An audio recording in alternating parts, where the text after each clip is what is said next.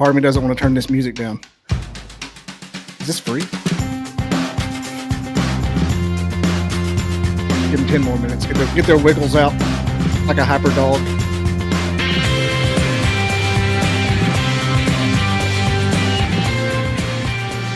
All right. Well, we have argued on Reddit all day. We have gone to work. Everybody's paid their dues. It is time to podcast. I've got strong coffee, no Monster today. This is in Colombia. This is the only place legal to have coffee this strong. Ladies and gentlemen, welcome back to the Caffeinated Cryptid Podcast, formerly the Bobby Dizzle Podcast. I am Bobby Dizzle. This podcast is a caffeinated adventure through Bigfoot cryptids, all things paranormal, UFOs, and whatnot. Sometimes I talk dinosaurs and science. Take what you get. We are live on Sundays and Thursdays, YouTube, Spotify, iTunes, all that available on bobbydizzle.com. Now, my guests, who I have hard muted, do not need introduction from me, but I'm going to introduce them anyway. The all-female Squatching Sasquatch team, the She Squatchers, fresh off of an expedition. How is everybody doing? We got Jen, Jenna, Tammy, the Tardy Tammy. Tardy Tammy. Sounds. You know what? I'm doing. I was not liking it. She wasn't. Tammy was a victim of me not having my screen maximized far enough. She was hidden down there under a tab. That's hilarious. So, I don't think I'm going to do the same thing. So tell us about yourself, because you have all those followers and no one's watching this anyway. So let's hear about that expedition you just went on. I want to hear. I saw the pictures. Watching.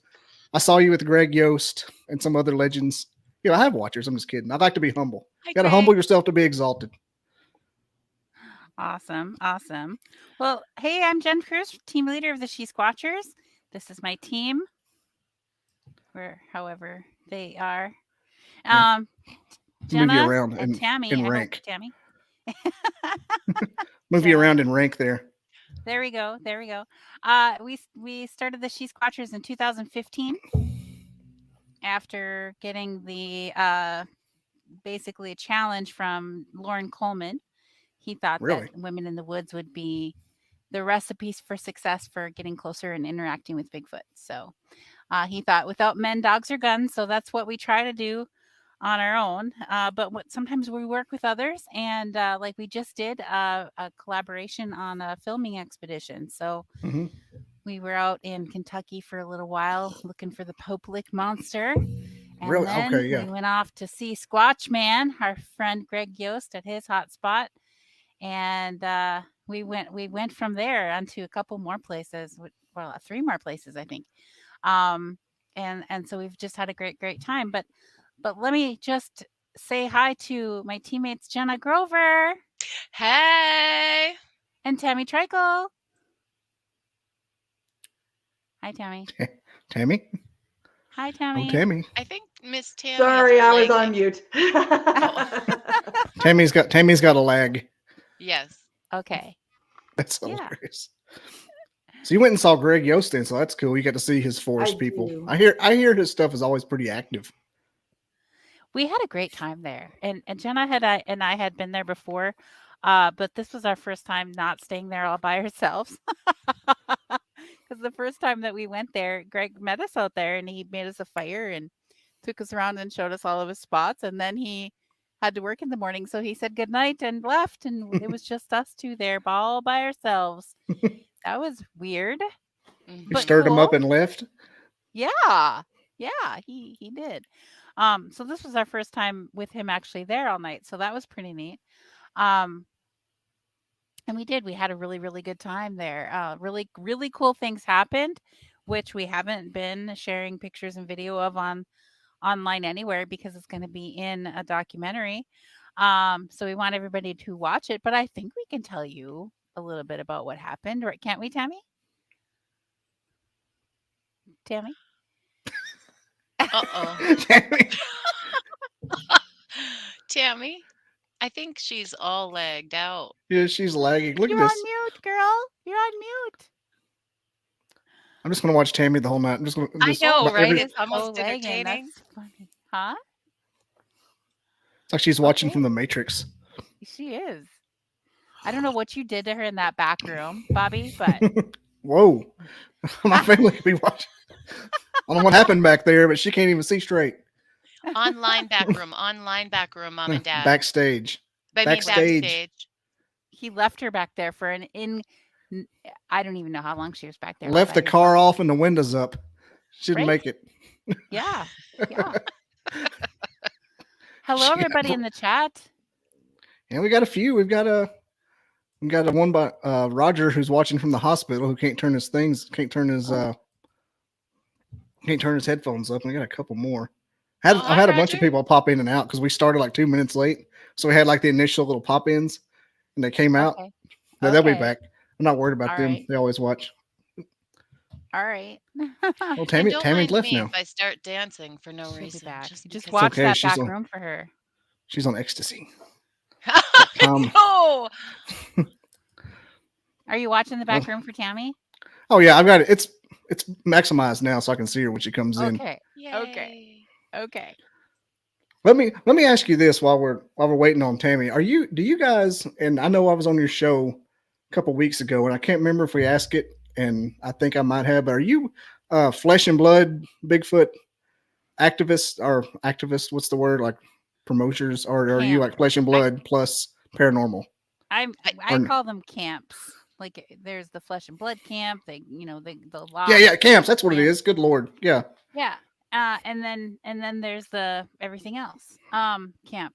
And you know what's really cool about my team, and I have to say this with all the enthusiasm, is that we don't agree. Really? On what Bigfoot is, and that's okay because we all have a different idea, and we're all completely open to being wrong and finding out what it really is. And so I think if the three of us can do that in a very close-knit team, then the rest of the Bigfoot community can take our lead and work together with respect and love, just like we do. Yeah, I'm in the Randy Bauer camp. I'm Team Randy. Whatever he says goes. I figure he knows more. Because his stuff. Randy's awesome. Hi, Randy. Randy's house. Is Randy in here? Oh, maybe Randy will join in. I sent him the link. Did you? I was like, do you see something I didn't see? Where's he popping in at? Yeah, that's. Honestly, I have to agree with Jen. It's nice that we don't all agree. And it keeps a person pondering. And you feel so good when something that you have thought of and feel connects to you comes out to be what other people are finding too. So it's really exciting. And, to think that we're part of something where we may be able to help find answers is so cool. You know what I mean? Yeah. We're able to get out there and go into the woods. There's so many people who have said to me, they're like, I just don't believe he's real, or they're real, or this and that. And the only thing I can tell people when they say things like that is the only way you're going to know is if you go out and do it for yourself. You've got to find out for yourself. You can't, if you want to read about it, if you want to go online and watch about it, that's up to you. But really, if you want to know hardcore truth, your perception, how you're perceiving it, what you see, you have to go out there. You just have to do it yourself. It's like the only kind of scientific investigation you can do just at a national park in a tent. Exactly. You don't really need a ton of stuff. Tammy's back. Tammy's back in town. Oopsies. I forgot about the singing. Can we sing on your show, Bobby? I hope so. Everybody else does. I don't see why not. I'll be on YouTube. I'll be on YouTube, but nobody's plotting musical. No, she's Squatchers. Stop. I'll write it. From the producers of Hamilton. Yes. It's gonna have a Black Panther guy in it, Chadwick Boseman. Rest in peace. Oh, Tammy, you still like you? Oh, there you are. Okay, for a minute you look like you were lagging again. I'm so happy to see you. I am. She hasn't said anything yet. Oh, she's still lagging. You just rolled your eyes just now. It's kind of funny. Oh, it's very. If we let her sit there, maybe she'll catch up. The show is just all about Tammy. Tammy's lag now. I'm just gonna sit here and watch it. Nope. She's over here. What are you doing now? Yay! Right, look at her. She's talking, but she's not. She's like one of those old shows.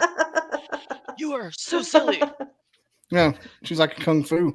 Yes, I couldn't think of the word. We haven't been together since our expedition. All three of us. We haven't been together.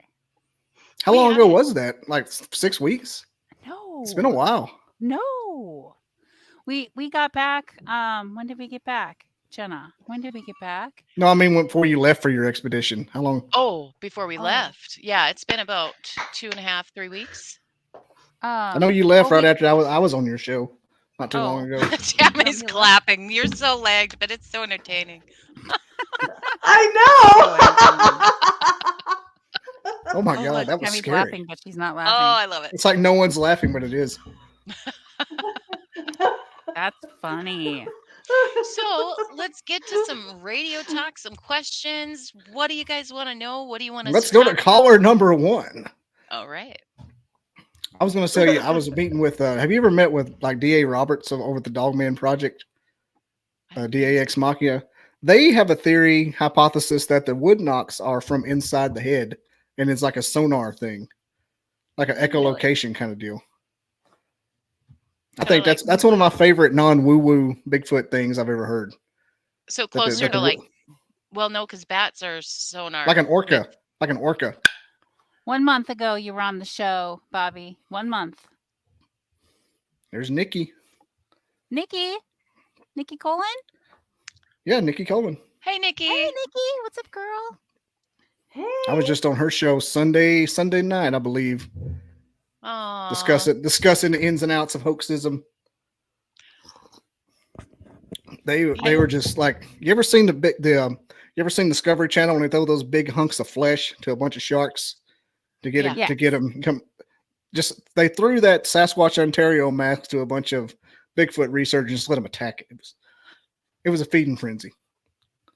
They were chumming the waters of Sasquatch. Yeah, they took the picture of the Sasquatch Ontario mask, and the mask above the fence. Don't tell me you didn't see it while you were away. I was like, you got a lot to catch up on. We saw that before we went. Yeah, but they put that up there and just kind of eat it alive. It was hilarious. I was like, ooh, that poor little fella. Like, why does he even do that? Yeah, we try not to comment on things like that, just because we just don't want to play. Yeah, it's probably for the best because it gives them. I think Tammy's on drugs. It says hi. I like how it says hi. Thank you for the laugh. She responds 30 seconds later. Tammy it is entertaining. It does take away from the show. I don't know. I mean, this is kind of like the kind of show you come on to talk about stuff that you don't have to do in the official channels, because I'm not like an official Bigfooter. I'm just an enthusiast. So you can be like your bucket. You can say the stuff you want to and comment on other stuff and go down other rabbit holes, like your favorite cameras, things like that. Yeah, I'm having a camera issue too now that What's going on here? I'm going to mute myself and stop the camera. Hold on. This is Blair Witch Project. See what you get. See what you get. What's happening? This isn't going to be one of those shows where the Bigfoot Wendell. come in and mess up everybody's stuff. You never know. I'm fine. It's happened before. Working good, right? Yeah, you're fine. We should have just made it a one-on-one.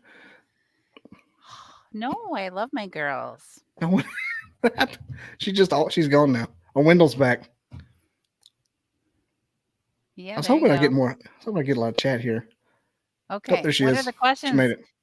So we're psychics out looking for Bigfoot. Does that make Tammy people is want to not ask on questions? drugs, for the record. Tammy wishes she was on drugs. Anybody got any questions? Ask them in the chat. We'll throw it out there. About? Huh? Maybe later. Oh, no. Not at this time. She does live in Virginia. Oh. I got to come visit you, Tammy. I do. Marijuana is legal here. Which explains a lot. Said they found all the cocaine in the White House. Well, they call it the White House for a reason, you know. Here we go. Wendell's got one. Yeah, just if you have any questions, we can't quit laughing at Tammy. Just go ahead and ask him. Wendell wants to know. Don't cry. I know, right? How many have we seen? Yes. Right. How many have you seen? Well, okay. So in the daytime, in the daylight, between Jenna and I, we have seen 2. 2 different ones, and it was really, really cool. We weren't that far away. We saw it there for a long time. I'll tell you the story. So we were at Bobby's favorite place in the world that he wishes he could go, but it's 2 million miles away from where he lives. 19-day drive. So we were over at Randy's place and we just got there. Jenna and I had been amping our energy in the car like crazy. We were amplifying our energy with Reiki all the way, the last for sure 30 minutes of our drive to get there. We get out of the car, we bring our stuff into the camper, and then we start to walk with Randy and Mike. And we're walking down the it's a power line corridor that's cut through the woods, right? You know what those are. And so we're I start the walk and we come up on the top of the hill, and I see way down the way, I see what looks like a Bigfoot just standing there out in the open looking at us. And I thought, wow, that looks like a Bigfoot, but that can't be a Bigfoot or Randy would be saying something. So that must be a dead tree. And so I didn't say anything, but I'm looking around. Randy's talking 10 million miles a minute, how fast he talks. And he's telling us about this and about that. And so I'm paying attention. I'm looking around, but my eyes keep going back to that dead tree way up yonder. It was 4 poles away, 4 power poles away on the power line corridor. And so we're walking, we're getting closer. It's still standing there. It still hasn't moved, still a dead tree. And again, I keep thinking, gosh, that sure does look like a Bigfoot, but that can't be a Bigfoot or Randy would be seeing something, that's got to be a dead tree. And we get up 2 poles close to it, still there, still standing still. And then Randy takes us into the forest off to the right to show us some structures that were built back there in the woods. So we go back there. The mosquitoes were horrendous. We almost got carried away by the mosquitoes. And then we come back out and we walk up to this power pole where there's an electrical box right at it. And we look at the stuff that Randy's placed there. He makes little designs with little things on this power control box. And then he starts to show us the hair that's on the power pole right there. And he says that Doug Highcheck from Monster Quest had taken some of the hairs and had confirmed that, yes, they were Bigfoot hairs. And so, but he left some on the pole. So we're looking at the hairs. I took a really close look at the hairs and I thought, oh, this is neat. And then I looked down the way again to check out the dead tree, and it's gone. It's gone. It's all gone. It's not there. It had walked away. And I was like, oh my gosh. And at that time that I was realizing it, Jenna was filming. She was up close and personal with the hairs. Yeah, I actually had a camera in my hands, or no, my phone in my hands, and I was really focused on getting this hair. I wasn't listening quite to what everybody else was saying. I was just really focused on this hair, getting it nice in the picture, getting it nice and clear and great picture. And all of a sudden, my ears tune in to Jen saying that she saw something. And I was like, wait a minute, what? Because I had seen something too. And it was not super tall, but it was probably 7 feet, maybe 6, 7 feet. And Jen said, Jenna, because I told her, I said, my gosh, I said, Jen, I saw something too. And she goes, do you see it now? And I looked over and I was like, no. And it was just like, oh, it was a realization. And it wasn't the same one we were looking at. I was looking at one on the left and she was looking at one on the right. On the right. And that's what's so weird, because I thought maybe they were one was crossing and came from short into tall and walking bipedally, but I just, the more we talked about it, I think there may have been 2. Mm-hmm. There had to have been. Probably more than that if color either. That's true. That's true. Mine was dark. And Randy asked me, well, how tall was it? And where was it? And I said it was by that white pole. There was only one white pole, which we were then 2 poles away from where we were at. So I'd started seeing it at 4 poles, and we got 2 poles away from it before it disappeared. And I said it was about as tall as that black part on that pole. And he said, that's 10 feet. There's this black wrapped around the pole so the squirrels can't climb the power poles. And he goes, I went out and measured that. That's 10 feet. And I was like, really? Wow, that's really tall. And so, but that's how tall it was, the one that I saw, and Jenna had seen a smaller one. The one I saw was it was a dark brown reddish color with a red tint, dark brown, but had a reddish, Yeah. the color that wood looks like when it's really rotting. Yeah. Like when it's starting to, right before it falls down, it looks like that. Yeah. Yeah. And Yeah. the one that I saw was like dark. It had like, it was just dark. And that's why I thought it was like, I don't know, another electrical box, because Randy wasn't saying anything. So really, when we were walking straight and you'd think that he would see, or everyone would see, and no one's saying anything, you just think, oh, okay. And you keep walking because you assume that it is nothing. Well, how long did you hold your eyes on it whenever you were looking at him at walking? Well, that's the thing. I didn't see him walking. No, I mean when you were walking toward it, like. Let's see. 2 poles. I kept looking at it. I was looking around, but I kept going back to it. 2 poles. Yeah, I didn't stare. Just to have it just to have a Bigfoot in your eye socket, it's just, it's crazy because I in my mind, if you saw one, you'd say, oh, that's a bipedal, something. But then your all of a sudden, it's want to make sense. Yeah, it doesn't see it. Mm-hmm. That's what worries me about some of the evidence you see. I'm like, what if this is real? And like, I'm just seeing somebody like what I was talking about earlier. We don't want to chum the waters, and I respect that because I don't want to give them credit either. You see some of the evidence, like at least one of them has to be real. You see somebody just take a picture. Like if it is, we're looking at it and it's real right there. It kind of freaks me out a little bit. Kind of keeps me up at night. I'm like, what if you actually saw one? Like there it is, 10 foot away. We've been closer to Bigfoots before, closer than that. But isn't it a beautiful experience to know that we're not the only things out there that are, I mean, Jen, you smile. She calls me a hippie sometimes because I'm all about hippie. Yeah, I want to braid Bigfoot's hair and put beads on it. Oh, I'm not that much of a hippie, but I would if he asked. That'd be kind of cool. She doesn't even braid my hair.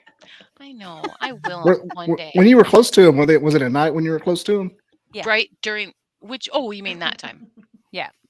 You said you've been closer to Bigfoot before than that. 30 feet. 30 feet. That was our thermal. Oh, okay. Okay. I was going to ask how'd you not see them if they're 30 feet away, but you knew they were there? Yeah. We did a remote view. Okay. So we were in Tennessee doing a Bigfoot conference in Tennessee. And they had sold tickets for people to go out squatching with the Bigfooters, us and Matthew Dell from McCray.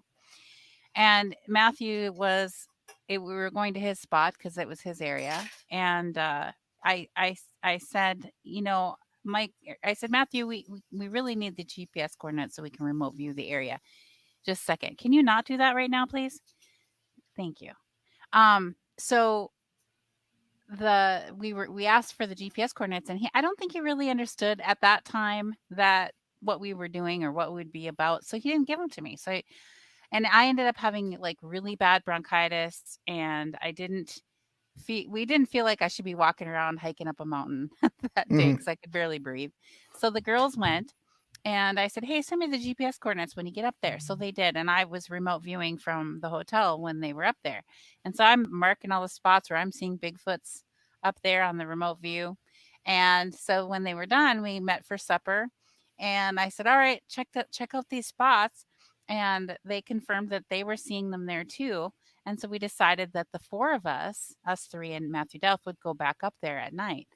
And so we drove back up this mountain, and we parked next to a spot where we had seen them on the remote view. And I grabbed my phone and I'm like, do I still have internet service here? And I did. And so I asked, is there any Bigfoots here right now? And I saw one on the remote view, and I used the Google Maps measuring tool. I'm like, 30 feet that way, 30 feet that way. And it was so dark, we couldn't see anything. But Tammy grabbed Jenna's FLIR thermal camera, which only Jenna really knows how to use all the buttons. Okay, I'm just going to say that. I don't know in the dark how to make everything happen in her magical equipment. So Tammy grabbed it, turned it on, and she started getting all excited. And Tammy, are you there with us in the moment? Can you tell the story? I don't know. Can you hear me fine? Yeah, we can hear you. Can hear you real time. Okay. Well, my camera's frozen, so all right. Mm-hmm. I guess it'll look whatever it looks like. Yeah, so I had the FLIR and they were still getting out of the car, and I had turned it on and I was looking, and there, 30 feet away, was a Bigfoot up against a tree. And to me, at the moment, it looked like he was sitting there, and he had his arms up above his head, and I could see all the hair hanging down from him. And it was amazing. And I'm sitting there trying to flip through to get it to record. And I'm just flipping through all the different settings on it, white hot, black hot, color, whatever. And I'm like, hey guys, how do I record? How do I record? We're not quiet at all up there. Not at all. And so we were up there, and I'm finally Jenna comes over and she hits the record button. We got 13 minutes of footage of this creature sitting there. It looked to me like he was like skinning an animal, because whatever he had in his hand was warm. And we had Matthew go back up the next day, and he said that maybe he was standing and there was like a ledge there that he was using as a table. But he saw us. We were definitely not quiet. He heard us. He let us record him, and we just didn't even think to get any closer. But we got 13 minutes of footage, and we actually took the camera off of him. He never disappeared until we turned away after the 13 minutes to be like, okay, yep, we got that footage. And then when we went back, then it wasn't there anymore. So, but yeah, it was amazing. Really? So it was gone that quick? It's on our website. Wow. We got so much footage that we just were like, okay, we have enough. Thank you. Yeah. Like how much full frontal Bigfoot footage do you need before you're just being selfish at that point? I think all of it. Well, it was 13 really minutes neat. is about the amount of time. It was really incredible. So I'm going to help people find it so that they can find it more easily. If you go to shesquatchers.com and you click on blog, it's the first one. Just click to open that and then scroll down, and you'll see some of the coolest stuff. And we've got the thermal on there. So we've got different videos and pictures on there. And those of you watching after the fact, this is in the description. I'll put it in there in just a second. Okay. Cool. We do have a couple of questions. What were you saying? Sorry. Oh, I'm just watching Tammy make her explanation without her. Yeah. It's quite entertaining. Thank you, Tammy. This is for our hearing impaired watchers. Oh my gosh. My computer screen is completely frozen. Oh my god. You were scratching so I'll be yourself just surprised as you guys are. That was her imitating that must what be she where saw the long arm hairs were. Oh yeah, that's right. Okay, that makes sense now. How literal was that? It got hung on that part. That is I can't wait to watch this later. Oh yeah. It's gonna be fun. This is gonna be fun. You look like the sign language interpreter at like the Olympics. And it's what it looks like. Remember the guy from Mandela's funeral that didn't know sign language? He was just doing stuff, and they busted him like a week later. That's what it looks like. Oh. Do we feel fear? Do we feel fear? Here we go. I'll put it back. Okay, so I'm gonna say I have felt fear, but not the time at Randy's and not the time when we did the thermal. But when we were, Jenna and I had found a den-like stick structure. It was really like a hut that was absolutely huge. And we went back there at night. Well, I shouldn't say that. We went back there during the day. And for whatever reason, we had the GPS coordinates. We knew exactly where it was. But for whatever reason, we walked up to it and were convinced that this wasn't the one. And we should keep looking. Now, it made no sense. It was it. It looked like it.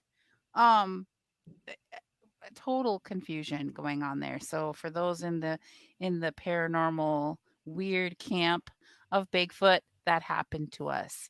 Okay. And so we ended up walking around and wasting the daylight. And we walked all the way around it, came back from the back end of it. And I was like, and why didn't I think that this was it before? That's ridiculous.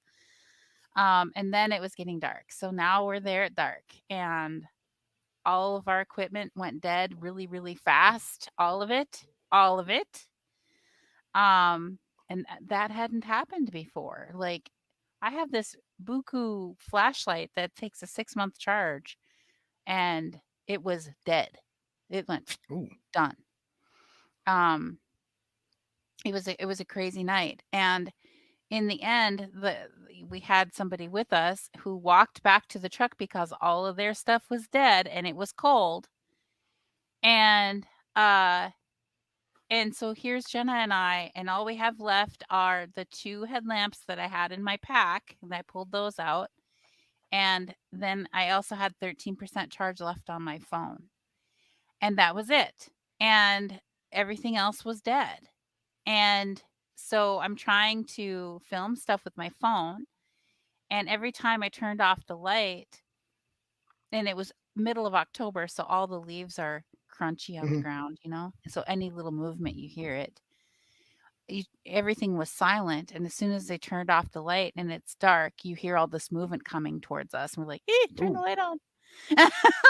I was freaked out. I gotta say, I was freaked out by that. Every time we turned off the light, stuff started moving towards us and coming closer, and I'm like, turn the light back on. Yeah, usually Jen has got it pretty much under control. She's very solid as far as emotions, not letting fear get the best of her. But that was a scary situation. Yeah, I bet, especially when all your equipment just stops working. That's Oh, got to be no. That's got to be so angering and scary at the same time. Well, and Jen, wasn't there one light that was going on, off, and we have that on video? That was my Buku charge flashlight that does the on and off as it's starting to die. So And she it would literally turn off and I would turn it back on. Yeah, but she had literally just been telling me how awesome this flashlight was. She was like, yeah, it's like awesome. It's so strong. I was like, yeah. And then that happens. And then it was dead. Bigfoot heard you saying that and turned it off for you. Oof. Well, it turned That's off what they'll do, man. I mean, all They'll of do our it. cameras, everything, our night Yeah, vision cameras, phones. everything. The FLIR, Everything. yeah. Did the phones go off, or did they like fizz out, Battery. like static, and just Battery was drained like, and I don't remember if it was like down in the red. Oh, it I was had so long ago. 13% left when that happened. I had 13%, and my headlamps were still fine because they were in my pack. I didn't have them out. And so, and I had brought an extra headlamp. I'm like, Jenna, I haven't had an extra headlamp for you. She goes, I don't need it. And I'm like, bring it anyway. Aren't you glad? Thank you, Jen. That's crazy that they could just do that. That's the reason I get in that camp with our friend Randy over there. That they got something going on. I don't know what it is. Yeah, something has something. Maybe it was Dogman. I don't know. But Tammy always says you never know how you're going to react to being close to Bigfoot until you're close to Bigfoot, right? And I think our reactions have been different every time. Like when Tammy was there, we weren't scared at all, and maybe that's because Tammy was there. Funny. You were going to sacrifice her, weren't you? That's why she's around. Right. It was a kill. Tammy was looking through the camera. She was focused on something else. Now, when it made you get lost, like you were just talking about earlier, did it make you have any kind of sickness or a headache, or were you just kind of not disoriented but just confused? We were very confused. I was insistent that we needed to walk deeper into the forest. We needed to go deeper, knowing that it was only 75 feet off the trail. I mean, ridiculous. Maybe you would have been on David Pilates by the end of the night. Right? Right? Mm-hmm. Missing 411, the women edition. When we were ready to leave, my little headlamps weren't very strong, so we couldn't see very far, and we couldn't see the trail. And I was so scared about walking the wrong way because we had been confused earlier. And I'm like, okay, lead the way, Jenna. And then she said, walking. Jenna, tell me which way do we go? She's acting like she said it so nicely. Which way do we go? When we were out there. And so I said, okay, you know what? And I sat there and I said, we're going this way because it's just, I followed my gut. And she goes, no, that's not the right way. And she turned around. And I was like, dang you. Don't ask me to tell you which way if you're not going to believe me. Well, it turns out, guess who was right? I'm just saying, yeah. She was That's right, right. but my fear was that we were walking the wrong way and we'd get lost because we couldn't see. And so, you know how they say just stay put, right? Mhm. Don't walk deeper into the forest, right? So that's what I was thinking. So I called and I said, with my little bit of phone battery, I'm like, "Can you come closer to us with the light?" And then he came closer. So, and then Mhm. we were like 10 feet from the trail. We were 10 feet away from it. We couldn't see it. It was so dark. It's so What dark. if Bigfoot starts pumping song lyrics into Jenna's head while you're walking through the woods? Like, Right? Pretty Yeah. soon oh gosh, yeah. They don't even have to put music in my head. That shows up all by itself. Don't Jenna Stop lives in a Believing is playing on concrete loop. jungle in her head. Don't make me sing it. Don't. Do the Disney Bigfoot. But Disney No. Bigfoot. No, Come I on, can't. do it. No. The Disney One Bigfoot. day I'll make my debut. It just about came out. No. You know, you No, can't be it- from South Detroit. You be in a river. It's impossible. Oh, Like in Don't Stop Believing. oh man. There is no You South know, Detroit. usually everyone says things in somewhat of lyric. So when people are speaking, all I hear is like they'll say, "Don't stop," and I'll hear that song, or I'll hear, so it's really hard sometimes for me to focus. Kind of like me when somebody says "Sweet Home," Uh-huh. and I gotta be like, Right? You have to stop yourself. Oh. it's state law. Every time you hear that song, you have to find a Budweiser and slap your wife. Mhm. Like, come here. Rewatch that. Rewatch what just happened. You have to I'm pound a glad I'm not Budweiser. your wife. Yeah. No. She's from here too, so she has to punch. She has to like shoot at me. It's a crazy thing. Remember how on South Park every time Cartman heard "I'm sailing away," he had to finish the song. It's kind of like that. Oh yeah. Every time he heard Okay. the lyrics, "I'm sailing away." Oh, I He haven't had heard to that for finish. so long. Yeah. Oh, We have dang it. another one Stop. You guys we are have making another me one want to sing. from. Well, I'm trying to read it. Sorry, trying to read and listen. Said have an awesome interview with Jen about the she squatchers on the next edition of the Bigfoot Files. Yay. Woohoo. Do y'all know what that means? What? Are you scheduled on something? Are we on the big? I think that was a pre-recorded thing. Okay, I was very confused that he didn't say like spelled something wrong. I'm like, am I reading it right? Yeah. I know he does the show or a article or something. So okay, I was What's hoping sad you is knew. I do those kinds of things all the time, so I Mhm. can't even keep track. Yeah, Lionel's from here too. He's just down the road. I'm trying to get him to be a co-host, Hey, but he's just a listener now, and he won't cross the plane. what? You Yeah. gotta come on to the live show.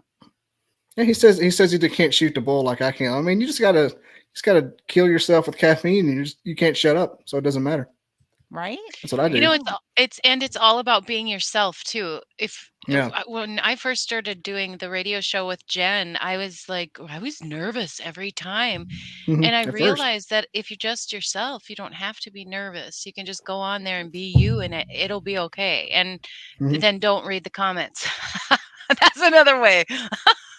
We get nice comments. I'm just kidding, but I was just saying I don't read, a lot of the comments or anything. I don't go online a lot, so I'm not affected by a lot of the negativity out there. We get nice comments on our shows. Yeah, I mean, We I've never do. seen anybody People are been very like those she squatchers are full of crap. Never seen. All your comments are always like real complimentary. Right. No, people don't. Com- Well, if they do, I complimentary. haven't seen it. That's No, probably obviously. because we are ourselves. They like our dancing. The dancing. We should talk about the dancing on the show. Because that was Jenna. She started the dancing and people commented that they liked it. So we started really dancing at the beginning of the show. And we invite our guests to dance with us into the show. And hopefully they do and not just look at us like we're crazy girls. I love watching that part of the. I've gone through and watched nearly all your episodes, but just the first minute and a half. Oh, that's awesome. Just to watch the old men be like, Oh, I know. People don't know what to do. You could make YouTube shorts of just that shit. I would watch. But look at this guy. He wishes he was dead right now. This guy says this is a horrible decision. Oh. Actually, I can't remember who the guest was, but one of their followers came to watch the show, and they were horribly offended that we were dancing because they thought we were making fun of him. And he's like, no, they always dance like this. Oh. What if you didn't know it was like a paraplegic? You were just doing it. I'll admit I'm a bad dancer. You can hear it straight from my mouth, but I still do it. And it's that weird 1970s on hold music you always play. Boom, boom, boom, boom, boom, boom. Remember that commercial on the Super Bowl where they're dancing to it? That's what it reminds me of. Oh, that's He's behind the couch. He's behind the couch. Our music? Yeah, you know how it's like that can. It's kind of a canned almost. It's like the better version of like an elevator song. Okay. I didn't select it. My producer did. Yeah. And he just it's my like voice to it. It's like royalty free. Yeah. Royalty free music. It reminds me of that Super Bowl commercial. I recorded the intro and then he put music to it. Yep. Yep. That's what the everybody always asks, who's that voice? It's me. Yep. He goes, pop, pop, pop, pop, pop, pop, pop, pop, pop, pop, pop. Yep. Lionel also wants to know your outdoor pet peeve. I'm gonna say Jenna. No, I'm kidding. Jenna. Okay, Jenna, when she starts singing. No, I'm kidding. I Yes, think that she can't I stand hate my voice. mosquitoes and I hate ticks even more. What? Ticks. Oh, Our outdoor pet peeves. yes. I didn't hear you. My bad ear. Your trick ear. My trick ear. Very interesting conversations. Am I next? Yeah. What's your pet peeve? Yeah, go ahead. Yeah. Well, it's Jen falls somewhat down. That's your What? pet peeve. When Jen falls down. when Jen falls down sometimes. I like to help her up. No. It's not an expedition if I'm not falling down. That's And I don't entertainment. hear the laughter roaring behind me from Tammy. Oh, that's so good. No. That's laughter from Tammy. That's what I hear when I fall down. Oh, that's so sad. It I'll doesn't take help much you. to make me laugh. It's a good thing. No, and one of my pet peeves is probably going to be somewhat along the same lines of as Tammy's, but I really don't like to see when people abuse the earth, when they're doing things intentionally, like, you go to a campground and you see things that are just destroyed that shouldn't be. You see Mhm. things that have been written on, and it's like, love the place you're in. This is your life. This is your place. Treat it well. We're literally healing from the earth. Use it. Love it. There was a game warden up on the Tennessee and Alabama line in one of the big management areas, and he didn't care how many beers you drank while you were riding your 4-wheeler as long as you had all your cans with you. Yes. I was like, that's that an guy. American there. I don't care if you're drunk, son. Where's the cans? You better have your cans if you're drunk, or you're getting arrested for drinking and driving. Mm-hmm. That's kind of a weird trade-off, but they made sure to tell you have your cans on you. And if you're out there in the middle of the woods, who's gonna? If you run into a tree, who's gonna hear it? I'm kidding. Yeah. That was a dumb joke. You become worm food anyway. Yeah. So Tammy, it's your turn.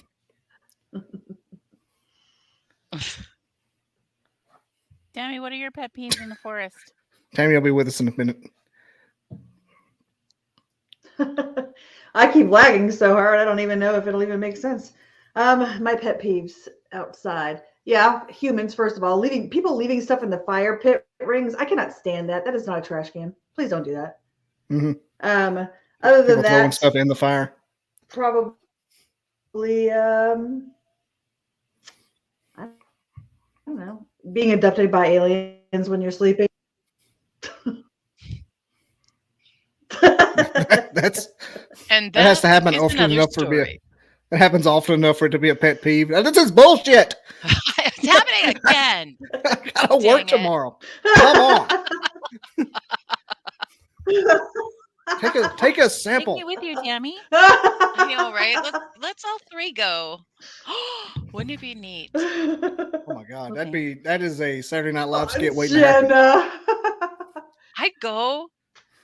take us all. We're so much better. Oh, you guys! I You went know. right there, didn't you? did. Better I know, together. Jenna, you will never hear Guys. the end of it. I say things with the kindest of purity cuts, and these two turn it into rotten stuff. That's all good intentions. All of a sudden, it's just turned into a. That's what happens. All of a sudden, they're just like, and then they get That's what these she said, eyes, and I see contest. their eyes change. You can just see perverts. Have you seen that SNL skit with Ryan Gosling, Cecily Strong, and that blonde girl? God, but she's like the blonde girl's on the end just smoking a cigarette, and her clothes are disheveled. She's like, that was terrible. And they're getting interviewed, getting abducted by aliens. But Cecily Strong and Ryan Gosling are like, they took us to the most beautiful planet with those beautiful people, and the energy was amazing. Like, they stuck it up my butt. She's Oh no! she's over there smoking a cigarette. Like, what?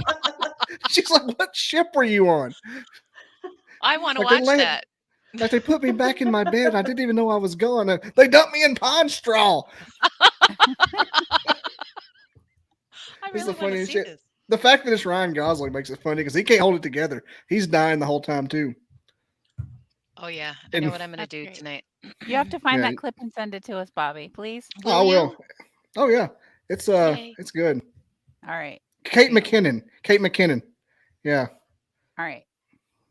I want to see it. yeah. Ugh. It was her button's not even in the right button. Got She's it. funny. She made a good Ghostbuster for what that was worth. How many Bigfoot has Tammy seen? And or any Tammy stories? One. I mean, that's I've seen one. a substantial when amount. I was That's a in the- with the substantial amount of flare big on top of feet. the mountain in Tennessee. I mean, it It's counts. 100% more than a lot of people have seen. Yeah. What's the plural Bigfoot? Is it Bigfoot like deer and lamb, sheep, Yeah. fish? Bigfoot. I always say Bigfoot. I think Bigfoots. Bigfoot or haven't Bigfoots. asked I him. think it's both. Okay. Bigfoot, big feet. Bigfoot sounds more like you're like in the know and maybe like know a Native American that told you how to say it. Bigfoot. Okay. It sounds more in the know. Okay. Yeah. Gotcha. That's just me spitballing over here. Okay. Well, my tribe calls Bigfoot Kichisabe. So Well, we can't run all special. My tribe calls him Bigfoot. okay. I don't have a Gotcha. tribe. What'd you say it was? Sorry, I'm just being a dick again. It's About Gichisabe, the- which Gichisabe. Or just Sabe sometimes. Sabe? Miss Sabe. Yeah, Sabe. Yeah. Oh, wow. Pardon That means me. something. We're ladies. You just swore. I was just What? teasing. Whatever. What? I always cuss on the show. I was just teasing. See, Tammy got it right away. She's even on leg. Pardon me. That just reminds me of the Grey I was- Poupon. I'll I laugh was about thinking it I later. don't have any Grey Poupon. Pardon me. You swore near Tardy Tammy. How dare you? How dare you? Tardy Tammy, that's swearing. Oh, look at take thee to a nunnery, Tardy Tammy. Oh my goodness.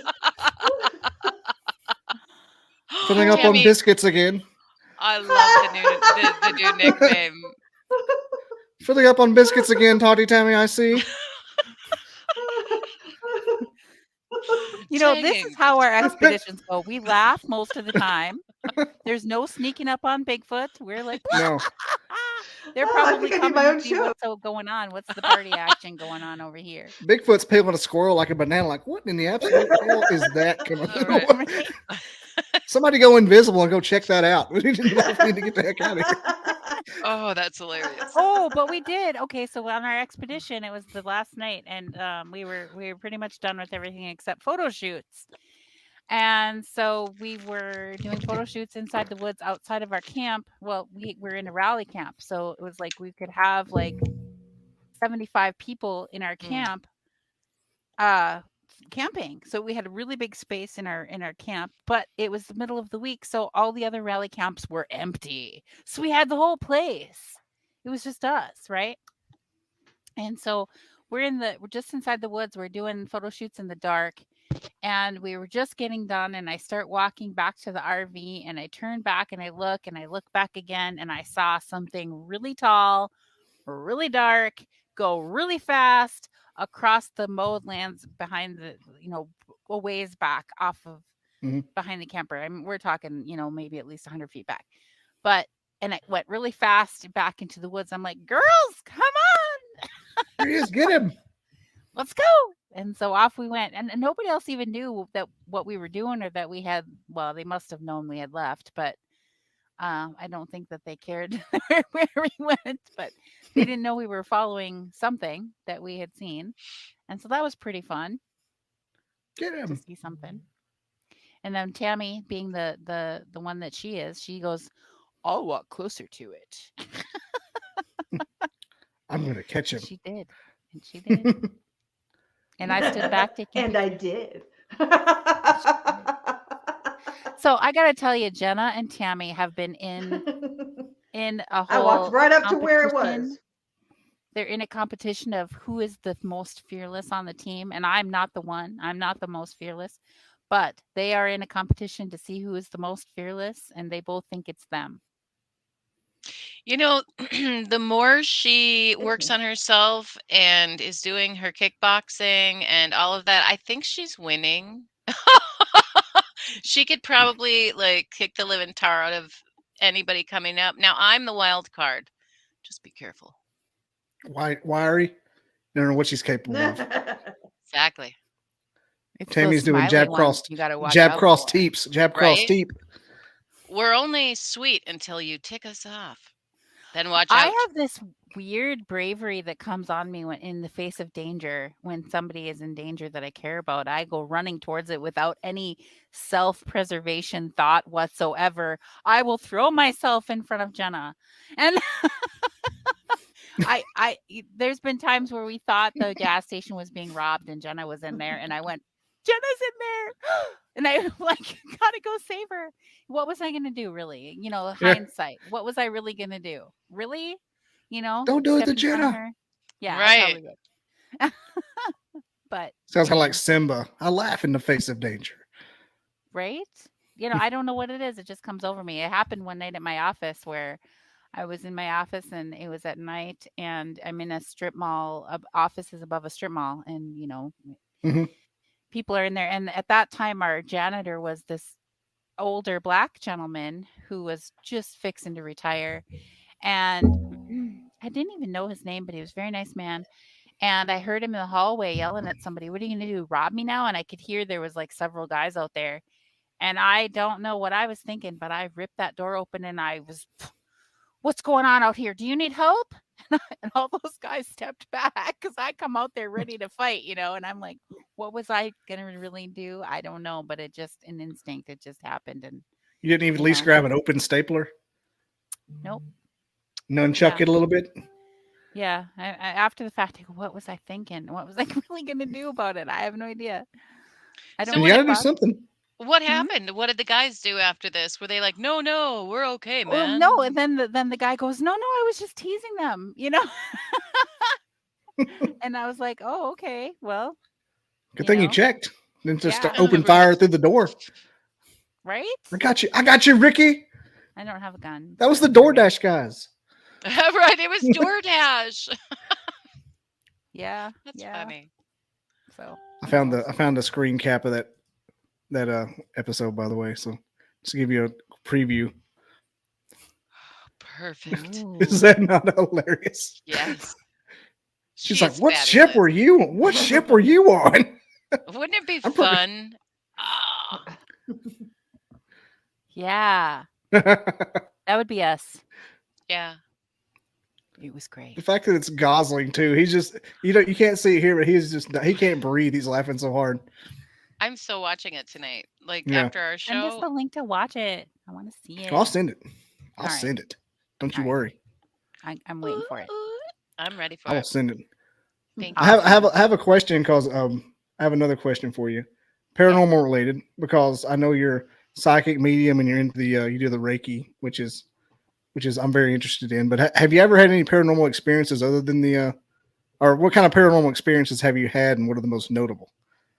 Do you have 10 hours or 2 I weeks? do. I mean, Right? I've got as much time as you. I've got as much time as you have. What's your favorite ones? Give me a good example. I like to hear them. Okay. Who wants to go first? Because my stories are really long. You I don't guys want go to keep you ahead. too. I don't want to keep you too I'll late go if you have a first. timeline. But you, Tammy will go first. We do have a show in an hour, so we've got to be there for that too. okay, yeah, just 15 minutes, maybe, or 10 minutes, 5. Yes. I don't care. Go ahead, Tammy. Okay. Well, I'll just tell you my first one. My very first paranormal experience happened when I was 4 years old. And I was at my grandmother's house and I felt like I was beat and I could see something in the tree, but you couldn't see it unless it moved. It was clear. You know how like Predator is, but this is way before Predator movies ever came out. Mm-hmm. And so I'm watching it and trying to see it when every time it moves, and all of a sudden it jumps out of the tree and starts running at me. And I was like, oh my gosh, I'm 4 years old. I get up and I'm trying to open my grandmother's door and I couldn't get it to open. And finally I got it open and I got into the house. And as soon as I did, it slammed up against the glass door. Ooh. And slammed the door. And my mom yells at me from the other room and she says, stop slamming the door. And I was like, it wasn't me, but what am I going to tell her? I didn't even know what it was. So I didn't know how to tell them what it was. But yeah, that was my very first paranormal experience. I was 4 years old. Now, what do you think it was? I think that it was a jinn. Okay. It's like that is crazy. It had like mass, but it was invisible. I didn't know for many, many years what it was. I'm like, I don't know. Mm-hmm. Cool. All right. Yeah, just like the Predator movie. When I saw that on the Predator movie, I was like, oh my gosh, it was an alien. I should have shot it. You that there is a famous person on TV that shared with me a story about something very similar stalking him in the woods when he was younger. And I'll tell you off the air, Tammy, who that was, but very famous person from television, not on the Bigfoot show. From the TV. From the TV, yes, yes. But because it was said in, I can't publicly out that person. Anyway, Cool. So I will tell you that as psychic mediums, right, but you can say we a person working in the paranormal field prior to doing Bigfoot. Okay, so I was working with paranormal investigators. I was helping people with haunted houses, clearing out spaces. Tammy also clears out spaces and banishes bad entities from places. People fly Tammy out to clear out their place sometimes. So really, we good at that. We're very good at that. Yep. And to me, it got kind of boring because it was always dead people. And it at first it was kind of exciting and, something new here and there. And, sometimes I would see visions of things and I didn't understand them, but Tammy did, so I'd like, Tammy, this is what I saw. And she knew what it meant. Because they were like symbols that I was unfamiliar with or something like that. So, I mean, we worked really good together that way. Missing people's cases, which I don't like to do. Just saying, I don't like those. They're not fun. I don't like it. I have found dead people. And it's never a good time. It's not fun. No. And I think we have not sure what that means, but that are mischievous and jokers. We are a soul tribe. Us girls are. We are like one soul in different bodies, different pieces of the same soul. And I like the phrase soul tribe. Huh? Yeah, I like the phrase soul tribe. Yeah. That's very cool. Ultimate camaraderie. So people will call like soulmates, but they think that they maybe only have one soulmate and it's a romantic thing. It's not. You have many different pieces of the same soul that are living in different bodies, all at the same time and throughout time. And when you come together with those other pieces of your same soul, they're just another piece of the soul that you are. You feel stronger. You feel this connection. You sometimes recognize each other. The more consciously aware, spiritually aware that you are, the more aware of your other selves you will become. And so I love sitting in an airport watching myself walk by. Hi, me. Hello. Hello. And she really does Hello. too. She verbally says, "Look, Jenna, who does that look like?" Who's that? Oh, it's me. As she walks by.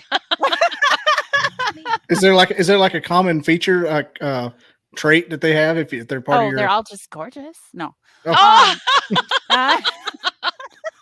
All the Kardashians. yeah. right, Soul Train. Right? Oh, I want to sing No, I Soul mean, when you Train. start seeing souls, and I call them soul slivers because we're from the same soul tree. So we're just slivers from the same soul tree. And so soul slivers is my term. You know, if you Google search it, you're not going to find anything about it because that's my terminology. But soul slivers. Because that's my next podcast name. Soulmates makes people think of something romantic. And, you know, it could be romantic. But, you know, I like to think of it as you're falling in love with yourself all around you. Isn't that lovely? There you go. That is a nice way of looking at it. Good job, Jen. And once you become aware that you are these others as well, you would never want to hurt anyone like that. Why would you hurt yourself? Yeah, there's like a principle called it's like the principle of one. Like you're the same person living all the different lives at the same time, just like what you're saying. Mm-hmm. So you have to treat everybody like you're treating yourself. Right. Exactly. Does that apply to animals though? Is that like are we all that are we that one? Because we're delicious if that's the case. I have felt some connections like that with animals. In some animals, yeah. I did not eat those animals, by the way. Yeah. You only sniffed them. Like, nope, that's me. Keep walking. I did have a really neat experience one time we were doing a Reiki circle. And it was in one of my students' houses, and she had this large fish tank. And so we're doing this Reiki circle, and all of a sudden I feel myself pulled into the fish tank, and I can feel the water going in and out of my gills and how fresh that felt. And I was like, I'm one with the fish. I was one with one of those fish. There was 2 fish in there. They were big Oscar fish. And afterwards, I was like, that was so cool. I was one with the fish. I was in the tank. I was breathing the water. It felt so good. And the lady whose house it was started laughing. And I'm like, why are you laughing? And she says, you know, the name of that fish is Jen. Oh, wow. They had got it from somebody else. It was already named. And the fish's name was Jen. And so I became one with the Jen fish. It was a big Oscar. You were the Jens. Yeah. Piranha's ugly cousin. The old Oscar fish. Yeah. Oh, Roger's back. Fairy folk. Yep. Fairy folk. Fairy folk. Yeah. What about the fairy folk? I don't know. I'm told about. I'm trying to go back on these comments to make sense of that. Told about timeline, lifetime blendings. Ooh, we should talk about parallel universes and timelines. Ooh, that's not Bigfoot at all. Hey, you're the one with the show now, not me. Right? I have a whole pot of coffee. I have my Kickstart. You said it was caffeinated, so I brought the caffeinated cryptid. Let me tell you what happened. I started doing I probably mentioned this before on your show, but I started doing a podcast with just anybody with a story, like a World War II dude. I had people who did fun, had a career in the cops, just any kind of story at all, just anything anybody would listen to remotely. And the Bigfoot and the paranormal people are the only ones that respond. And so I'm just sitting here, and I always have coffee beforehand anyway. I'm like, all I'm doing is sitting here caffeinating up and talking about cryptids. So I'm just going to call it the Caffeinated Cryptid with Bobby Dizzle. There you go. I like the name. There you go. Mm-hmm. And I got some poor non-English speaking person to draw me a logo for $5, causing inflation. Oh, on Fiverr. Did you take advantage of someone, Bobby? That's Dizzle? Enough money to buy them a new house, and yeah, I probably bought them a nice new hut. Okay. Mi casa And es su some casa. and some secondhand Super Bowl shirts. Some 2016 Atlanta Falcons Super Bowl T-shirts. Did you put them 17. online? No. Dang it.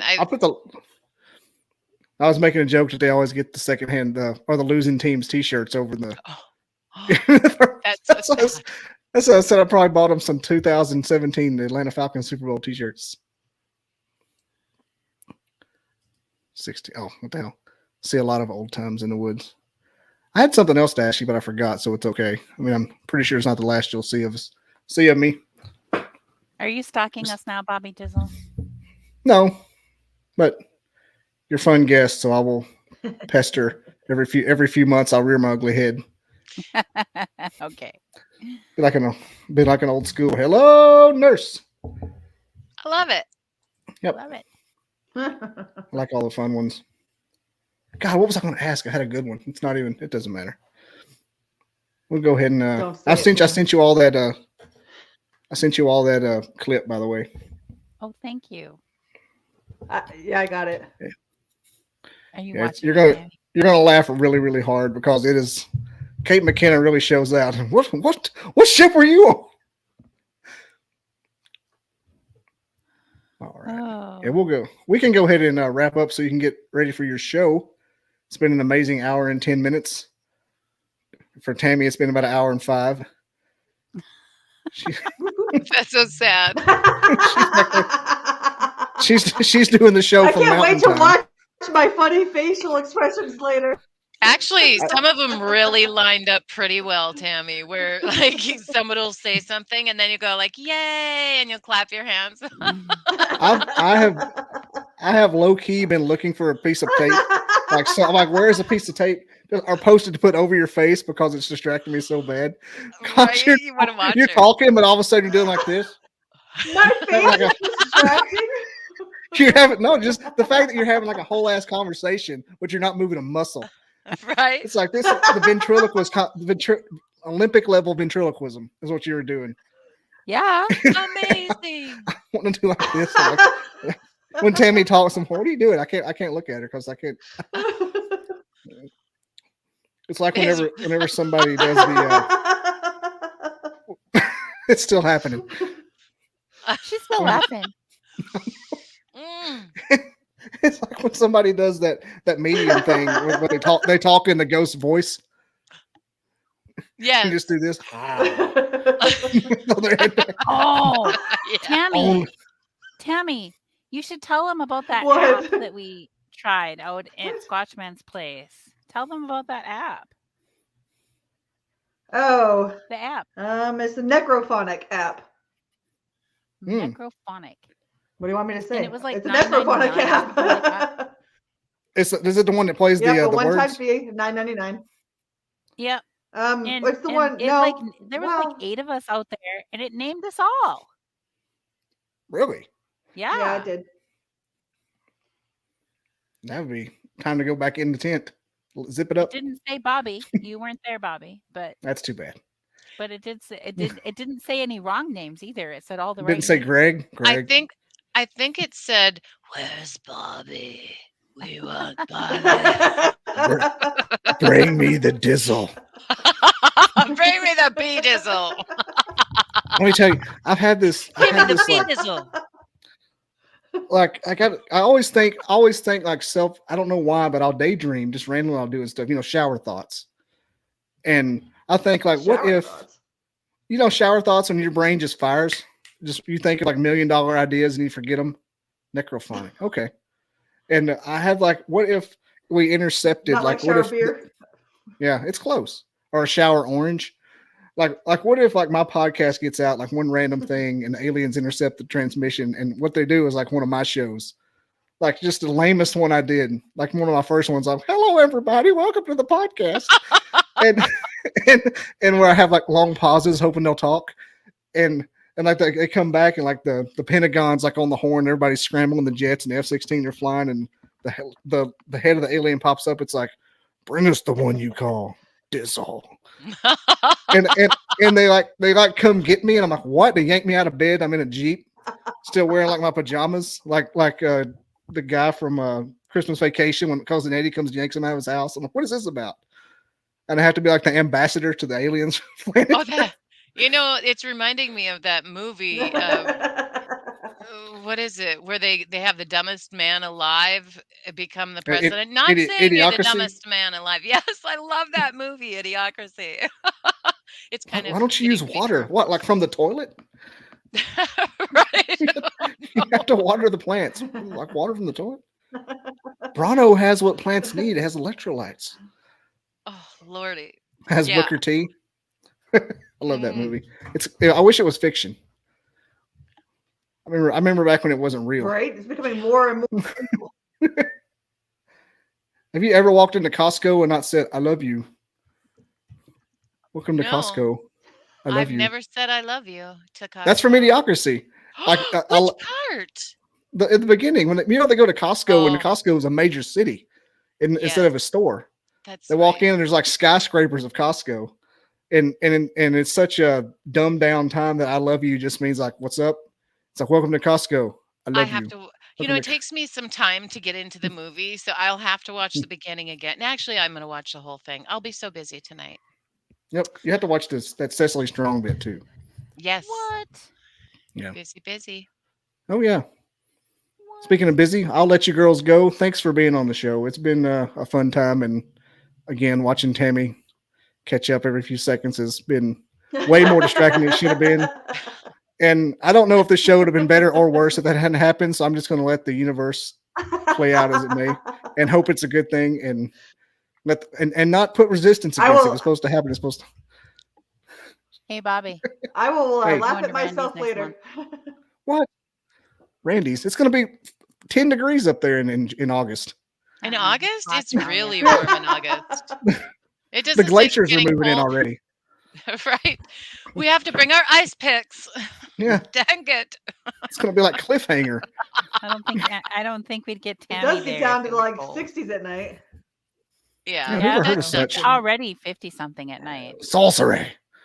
Yes. 50 I degrees. love it. At My night, it's refrigerator's already 50 at 75. night. Yeah. Yeah. It's hot. Okay. Shit. Wow. I'm It hurting. is I'm chafed. currently- It is 83 You're in Virginia. degrees right now. You're in Virginia though. That's right. You're not. You're kind of just That's like me. You're out there by the Nag's I Head. moved here on purpose. I'm going to And the Outer where? Banks this weekend. From It's 80 Minnesota. here. Okay. Oh, Really? Outer Holy Banks. shit. Outer Banks. Yes. Outer Banks for a whole week. What? Yep. I could go there right now and hang out. Last time I was there, I Well- paddled and saw a dead bear. So I'll keep it. I like the Outer Banks. It's There you 70 go. degrees right now. That's pretty warm.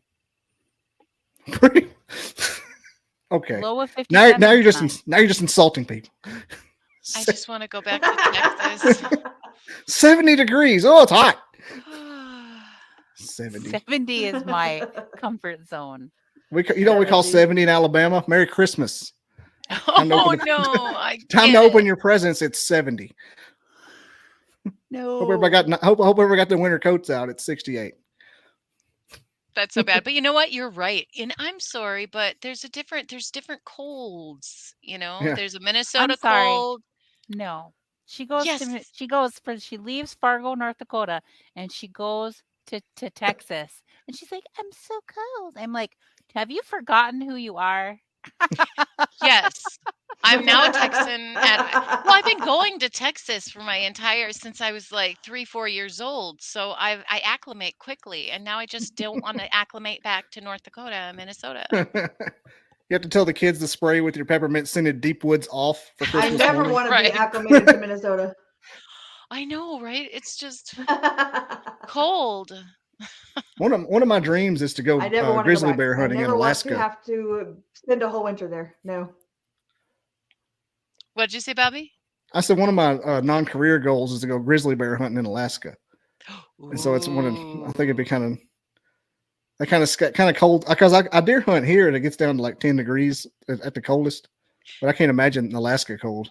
Jen, let's have him fly down in the winter. Bring him out to where the garbage bins are. We can do a little stakeout. He can be like what, 5 feet, 10 feet from the bear. You won't even have to You shoot could be him. 2 feet from the bear. I was literally a 2 foot. I've never experienced that kind of winter before. You can be the bear. That's funny. Be the bear. Actually, Jenna was scared of bears, and so we did a bear immersion weekend where we spent the weekend with the bears. Yep. And Jenna's not scared of bears anymore. Yeah, but I don't have any proof or evidence because Jen took a picture of the bear with my arm. That's all she got was my arm. I was like, damn it. Sorry, I swore. Yes, I wasn't ready. Oh my, well, it was a bear, Jen. I was walking as slow as I could I had opened up a Twinkie or a donut or something. I had taken it out of its package. Yeah. Oh no, I was so slow. I was like, in my mind, I was going, wow, Jenna, you are walking so slow. That's what I was thinking in my mind. Like, you're so slow. You're just keeping nice, slow.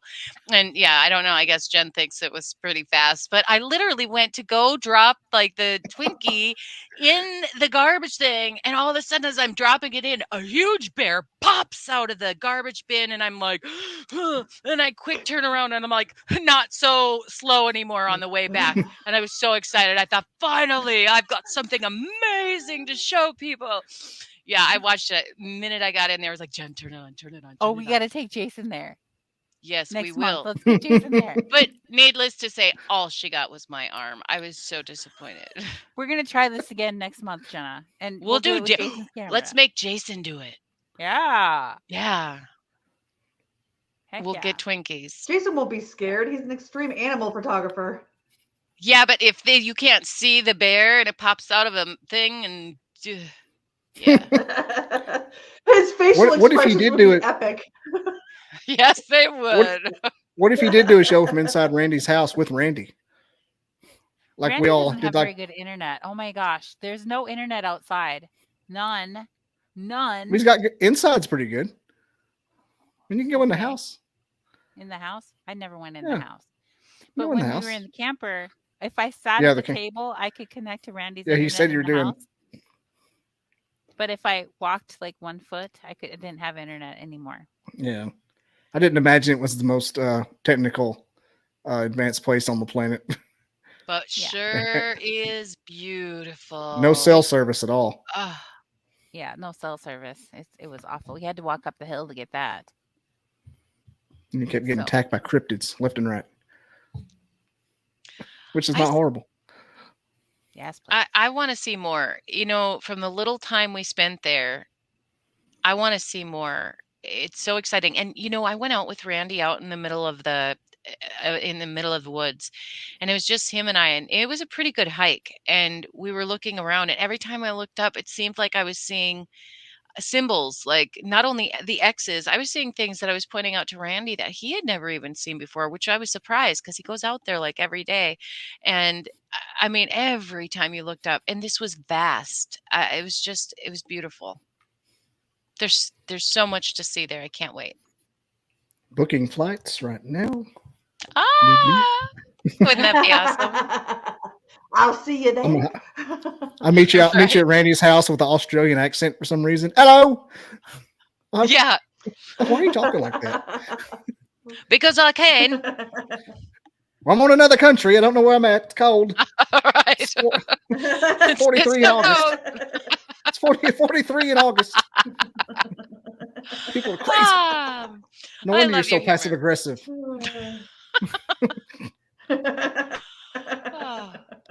Okay, I'm really landing the plane this time because this could go another 2 hours, and I'm not. All right, we gotta go. We got another show to get ready for. Yeah, we gotta go. Thanks, everybody. Have a good time. Tammy, see you in a couple of minutes. Bye, guys. Peace out. Thanks for watching. Till next time.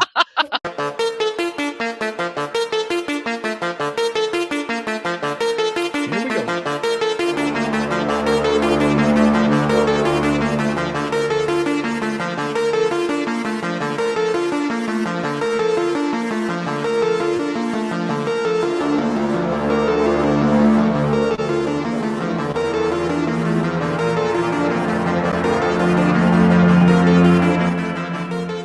Welcome back to the old podcast, everybody.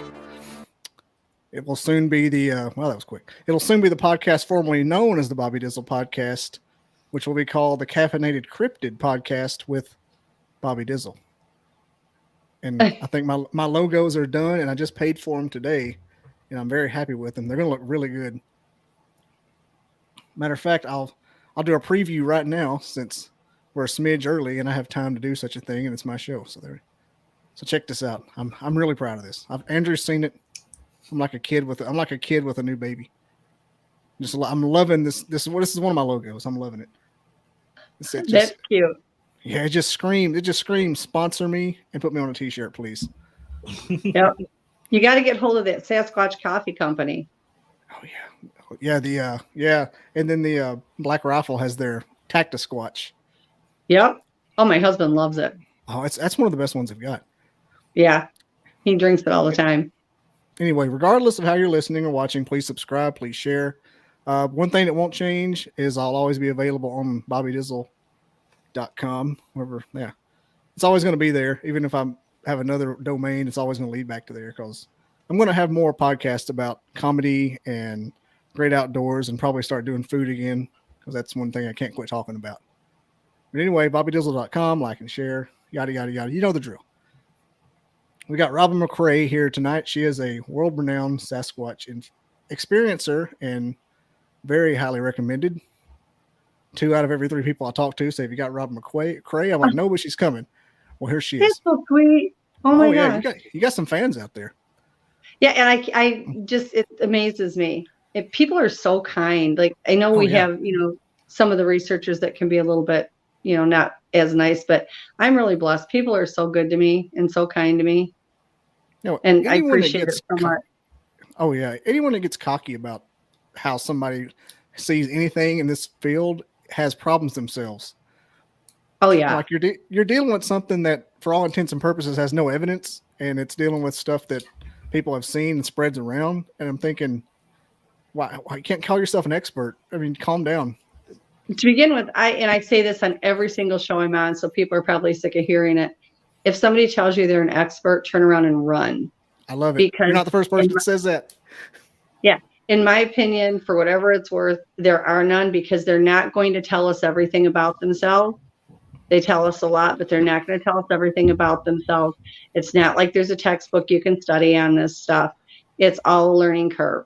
I don't care how many experiences you have. I don't care if you don't have any. We're all in the same playing field because none of us knows it all. And to even for a second claim that we do is just ridiculous. There is evidence. There's absolutely evidence. There's a ton of evidence out there. Unfortunately, if it goes against the grain of what people want to believe, they consider it a hoax and they dismiss it. I personally worked on the Sasquatch genome study with Dr. Melba Ketchum. I will support that with every breath in my body because I know it was legit. I became part of it because the Sasquatch were the ones that told me to find her and help with it. And I'm also on the team with her for the Cryptid Genome Project that's out now that we are doing fundraisers for. And there is evidence. The DNA doesn't lie, and you can't. We sent it out to so many different labs that you can't turn around and say that it wasn't done correctly when all the labs got the same findings. It's just ridiculous. But people didn't want a woman to be able to come up with it. They didn't want someone that came out of left field. She was a vet. She also did DNA forensics. She was there to identify bodies at 9/11. She's testified in court, on DNA cases and more than qualified. But it kind of blew them out of the water because she just came from out of nowhere. In her defense, she didn't want it. She wasn't trying to do it either. It fell on her lap, and that was why she ended up in it. Now, was the DNA, was it an unknown carnivore or did it come back human like I've heard? It's a human hybrid. And the thing that was so funny about it was they had already told me what they were. I mean, I've been around these since I was a toddler. I already knew what they were. On the scientific aspect for the study, it came back, the mitochondrial side, which is mom, came back human. Nuclear side, which is dad, came back unknown because there's nothing in GenBank that is going to be able to test that will match what's on the father's side. Okay. And so that's how the study had to play out. That's how it read. But before this study, I was going out in the woods with them every night, 2 a.m., sitting out there with them. And, they would chalk and they would walk around and they would do various things. And I finally, one day, I just said, it was at night. And I said, I just want to know what you are. People are fighting over this. When I was a kid, I thought they were an animal because they were covered in hair, and I was an animal fanatic, still am. But it didn't take me long to realize these are not an animal any more than we are. They truly are a type of people, whether it, is hard for people to believe or not. I think anyone that has had close encounters with them and works with them and is around them on a regular basis will find that out on their own without the science. But I just simply said, what are you? And they pointed to me and they said, we're human like you. And then they pointed at the sky and said, and star people. So okay. That checks out. that's, yeah. And that's where you get all these paranormal abilities from that are so crazy that people can't believe. And I get that. Like, I don't try to convince people of anything. I really don't, because number one, it's not my job to do that. That's not why I'm here. But also it was easier for me to believe because I was experiencing it. I was living it every day. And trust me when I tell you, there have been times that they've done certain things and I'm like, oh my gosh, I didn't know you could do that too, on top of everything else. So, they surprise me as well as my husband on a daily basis. But yeah, the study she did was right. It was accurate, other than they couldn't label the father's side. And that's just because that wasn't available to them to test it with. And now we've got the genome, for the cryptids coming out. And it's going to be really exciting to see where that goes, because, I've had cat people at my house. I've had a lizard man at my house, obviously dog men, the Sasquatch. I've had a werewolf, all these weird cryptids, talk to the goat man, all these different things. And they all act like they've got human in them. So it'll be very exciting to see what these samples show up. So that project is just like mapping? Is that what it's trying to do? No, what she did was, it was a study. They used 133 of the best samples that they had. Mm-hmm. And they did genetic testing on it, and they pulled the 3 genomes out of it. And that gave them what they needed to know as far as the genetics. I'm not a scientist. I'm not even close to being qualified. I mean, yeah, I just want to know like the aim of the project, what they were. Yeah, no, it was because they were listed, Andrew, when it first started. Melba had various people coming in and bringing in samples and saying, something's getting into my bar and someone's getting into this, someone's getting into this. These are hair samples, can you take a look at them? Tell me what I'm dealing with. And when she did, there wasn't anything to match it. And so that's why she decided, this obviously needs more investigation, and more people were contacting her, and it just kind of erupted from there. So it started out as something she didn't know about, didn't really care about, to now that scientist mind that she has is going, I want to know what this is. And that's when the project started. And they took 133 of the top samples they had, which flesh, blood, urine, saliva, hair, a toenail. She still has 2 teeth that Igor Borsteff and I donated, that possibly will be tested this time around. I'm not sure yet. We're hopeful that it will. And just, a lot of components were brought in there. It was tested with robotic arms. They were sent to these labs just as a species identification. So there was no preconceived notion in the lab's mind as to what they were actually testing. And it came back on all of them. So basically it's like, oh, what is this? And they were expecting, oh, it's a dog. But like, exactly. It's like half of it's unidentified. Right. And there were samples that came back, not in that 133, but before that, because there was hundreds of samples that were turned in. So there were some that came back, dog, cat, bear, horse, whatever. And those were immediately eliminated because there were still these ones that were coming back with human DNA in them. Everybody was, it didn't match anybody in the project. Which one was more successful, the cryptid or the Squatch?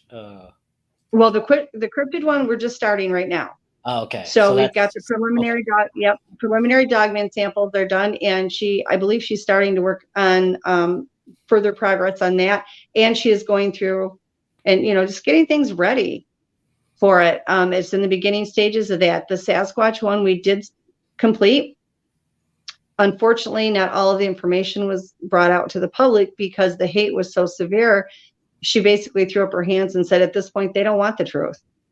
So there was a lot of rumors that ran rampant, a lot of mistruths that were out there that everybody, the lies, they grabbed on that like a dog with a bone.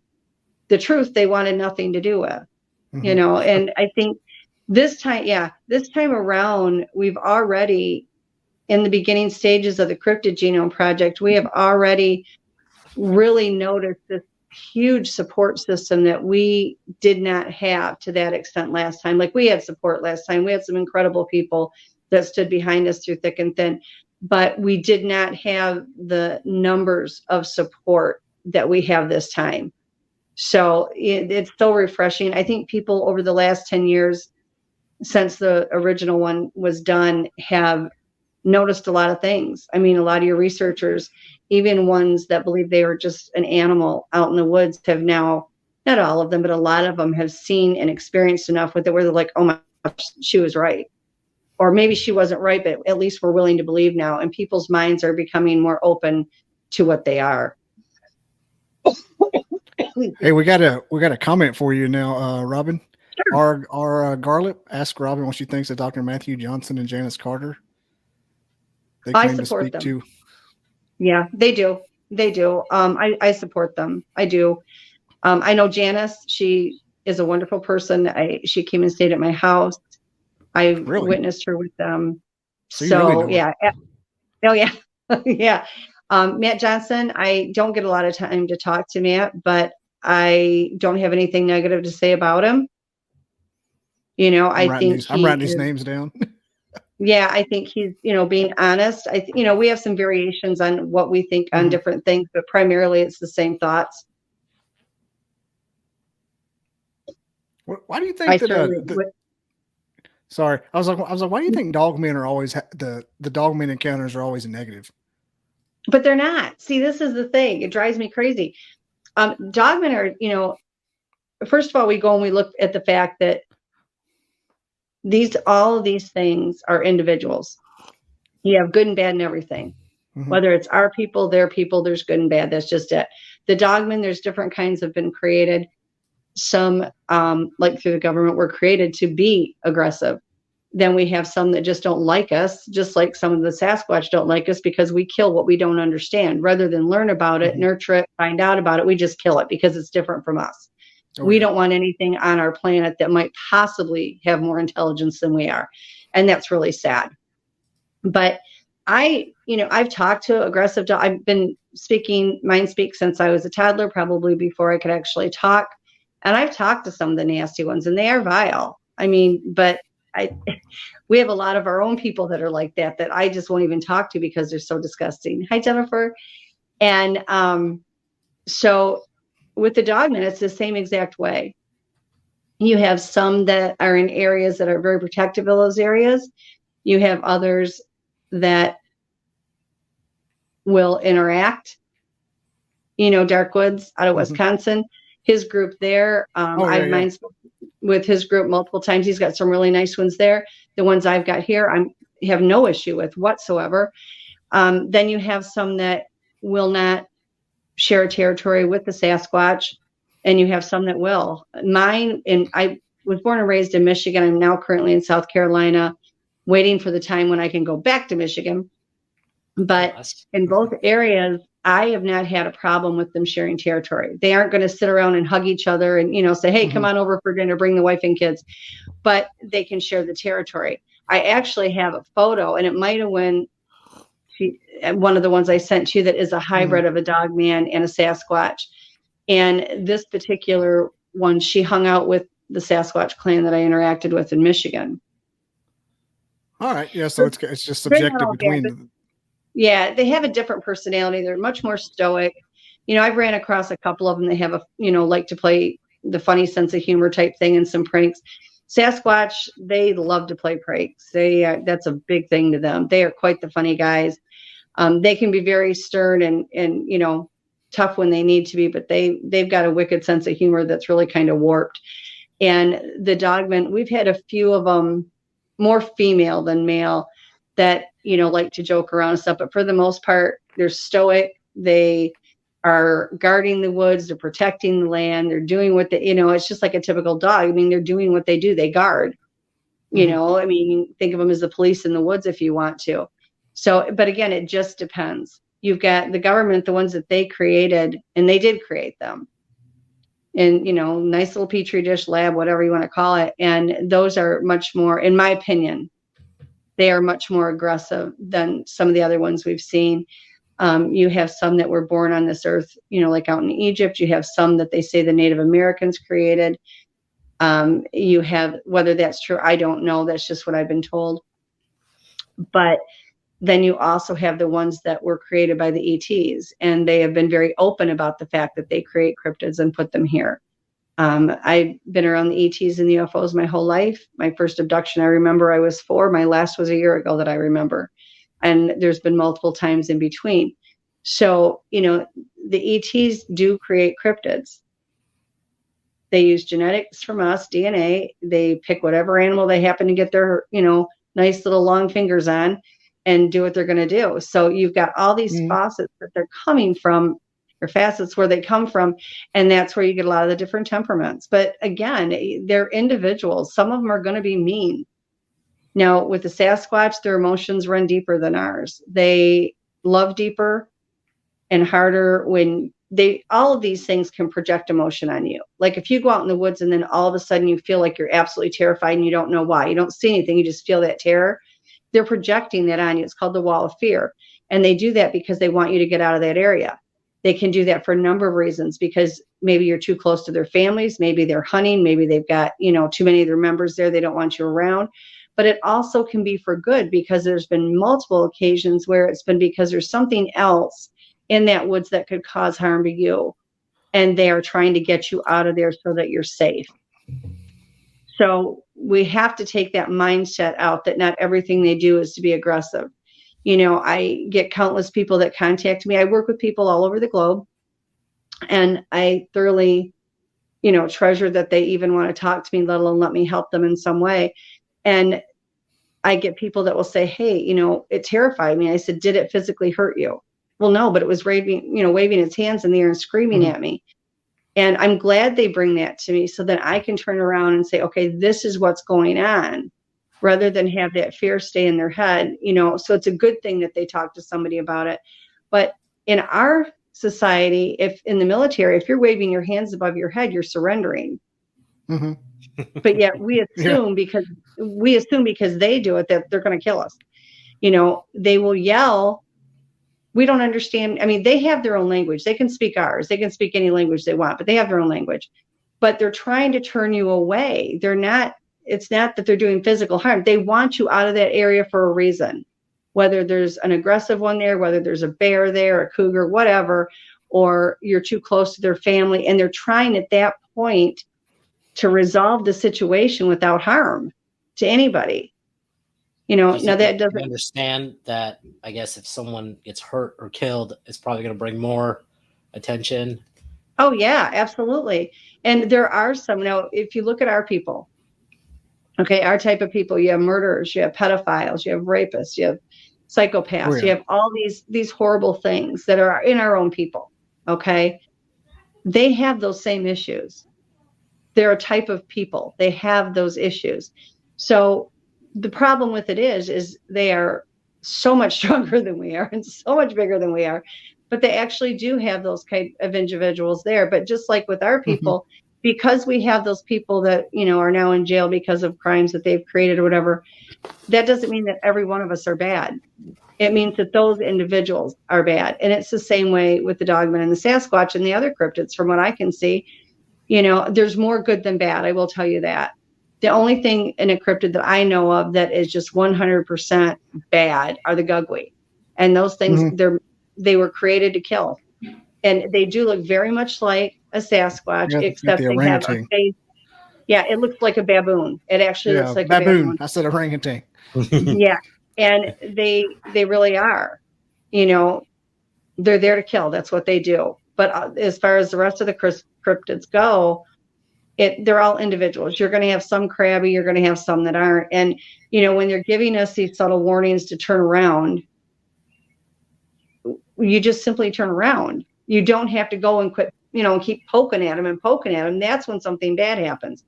But again, there are some that are aggressive, but when they love, it's so much deeper, and they can just project that emotion on you. And I've yet to see anybody that's experienced it not have it bring them to tears, because they love so much deeper than we do. Like, it's just unbelievable. But that transforms also into their other emotions are deeper, including anger. Oh yeah. Are they the ones responsible maybe for the missing 411s to national parks? Not all of them, no. Not all of them. No. There are worse things out there than the Dogman and the Sasquatch. Oh yeah. That people need to be afraid of. Are there some involved? Absolutely. But there's also some of our own people that are involved. Yeah. Well, yeah, definitely that. No, I mean, really, being honest, I'm not going to. I mean, what are you hinting? What are you hinting at, Robin? Like, well, we have people. Yeah. Are you talking about humans or just other phenomena? I'm talking about different types of ETs that are out there, and the abductions in there. There's other, cryptids that have been put out there for the only reason is to kill, that really don't even have any type of a name yet, as of yet. The ETs are a big problem. They really are. And again, like with everything else, and I don't mean to sound like a broken record, but I'm being honest. There are good ETs and there are bad. Everything, the cosmic balance is good and bad. So it's like whatever you're dealing with, you have that in there. But are there some of the 411s that have fallen victim to a Sasquatch or a Dogman? Yes. I'm not going to lie and tell you they won't. Not as many as people think. Really. There's not as many as people think. But they've also anything out there doing that. Yeah, but we also have people that are out there that, have abducted people and done these things as well. So it can be a really kind of a sticky situation. Oh yeah. We've been focusing a lot lately on that. I know Andrew was just enthralled with it. The first time it hit him is the cave and missing 411 overlay. Yeah, that was. I've known about it for years, and I still like it. It just screams like the perfect combination of all this stuff coming together. Yeah, and you've got portals all over the place. Mm-hmm. You have vortexes, you have portals, you have all these things. Like, the world that we have always been told existed never did. Okay, there's this huge world out there with all these other things that we have literally been programmed never existed. And it's. Oh, sorry to cut you off, but no, honey, you're fine. You're fine. I'm kind of like a respectful skeptic. That's kind of like how I approach things. Yeah, and that's okay. But like to argue on the other side, like it kind of, if you think about it, how much of the earth do we know? Like, how much of the oceans have we explored? Oh, exactly. How much of the woods and desert and things like that? I think one of our podcasts, we pulled up a map of the lights in America, or the populated place. There's places like in the middle of America that's just pitch black. No one wants to live there. We haven't explored those areas. No, and you're 100% right. And it's like they keep getting photographs of ships coming out of the ocean because there's underground ET bases. Mm-hmm. And there you have mountains where they're going, and they've got a hold up in the mountains, and there's just this huge world that people don't realize that exists. And I think for them to realize that is frightening, but I'm more the person that I'd rather know than not know. But we have literally been kept in this nice little tight square our entire life, like this protective little bubble that keeps us in control. And we are only allowed to know different things. And I think what's happening now is the things we're not allowed to know have finally had enough and said, hey, we're here anyway, and more people are seeing them and experiencing them. And it's okay to be a skeptic because you haven't experienced it. Once you experience it, it's kind of like that final puzzle piece that comes in so you can start the giant puzzle, Oh Lionel checking in with his favorite North American statistic. I love Only that. 30. That's true, Yeah. though. It is. Like, when you see any of the aerial footage of this planet, it's mind-boggling how much we've never touched. Never touched. Nobody's ever been there. And you can only begin to imagine what really lives there. Just picture North America. Like, you got Mexico's deserts, you got Alberta and whatnot up there. And then you got our plains and Rocky Mountains. That stuff's that's the size of an ocean in itself. It is. And they keep talking about all of these, like the Tasmanian tiger. That's supposed to have been extinct for how long? And yet they're getting photos of it all over the place.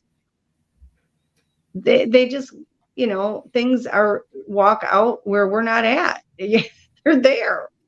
And then again, not all the time, but in a large portion of the time, we're told things don't exist. It's like telepathy. I personally believe everybody can speak, mind speak. We don't know what to look for. We miss it because we've never been taught we can do it. Therefore, we don't try. And it's not always just words in your head. It's not always just letters in your head. It can be a random thought, an image, a picture, something that plays like a movie, a sense of knowing. Like, there's this huge, huge thing. And it's just, people don't realize that this stuff can happen. I'm over here. There actually is chats are lighting up on me over here. I'm sorry. There is actual evidence, and I did send the pictures and stuff over. So, but yeah, there is evidence, and there's a huge amount of people that are witnessing it daily. I'm not the only one by a long shot. I didn't mean to click on that. Okay, yeah. Do you think it's increased, or with the advent of technology and media and things like that, or do you think it's always been like, it's just interesting? Like, was there like an agreement, or like, I'm just trying to wrap my mind around why they're not out in the open, like ETs and cryptids, why they're not out in the open? Is there some they made it public record back when Eisenhower signed a treaty with the ETs. And I believe I did some digging around. I found there was one that was even signed before him and exchange for technology, but then they were also supposed to never disclose that the ETs existed, and here we are, and they still don't want to disclose it. They're doing like soft disclosures, but I think it gets to the point where there's enough things going on that enough people witness and witness and witness, and a million people can't be all wrong. Yeah, and these aircraft pilots are seeing them go right by them. Yeah. They're just getting these perfect videos. If you go on World Bigfoot Radio, there is a show on there. It says UFOs over South Carolina. Was filmed at my house by my son-in-law. And it has one major UFO that releases a second ship. And then there's also the close-ups of them where you can see the windows, and I think I did see that because I looked at that. I looked at that World Bigfoot Radio. Yeah, and we got a lot of stuff going on. All my photos of the Sasquatch, the Dogman. I have a lizard man. I have a cat person. I have a Bigfoot that's in what they call shimmer mode, so it looks like that gelled predator thing. And I have some Dogman photos. All of those I put on World Bigfoot Radio, and actually most of the shows I've been on, even if they don't put them up on the screen, if they don't have the capability to do it, I send them to the host so they at least know that I'm not making this stuff up. I have the evidence to prove it. Some of the DNA samples from the Sasquatch that I have, the hair samples, will be tested this round with the Cryptid Genome Project. How many different cryptids? I guess you're looking for how many do you suspect you have for the project? In the Cryptid Project. Right now, we are gathering samples. Whatever people can get to us is what we're going to test. Really, anything. No results yet. They've got the preliminaries. I know they're working on the Dogman. I don't know if the preliminaries are back yet, but they are working on it, and they will pull the genomes from them as well. But whatever samples we can get, we won't, like I said, Melba will disperse them to the correct labs, and I just do the paperwork. I do the paperwork and the emails and that kind of stuff. But yeah, whatever we can get, we're going to do. That's cool. So I'm kind of curious. Can I like go back a little bit to what you said earlier, if that's Sure. okay. So, well, it's kind of like, because you're touching it, like, the two subjects together, and I'm very curious because I'm very interested in both ETs and Sasquatch. I think that's the first time I ever heard a connection between the two. Really? Yeah. Because I'm new. I'm new. Oh yeah. No, but there's in two my camps. research. First day on the internet? Is it? Yeah. Second. There's two camps.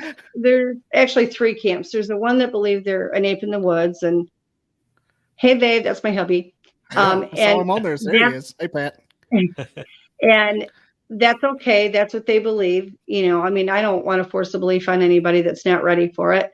But then you have the other two groups, one of which knows that they are part human, but believes that they're only flesh and blood. And then you have the other people that know that they're part human and have these supernatural paranormal abilities. And, there's tending to be more and more and more of us that have experienced it and watched it and witnessed it. And, I was like everybody else. I mean, when I was a kid, I thought they were an animal in the woods, and then you start watching them and you're talking to them and they're speaking to you. They have their own language. They have their own alphabet. They can write to a degree, not as fluently as we do, but they can read basic things. I mean, you can sit there and say they're an animal, but they're no more of an animal than we are. I mean, truly, they are. Is there a connection to that? Like, yeah, I mean, they're type are we like failed or successful Sasquatches? Like, what's going on? No, I don't think so. But because everyone keeps on using our DNA, right? They do. It's a good blueprint. But the thing is, regardless of what everybody wanted it to turn out, this is the reality of it. And there have been other people that have tried to duplicate it or to duplicate the study and failed. And then the ones that actually did get the DNA back, they didn't pull genomes from them, but they did come back with human in them. And as soon as they saw there was human in them, they, from what I'm understanding, and I don't know everybody, but the ones I knew of, they just simply dropped this, and never went any further with it because it came back human. People don't want to know that. They don't want to believe that. And I think for myself, and a lot of other people, you get to the point where it doesn't matter what you want to believe. This is what it is. Pat and I will be at home and we watch them do these amazing things. And we're like everybody else. We look at each other and say, okay, I saw that. Did you see that? And we go back and forth and it's like, did that really just happen? But it does. There's got to be a reason for it.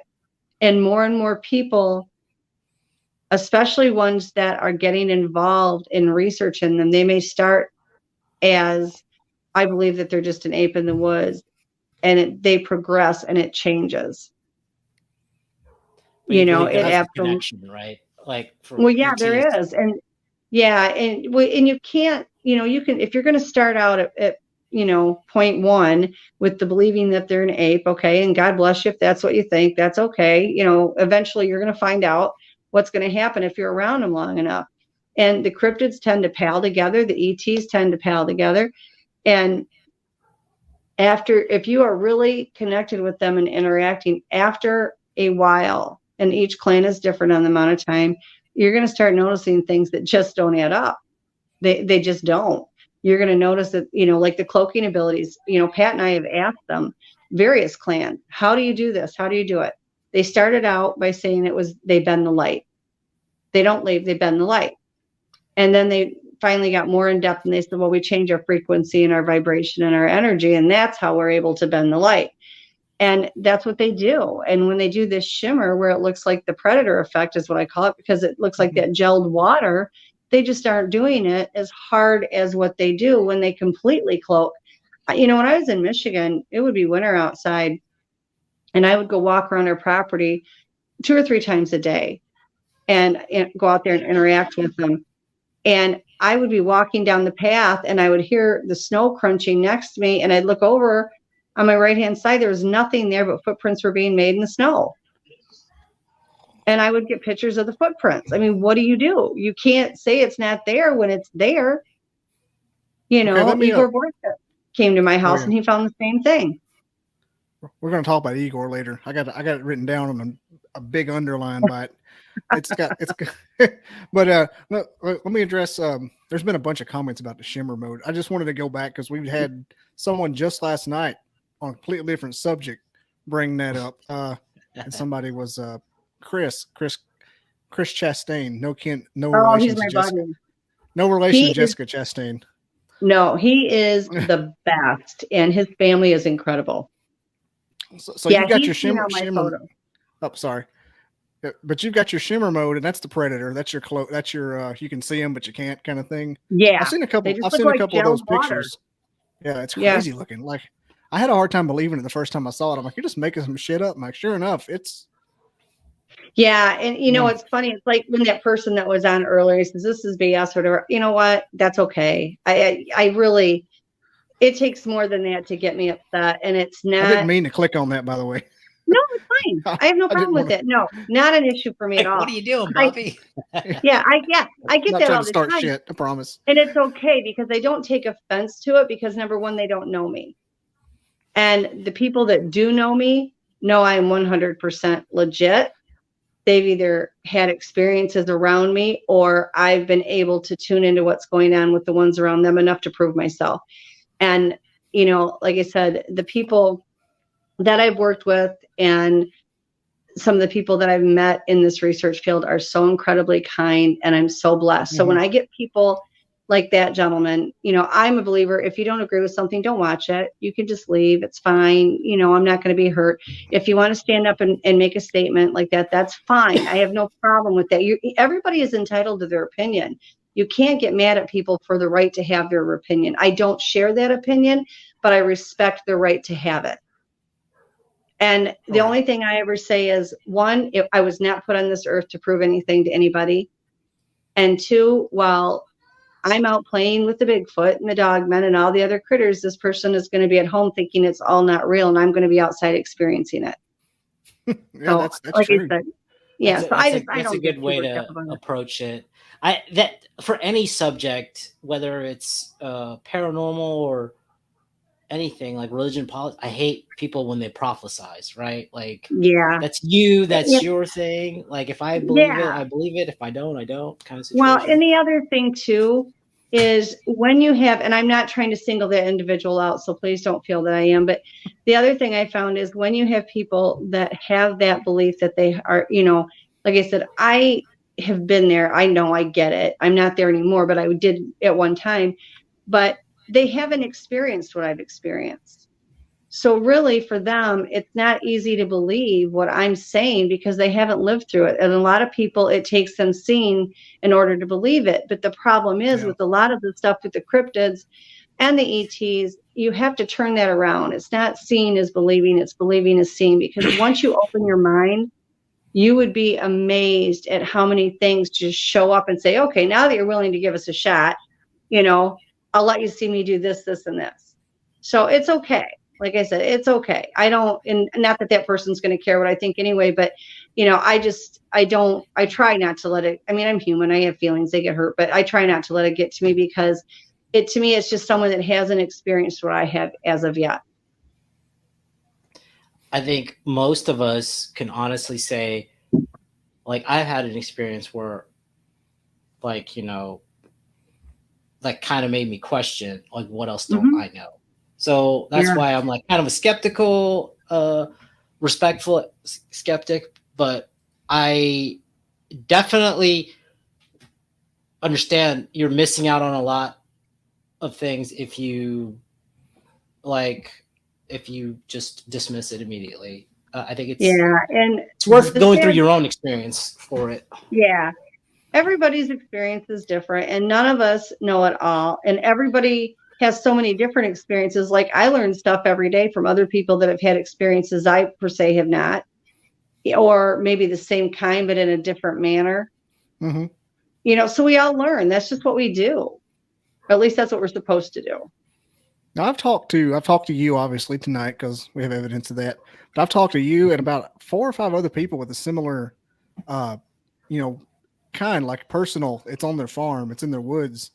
Like I was just, he was back with the evidence. He said if he was seeing him every day, he would have evidence.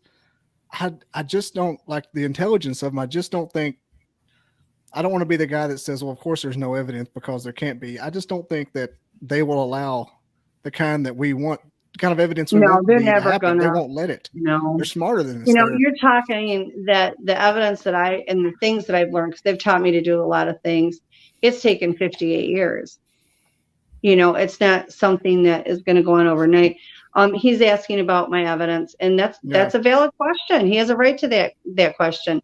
I've, like I said, I've sent you photos. Other people have been at my home and witnessed these things. And so I have witnesses, I have the DNA testing that shows certain things that I've had tested have come back Sasquatch. I have photos, I have videos, I have all these things. The thing is even when you put that out to the public, they don't care. If it didn't happen to them, it's not going to happen. I do want to say one thing about what he had said, though. He said he went out there one time and he didn't see any evidence of that. And that's very possible. And I'm being honest with this. He may not feel that I am, but I am. In their clan, every clan is ran independently. Okay, think of the United States with all the different states. We have our federal government, and then we have our states per state, the laws per each state. And that's kind of how it works for them with their clans. Like they have laws that go across the board, but then each clan runs it differently. Some clans are very much into using their paranormal abilities. And then you have others that are I refer to them almost like the Amish. Like we have Amish people that won't use electricity. They won't use any modern conveniences of any kind. And they live like you would almost back in the 1800s. There's not anything different with those. There are some that just will not use their paranormal abilities. They all are telepathic. That's a given. But also, if they don't teach the children that they have these things, they don't. And so one of the things that was very evident is, and again, if you go back on World Bigfoot Radio, you want to look at the Kevin and the Glag saga. When Kevin found Glag was a small child in the woods, and Glag was a forest person. And he didn't use abilities. He never knew he had them. His mom and dad were killed before he was able to be taught to use them. So Kevin took care of him for a great many years, and then the government was after Glag all the time. And so he got Glag over where he was accepted into a clan, and that clan was using the paranormal abilities. And so they in turn taught Glag. And there have been several witnesses of this as well as Glag. Kevin has now passed away, unfortunately. But Glag other people have seen him, and he still appears and has helped people at times. So is that the one in Russia? No, that's Grisha. That's one that Igor is working with right now. Well, but I remember there was one they found in Siberia, not Igor's bunch, but 100 years ago. Zaina? Yeah. Zaina. Yeah, Zaina quit. Actually, the 2 teeth that Melba Ketchum has that Igor and I donated, one is from Zaina and one is from Kuwait. I'll look at. Thank you, Chris. Yeah, I kind of have that effect on people. I met Chris, and he's honest, Dad. He's one of the dearest people. I just adore him, and his family is incredible. But as soon as we started talking, everybody has a trigger. And I think it just kind of triggered him. And all of a sudden, all these crazy things started happening. And when I did the Georgia Bigfoot conference, Pat and I did, Chris and his family came, and his dad was there. And I was telling his dad, the Sasquatch were telling me things that his dad had done when he was a kid. And his dad was like, oh my gosh, that's so true. But yeah, a lot of them not all of them are going to use those abilities other than the telepathy and the telepathy. And that's it depends on the clan. Each clan will determine whether or not they will allow it within that clan. And if they don't teach the kids don't know it either until they run into something. Maybe they leave that clan, get a mate that does use the abilities. They all can do it. It's not that they can't. It's whether they even know it. It's like not everybody knows that they can speak telepathic, in our people. Truly they can. I teach people to do it all the time. You think they use their abilities by accident, like the baby on The Incredibles? Just sneeze and all of a sudden they teleport to the other side of the woods. You know what I'm talking about? Some baby Jack. Yeah, I don't know. I don't know, but it wouldn't nothing surprising. I'm just picturing it. But I don't think so. I think, they do it. everything they do is done by vibration, frequency, and energy, and they have to be taught what they're going to do. I do think that some of it is just automatically natural, like the telepathy. I don't think they have to be taught how to do it. I think they just automatically do it. I just think that's amazing because, I mean, here's my skeptic in me. Our brains have a frequency and wavelength. Right. But we can't, like, let's just say for shits and giggles, it's 5 megahertz, right? Whatever. We can't just be like, okay, I'm 10 megahertz now. Like, that it doesn't work that way. Crazy. No, like, if we can change our 10 vibration. 10 megahertz. I'm throwing a number out there. And the thing is, it's like, perfect example, Sadie, which is a very large female that was in Michigan that used to frequent my property. Mm-hmm. She brought her baby for me to see, which is totally awesome. God, he was so stinking cute. But I didn't see this baby who was, he was little at the time.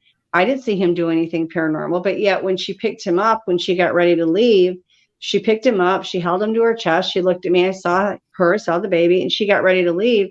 And she was several steps away, and then she just vanished. She was completely cloaked. Do I think the baby cloaked? No, I don't. I think I've seen them at times when they've gone to cloak. If they put their hand on something and they go into that cloaking mode, they can push that energy for that cloak over the top of whatever they're touching, and it's just gone. Now, does the cloak, is that the same where there's tracks in the snow and they disappear? That's what I was getting at earlier with the predator thing. I was just trying to see. Well, they did. Like with me, they would be fully cloaked, but then I'd get footprints. But the phenomenon where they're walking and tracks just stop? I can tell you how they do that, but I'm afraid that one gentleman, his head's going to blow. Well, we can blow his head. It doesn't matter. He'll be okay. Well, no, I don't want to be unkind. I love this stuff here. This is the best. This is my favorite subject. Look at this. Okay, they do know how to levitate. They do levitate. They can do it whenever they want. And I really didn't realize how much they did it till I bought a 2-story house.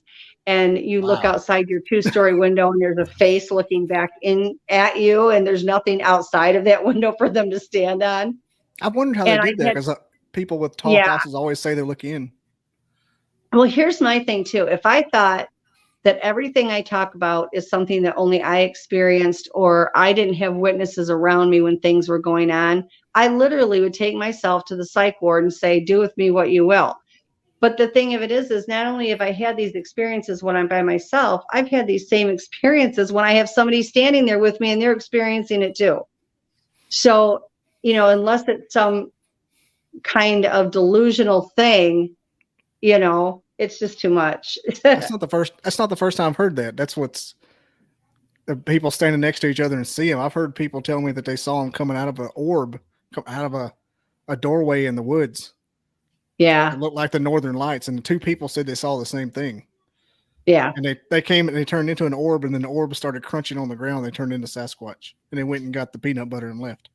I think that's kind of interesting, because it's like, I guess, related but unrelated. Is it kind of like, this is kind of a left field, but like, really, the Egyptian pyramids and that's like left field. We passed that mark. Like the Egyptian pyramids and we're like the hot dog stands and the Mayan pyramids.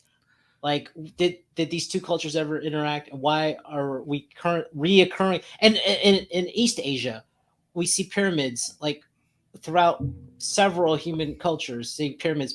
So, like, does that mean that was a mass like delusion? Like, I feel like if there's enough voices that saying they're seeing it, I don't know. There might be some. And there was a gentleman, I'm kind of looking at the questions as I go here, that said, how can you prove telepathy? First of all, prove not. Okay, prove to me there isn't. But the other thing is, when we're doing this, Pat and I, because Pat is extremely gifted with telepathy. He's just phenomenal at it. But the thing of that is when we do things, and I have been sent to do various things for the Sasquatch, and when I'm doing that kind of work, because I need to make sure I'm as accurate as possible, we will get 3 or more people that will ask the same question to them. None of us will say the answer, and then we'll compare notes. And we're all got the same thing. So explain to me, Number one, how can you prove there is no telepathy when scientifically speaking, they proved it years ago? But also when we have a group of people that ask not only the same Sasquatch we're speaking with, but also other ones, and we all get the same answer at the same time. So, I mean, I just wanted to address that. Like I said, I don't mind the questions. It's fine. Okay. And can I make one of these creatures appear if a group of researchers would come to her place? I wish I could. I can't even make them appear because I want them to. Everything is done on their own. I wish I could. If I could, man, I'd win $1 million for it, but I can't. Yeah. Nobody can. There is nobody. And if they tell you they can, then I got swampland in Florida for them for sale, because you can go to them and you can say, I would like you to do this. And have there been times, but they have to be in complete control at all time. That's the downside of all this. We don't have any control. To think that we do is ridiculous, and to try to force our control on them only makes a bad situation. So I wish I could, Garlip. I really do. If I could, you would be the first one I'd tell, but I can't. I've had so many people come to my house and I tell them the same thing. I can't tell you they're going to show up. I can't tell you they're going to do anything. And then when it does, they're like, oh my gosh, look what happened. I'm like, okay, but I can't make them do anything. They're not trained puppies. These are humans. They do what they want to do. Part human. They do what they want to do, when they want to do it, how they want to do it. And it's not our choice. Robin, you were talking to Garlip, right? Yeah. Yeah. The previous question, I don't know if you can find it, Bobby, like what death among Sasquatch? Oh yeah. I was going to go back to that. Do you know how that works, or do you know anything about it? What do you mean death? What happens when they die? Where's the bodies? Oh, they bury the bodies. They absolutely bury the bodies. They do a sort of ceremony, if you will, if you want to call it that. I mean, we have our funerals for people. They do their own ceremonies for their dead. They are extremely protective of their dead. They don't give them up easily. And they bury them. They absolutely 100% bury them. They mark the graves. They try to mark the graves in such a way that nobody realizes it. There have been times that, and I've talked to witnesses that have actually seen them put trees over the top of a grave, like take a tree out of the ground and replant it right on top of the grave, because that way nobody would know it. Anywhere from rocks piled up on it to structures piled up on it to brush dumped over it so it doesn't look like a grave.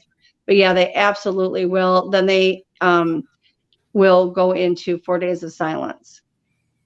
And that's to honor the dead. They have a certain way that they put them in the ground. They have a certain protocol that they do when they bury them. And then they have silence. Anywhere from 3 to 4 days. The last group that I asked about it said if it was just one of the members of the clan, it was 3 days. If it was the leader or a higher up, then it would be 4 days. And they grieve really just like we do. I mean, do they bury like really deep? I feel like they would. Yeah. They're not in shallow graves. Oh, well, it's so what do you call it? Inconspicuous. It's not it really is. And they've asked me to go different places. I do energy work, and they've taught me a lot of it. And they'll want me to do blessings on different lands and different things. Yes, they absolutely do. And Sasquatch use medicine wheels as portals. Yeah. As portals, I'm not real familiar with the medicine wheels. They use portals all the time, and they do use the medicine wheels. Do they use them as a portal? I suspect yes, but I have no proof of that. I don't. What's a medicine wheel? What is a medicine wheel for the I folks don't mess in the back? with medicine wheels. I don't. I knew somebody that knew how to work them quite well, but that's not anything that I've studied or done a lot with. So in general, what is it like? you know what? I don't know enough about them. Like I know what I think, but that doesn't mean it's accurate. And I don't want to give anybody misinformation. Feels Native American. I don't know why. Yeah, it is. It feels like some kind of mobile treatment.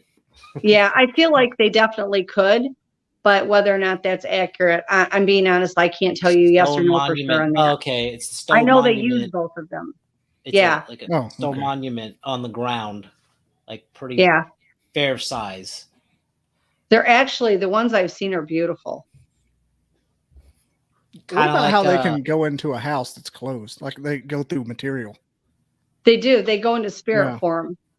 Okay. And I'm telling you what, that makes more sense. I've talked to several people besides myself that have witnessed it, and it is the freakiest thing you've ever seen, because you're sitting there and you're not anticipating it, and you literally see this thing go into a spirit form, and it looks like a ghost going through the wall. I mean, it's really freaky. I want to say the first 3 or 4 times I saw it, I sat there thinking I needed to be locked up. So, well, I had sorry about that. Our witness in Minnesota, our good friend Randy Bauer, had him come into his house with it closed, eating his ice cream sandwiches and leave them on the kitchen, and they melted. Oh yeah, on the table. And then we've gone through that. They peed in his bed. Oh gosh. Well, I've never had that happen. I had the first time I knew that they had gotten in the house, one had come in, and it was actually in physical form. And the only reason I knew it had come in was because, number one, the door was open, and I had a table that it took 3 adult men to even get it in there. And that thing had been moved and shoved out into my living room and got wedged in the doorway. Carpet was pulled back. All the food was out of the counters. I found muddy footprints on the floor, muddy handprints on the counter. He was just hungry. He was really hungry, and he got food and he left. But we've had them, several times come in, and, whether they come in through spirit form or whatever, they haven't done damage when they've been in. They've gotten some food, but the biggest mess that they ever made was, I had a gallon of cooking oil and I had a gallon of white vinegar that I used for cleaning, and the lids were still on them, and they got them out of my pantry, and the door was shut on the pantry. Nobody was home. And they pulled them out. They were on the floor in the kitchen, and they stepped on them. And you could see this gargantuan foot in the middle of it where they stepped on it. And it shot, because the lids were sealed. It shot the lids off of it. And then all the contents just sprayed all over the place. But, they've been pretty good. Like, they would come in and take the pet foods. And God knows they have the thing for the Parmesan cheese. Right now, we're having a situation where we have a lot of sodas gone. Pat and I went to the store the other day, and we bought what was it? We had 8 6-packs we bought, and they were all nice and stacked up. And we have a refrigerator that we put just sodas in. And we had 2 6-packs in the refrigerator. I went to go get one, and there was 4. There was, out of all, I'm like, there was nobody there but me. Pat was at work, and I'm like, this is crazy. And they come in that way. So I had a member waking on the 2nd floor with one over her bed. I believe that. I absolutely believe it, because both Pat and I have, they like to play with Pat's toes. They're constantly playing with his toes.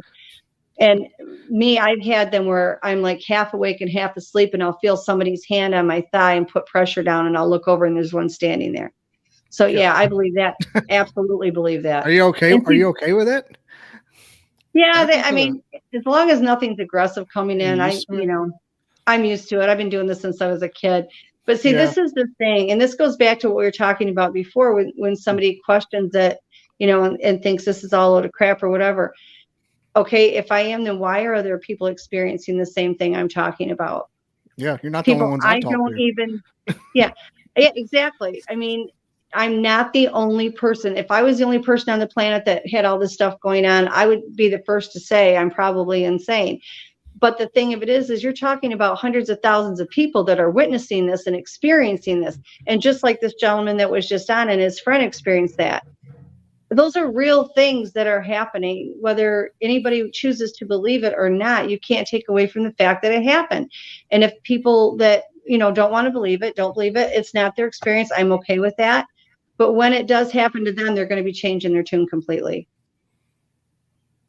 I think it's also like opening yourself to it. Like, you have to be open. You have to. For me, it wasn't a matter of was I open to it, because I never knew anything different. Like, I really don't remember time they weren't there, because I was so unbelievably little. My mom would tell me stories today about when I was a kid, and she thought I had an imaginary friends, and they were both bigger than my dad, all covered with hair. One had a tail, one didn't.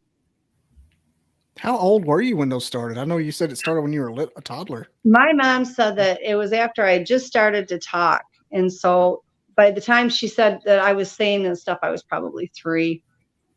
Good. But You must be real empathetic by yeah, nature. I'm an empath. Yeah, I get all that stuff. Yeah, I get premonitions. I get all of it. It must be just turned up all the way for it to be and drawn. I never had to open up anything because it was just, that's already how I was. I don't know any different. And the other thing too is, in my case, even as a little kid, I'd look at the window, there'd be a face in it. I'd go outside to play, they'd be out in the woods and they'd be watching me. So it was just always there. I never knew that wasn't everybody's normal. I didn't realize then, I did later, but at that point, that not everybody was telepathic. I just didn't get it. Yeah, you're right, Jennifer. Absolutely. So what's the, I don't know how to say it, but what's the deal with Sasquatch in particular? Like, do they just want to be left alone? Do they want to spread a message? Yeah, I mean, or is it tribal? Like every tribe is different, like kind of. Well, I think there's some variations, but the overall message is they work as a collective, okay, as one. They believe in the law of Ra, which is the law of one. So they work as a collective. We are killing our planet. We're killing our own race and species of human because we refuse to do that. You know, we have select groups of people that are more than happy to work as a collective and work together for the better good. But overall, predominantly, our human species is out for themselves. And look at where we're at. Siloed. We've destroyed our planet. We're destroying ourselves and each other. Human kindness, you know, you have people that still have that human kindness, but the majority lacks compassion and human kindness. And so you have all of these problems. They're trying to teach us. They're trying to help us protect ourselves from ourselves. All they want out of it is to quit being called a monster, quit having their lives threatened, their children threatened. They want to live their life. They don't want to have to come knock on the door and say, hey, you got a cup of sugar or can I come in for dinner? No, they don't want that. They want to be allowed to live. They're going to live anyway. Okay, they can outpower us at any minute. They choose not to. If it was us, we would already have taken them over. We take over other countries all the time. Look what we did to the Native Americans, for God's sakes. We have already proven through the test of time that the only thing we want to do is take power over everything. That's not what they want. If they wanted that, they could have done it a long time ago. They want to be recognized for what they are. They are a human hybrid. End of story. That's just what they are. Like it or not, that's it. In a nutshell, they want to be able to live their lives. They don't need anything from us. They don't want anything from us. If they choose to interact with us, then that they want to be able to do so. But they want to be left alone. They want to be left to live their lives. And we are the ones that are out there hunting them. But do you think the national parks were made to protect them? I think that to some degree, you know, they've already, maybe because they already knew they were there. I've heard people say that they believe that that's why there were the national parks. Very specific with the legends of the national parks. Yeah. I'm not going to say that's not a possibility. You know, the government doesn't want us to know they exist. That's clear. Why do you think they don't, though? It just seems so. There's a lot more sinister reasons. The reasons that I know of are real basic, and I know it goes much, much, much deeper than what I know. Number one, they can't protect us in the national parks. And if they shut the parks down because these things are running all over the place, that's a huge revenue they're going to lose. Oh, yeah. Okay. $300 billion a year. Exactly. Number two, they literally anywhere can't protect us because it's not everybody think, oh, I've got a gun, I'm all good. Yeah, do you want to know how many people in history their guns malfunctioned and they couldn't shoot it? They use vibration and energy on everything. That's how they script the cameras and you get the blurry pictures. That's how they stop things. That's how they use telekinesis. That's how they do all of these things that they do. And I have known people that have had guns out, not necessarily to shoot them, but they made them malfunction. And there are also cases in our history of men that were out deer hunting, not looking for a Sasquatch, but encountered one, and they found these people with the rifle wrapped around their neck in a coil, and they were dead. I mean, can you imagine the strength? Do you think on that same token that's the reason the Patterson-Gimlin field didn't clip out, because it was all it was all spring loaded instead of electronic? Exactly. You know, as we've progressed with technology, it's made it easier for them to manipulate it. It hit me one night.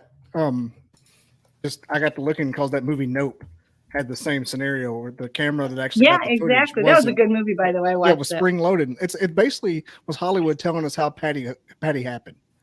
Well, you know, and camera had no electronics. I'm just kind of see if there's any. Where can I see this? Atheist Inquiry. If you want to see my particular evidence, you can go on World Bigfoot Radio. They've got all my photos and stuff. Every show I've done, I've given the host of the show several photos to back up what I say. Whether or not they put them out, or if they have the capabilities on that show to put them out, is up to them. World Bigfoot Radio, I've done several shows there for them, and not only is the UFO video there, but my other photos as well. The only one that I think that I was really good that I didn't give him is one that I got like within the last month, and he was just standing up by the house. I'll pull him up here in a second. I should have had that done already. Well, no, the bad thing is too is, you know, everybody goes out with their camera. I've done that too. Igor Borstev gave me a really nice camera so I could get these really great pictures. And they know what a camera is. They're not stupid. But I have my cell phone on me at all times. I work with people all over the globe. And basically all I do is I listen to them. I help them understand that the ways that, because the Sasquatch, the ways that they run their lives are different than ours. And I don't know everything. I'm not an expert. But if I have something that I do know, I'm happy to share it. And so I just kind of talk with people and work with people on how to interact with them safely, and so that they know their intent. And so I've always got my phone on me at all times, and they're used to that. They're not threatened by it anymore. So I can go out there and I have my cell phone and I can get a picture. And here's the other thing. And I talked about this on other shows as well. If they are cloaked and you go out there and you take their picture while they're cloaked and you don't have them in the center of the frame, they show up. They absolutely show up while they're cloaked. Hundreds and thousands of people are figuring that out because it happens all the time. It's how you get some of your best photos. I've had somebody else on the show send me one with the Sasquatch on the side. It was just standing there when it was clear. Yeah, and it does. And if you see one, don't ever put them in the center of your screen, because that's how they can use their energy against you, because it manipulates the camera because it's digital and it's blurry. So even if you see one in flesh and blood, put them off to the center or off center of the screen, and you will be able to get a much clearer shot. Bobby, didn't you say you wanted to come back to something? Oh, Bobby, you did. No idea. Was it Igor? Did you say Igor? Well, yeah, definitely Igor. Okay. Did you want to come back to that or something else? Igor has a what's his Sasquatch name? Grisha? Oh, Grisha and Dargan. Do those look like the ones that you see here? With some of them, yeah. Yeah. That is the wildest thing I've ever seen. Yeah, they'll wear animal skins. They'll have dreadlocks. The braiding is really intense. A friend of mine, she owns and runs the Nebraska Bigfoot Museum. It's the only one in Nebraska. And she has the Nebraska Bigfoot Conference. And I'm now the assistant manager of both. And she has one whole small building that is designated to the flags, because we have found that they literally are taking the flags and they're braiding them. They rip them and they braid them. And the centerpiece is supposed to be God, and the strip on either side is supposed to be the coming together of two people, them and ours. And they braid them. And this isn't wind blows. There's a difference in a wind blow. Wind blow isn't a plaited braid. These are, and at the bottom of their braids, they put a loop in it. And that's what has been going on. And so she's now got part of her museum dedicated to these flags. And the veterans, when they notice them, on the flags, bring them down and give them to her. And what we're finding is where she's found these flags, there's footprints, and there's other evidence they're there. There was a home that was right by the airport when they went to go take me back to the airport so I could fly back home. And this was not this past conference, the year before. And they noticed somebody that had a flag that was braided like that. And so we stopped and actually went back there, and there were footprints all over the place. I've never heard of the Bigfoot flag before. Never. That's the first I've heard of that. It's our flag. It's supposed to have something to do with the coming together of the people. And it's really unbelievable. I was shocked. That really threw me for a loop because that was something I certainly never expected. So So I was kind of searching while you were talking. Is it something that we made, or the humans made, or the Bigfoot makes the flag? No, it's our American flag. Oh, you mean our flag? Our flag. They strip it and then they braid it, right? Oh. Yeah, they're ripping it, and you could say the wind ripped it. I don't know how it's getting ripped, but what I will tell you is, when you see like from the wind blowing or whatever, it's all knotted. It's a mess. That's not what this is. These are true braids, just like you would do if you braided your hair. And the bottom of it has the loop in the bottom of the braid that the Sasquatch are known for. Hi, Sky. She's the dearest thing. Wow, she is so awesome. Sky. Welcome to the party, Sky. Welcome, Brenda. And in fact, she actually wrote a book about it and has a book about it out now. Brenda, if Glenn is bothering you, let us know. We'll kick him out. I'm sorry. That's crazy. Yeah, awesome. It's incredible the things that they do. People, they really just have no clue, and it's not anybody's fault because there's nowhere to find out about this stuff. It's all experience, and that's why, again, I don't get all mad and all huffy about some of these people because they have a right to want to see evidence when, somebody's proclaiming all these things. But, my evidence, again, I've got photos, I've got videos, I've had DNA of them tested, as well as countless witnesses. I bother everybody. Glenn is one of my people I've met doing this show, and one of those people you hit it off within the first 3 minutes. That's awesome. Yeah, Glenn is one. I feel like I've known him for 20 years. You got pictures of that flag? Okay, that's Igor's. That's not mine. That's Igor's. Yeah, it's Grisha. I was just finding him. I just think it's funny. His is in a tractor. They get in the cars all the time. They really do. That's Dargon. That's not Grisha. That's Dargon. Wow. Oh, Igor. Where's this? Russia? This is in Russia. Oh, man. Look at that. Looks like a hipster. Yeah. Look at that. But they will. They'll take the most interesting Squatch. They'll take viney plants and weave them into the braids. They'll do like the dreadlocks. They'll get animal skins and wear it. I mean, yeah, they do. They'll steal clothes off clothesline. We can't fit the clothes, obviously, but they'll take them and try to make them work. What about that flag? I'll pull up yours now. I don't think do you have the picture of the flag anywhere? I didn't see it. No, I don't. Harriet McFeely does, I think, on her wall. That's because crazy. She's the one that wrote the book. The flags, they are beyond incredible.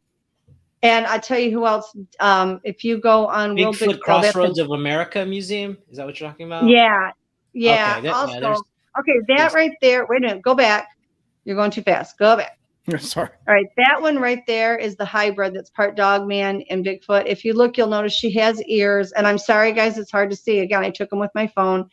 Has a snout. And then if you go down to the thigh, it looks like it has this really big thigh. But if you really look closely, it's not. That's where her tail's sticking out. She was born with a tail. Oh. Wow. And the one before that was actually an ET that was up in the tree. See the little green and white head? It is off colored. Yeah. Yeah, it's definitely not part of the foliage. It does. Oh no. McDuffie will just come in and just shake things up and leave. Yeah, he does. Okay, this is a photo of a mother and 2 babies. That dark piece in the right-hand corner is actually my ponytail. You can see the face of the baby in the front, and then directly behind it, you can see the mom's eye and the brow ridge. But if you look on top of her head, it took a while. Igor actually realized it more before I did. There's 2 little eyes up there because she has an infant that was on the back of her. We quickly realized that if you take photos of me out in the woods, and I hate my picture taken, but if you take pictures of me out in the woods, then a lot of times they show up. I get followed a lot. This one is kind of hard to see. If you go halfway down and a little bit to the left, you'll see one. He hasn't got a lot of hair on his face. Right there. Yeah, you can see his nose.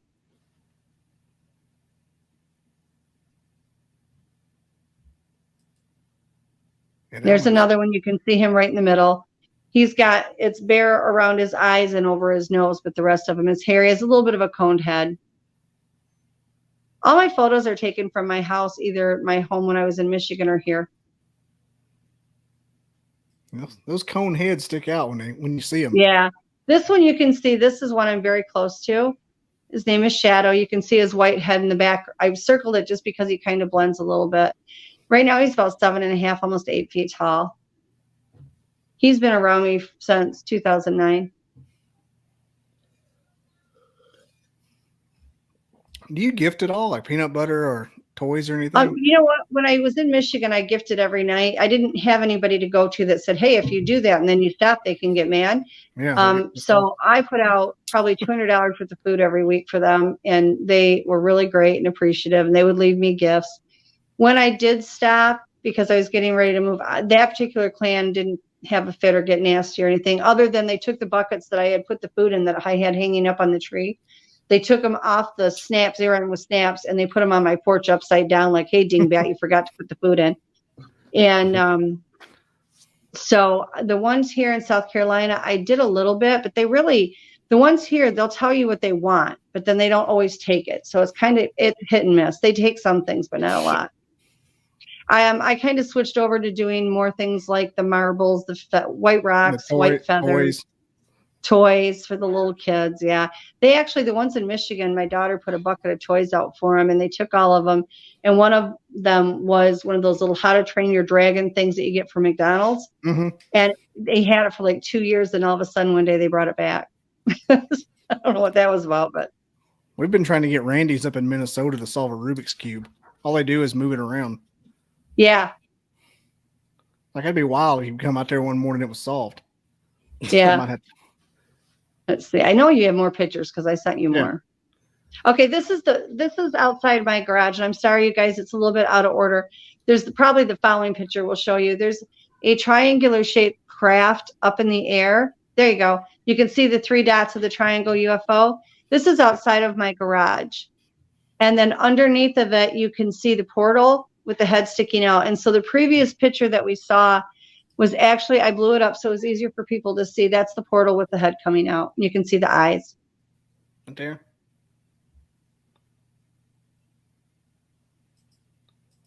Wow. This is one that is very near and dear to my heart. He's been around a long time with me. And this one, the whole photo is actually pretty comical because Igor was in my backyard and he wanted his picture taken. So I took a picture of Igor, and he was like photobombing Igor from the back. Now, does Igor have like a special energy that makes him go rowdy, kind of like you would? No, like they just know that he believes in them, and they like him. The thing is they get mad because he's public, but then they wanted me to go public with their information too. But yeah, he's interacting now with them. Mine used to play tricks on him. Oh my gosh, such tricks on Igor. I kind of wonder how they would take me, because I believe in them, but I'm really like curious. I'm not like somebody's going to get in there and want to shoot one or capture one. I just want to. Yeah. Wouldn't mind just having a little bit of experience. Yeah, they'll get used to you.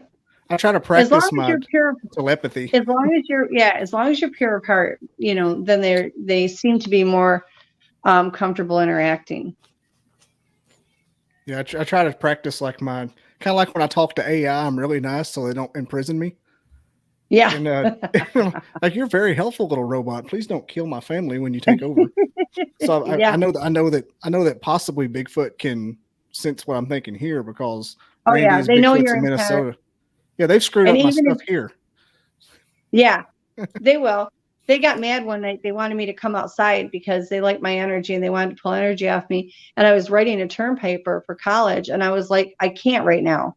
My kids were in the house. I had gone back to school and they wanted me out and they were just adamant and they were hooting and hollering and carrying on. And I'm like, I can't right now. They shut down the entire power grid to my house.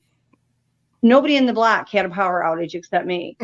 So I went out there, I talked to them. I said, now turn my bloody electric. My kids are scared to death. So they turned the power back on. I go to they wanted me to stay out there. And I said, I can't sit with you guys tonight. I've got to get this paper done. They would not turn my computer on for the longest time. They finally eventually did. But yeah, they can manipulate it like nobody's business. Yeah, the first night that I did my serious. I agree, Brenda. Oh yeah. That I never had problems with my internet or computer before or since. They shut it. I had to reboot twice, everything. It's never happened. The next time we had Randy on, I had the guy that was on here a while ago, Terrible Lizard. It was on his show. And then Randy's like, "Hey guys, you know how you talk to your Bigfoot. Hey guys, yeah. If you're around here, do something." And Randy drops. I'm like, it's just I'm like a kid that wants to believe in Santa Claus, and when that stuff happens, it doesn't help me at all. Like I'll go sit in his lap at the mall. I don't care. More close up of him that you can see his face a little bit better. But sorry, I got to talking. Oh, you're fine. Yeah, that's a little bit closer. You can see his bare nose. Duffy had a question about the portal. Oh. I just realized that wasn't his face. No, McDuffie, what had actually happened was I like to watch the deer and everything, and we live in the woods, and I like to watch the wildlife at night. And we had put they're by Zomoto, they're security cameras, but they weren't out there to capture pictures of the Bigfoot. They were actually out there so I could watch the deer because you have an app that you put on your computer, tablet, phone, whatever, and you can watch what's going on outside. And I assumed that, the Bigfoot would stay away because it was on there, that wasn't the case at all. We saw all kinds of stuff that even freaked me out. But when I went, I didn't know that was going on out there. And I went to bed. I got up in the morning and I checked the camera and that was on it. The only thing I knew was right around the same time, because it'll show you the timestamp of when it did it. Right around that time, the dogs were in the house going absolutely insane. And I just assumed it was just the Sasquatch running around, and it wasn't. And then shortly thereafter, we had a friend that had came to visit us for a month, and he had left his phone charger in his car, and he went out to his car, turned around to come back into the house from getting it, and there was a UFO hovering over the house. And then Pat, like a year or two after that, went into town really late to get something from the convenience store, and he came back and it was well after dark. And when he pulled in the driveway, there was another triangular craft out there. That's crazy. I guess because if you're open to one thing, it leads to the other ones. Oh, everything. They're all interacting with each other. This one right here looks like Patty. Yeah, isn't he cute? He is the dearest thing. That guy saved my life 6 times. I wouldn't be here if it wasn't for him. Him and the white one, but mostly him. That face I'm a lot of work for him. Do you know, Bobby, what he did one night? Pat and I were sound asleep, and something woke me up. It was like 2:30 in the morning. And yes, I have, Glenn. I've been abducted on and off my whole life, and not just by them, but yeah, I have seen them, the short and the talls. And something woke me up about 2:30 in the morning, and I live out in the woods. I don't have curtains over my windows because the Sasquatch are always looking in them. And when I put the curtains up, they have a fit. So it's like I change my clothes and everything in my bathroom because I don't want to, they're watching all the time. And we were asleep and something woke me up at 2:30 in the morning. And I thought, what in the world is going on? I looked over towards the window and it was all black. There was no light coming in. And we have a floodlight out front and we have 2-bedroom windows. So normally light comes through both of them. And I looked over to the other one and there was plenty of light. I looked back on that one, it was dark again, and I looked over there, and here was that brown one that's showing right now, and he was crunched down because the top of my window is 10 feet off the ground, and he had to scrunch down and look into the window, and he's standing there grinning ear to ear. So I woke Pat up and I'm like, you know what? It's your turn to occupy him. I'm going back to bed, because it happens a lot, but it was pretty funny. He turned around and just laughed and he left. There's your buddy Roger Williams is checking in. Hey, Roger. How are you, sweetheart? I think me and him's been in light talks. He may be a pseudo co-host one day as well. Yeah, Roger's awesome. He was one of the ones that recommended you. Yeah, that's right. Oh, did he? Okay. Well, the other thing I want to say too is it really helps because, like, Pat, yeah, he's my husband, but he's also my partner in all this. Like, he witnesses all of this and he helps me with all of it. And our lives are not normal by any means. And he just kind of goes with the flow with it. And he's exceptionally telepathic, so that helps as well. Because when I'm getting things, I can say, okay, such and such just told me something. What are they telling you? And 9 out of 10 times they tell him the exact same thing they got me. This is a lizard man. You can barely see him. You can see him just a little bit. He's got the reptilian type head. Just see his neck and his one shoulder. That's all you can see of him. This one is. Yeah, Duffy's asking about Sasquatch and UFO. You really missed the first hour of the conversation. Yeah, there's an ET connection there, McDuffie. This is You'll a have UFO. to go back and watch it again. Yeah, this is a UFO that my son-in-law took from my front porch one night, and this is part of the video that is on World Bigfoot Radio. So this UFO actually released a second one that was all red, had red lights. The video itself, not the screen captures, but the video itself, my son-in-law turned into MUFON, which I probably would not have done. We actually think that it released 2 because this was the main one, and then the next photo shows a different one, and then there was a little red one that was released. But he turned it into MUFON to see what they thought of it. We watched it for quite some time, and they wrote him back and said that it was not terrestrial. They investigated what was in the skies that night, and as far as they were concerned, it was a Class 1 sighting. Oh, this one here? Yeah, that's one of the ones that was released from the back of it. The up close part of it, I don't know if I sent it to you or not. You can see the ship a little bit better. There you go. Class 1 sighting. What does that mean? That's as legit as it gets, as far as they're concerned. If it was higher, it'd be more. If it was a Class 5, it would be. Well, it might be, but we don't really know. Class 1 is the highest level you can get, as far as them saying that that's what that is. And they were basically saying, "We saw what you saw," kind of situation. Yeah. Okay. Yes, and they checked the skies that night. There was nothing up in the air. I was really surprised. I thought they'd come up with excuses, but they didn't even attempt to. They watched the footage, and the footage is 2 or 3 minutes long, and they were just like, "This is what it is." What are you going to say? So this is one of the ships that came out the back of that, and you can see the windows, and you can see the pod, and yeah, he took the film for my front porch. That's the big ship there. Yeah, it was quite large.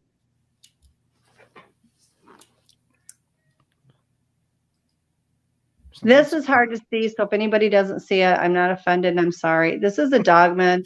It actually looks like he has a green afro, but it's because of the foliage of the trees. Right under that is where his mouth and his snout is.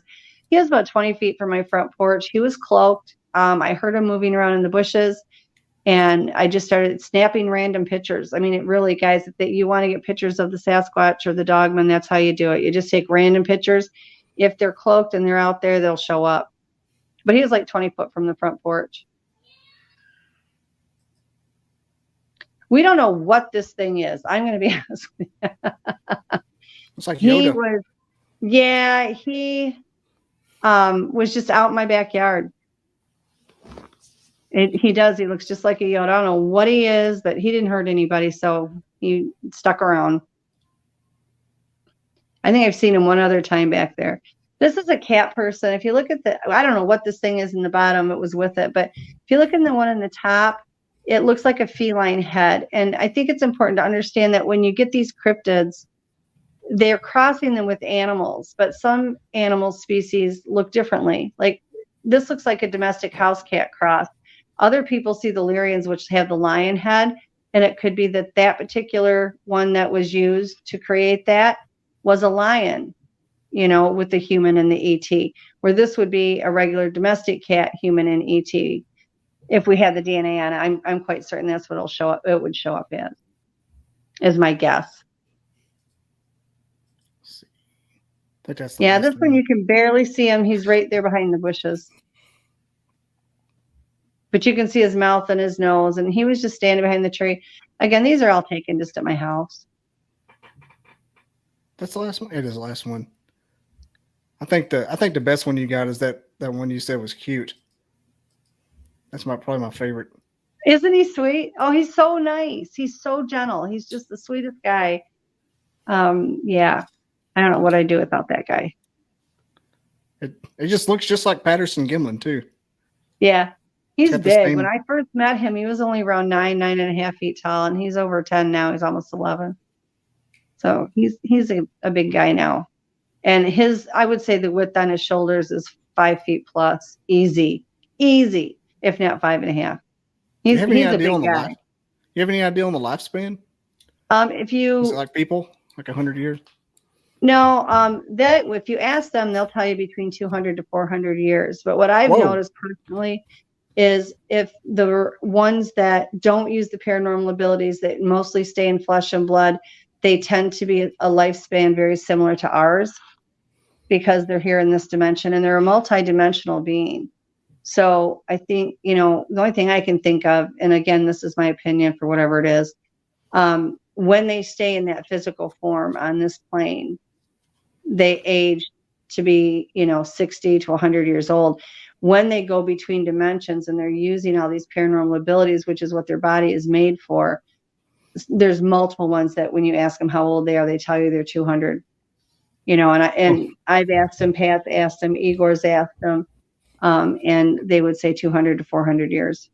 Yeah, it's like their garage kept if they go over there. It's like they kept under a cover. Yeah. Only driven to church on Sundays. I absolutely love the paranormal Bigfoot thing. It's better than a drug for me. Absolutely blows my mind. And every time I think, I'm like, oh, wow, they can do all this. They can do all this. Oh, God, did they just really do that? And it's something else. And not to, I know Garlip is trying to eat my lunch over here, and I appreciate Garlip for watching. I like guys like this because it really keeps me honest. Because I need it. Because if I can go woo woo, I'll go all the way woo woo and turn loose on my tether. And Bobby, you and I got to talk privately sometime. I know it's insane. I can take you so far down that rabbit hole, babe. Garlip, why would they stay in that physical form? It depends on that particular clan and how it's run. If the chief of that clan says, we don't do this, we're telepathic, that's it. That's what they do. And again, if their parents haven't taught them, and if their parents haven't taught them they have these abilities, they literally go through their life not knowing they do.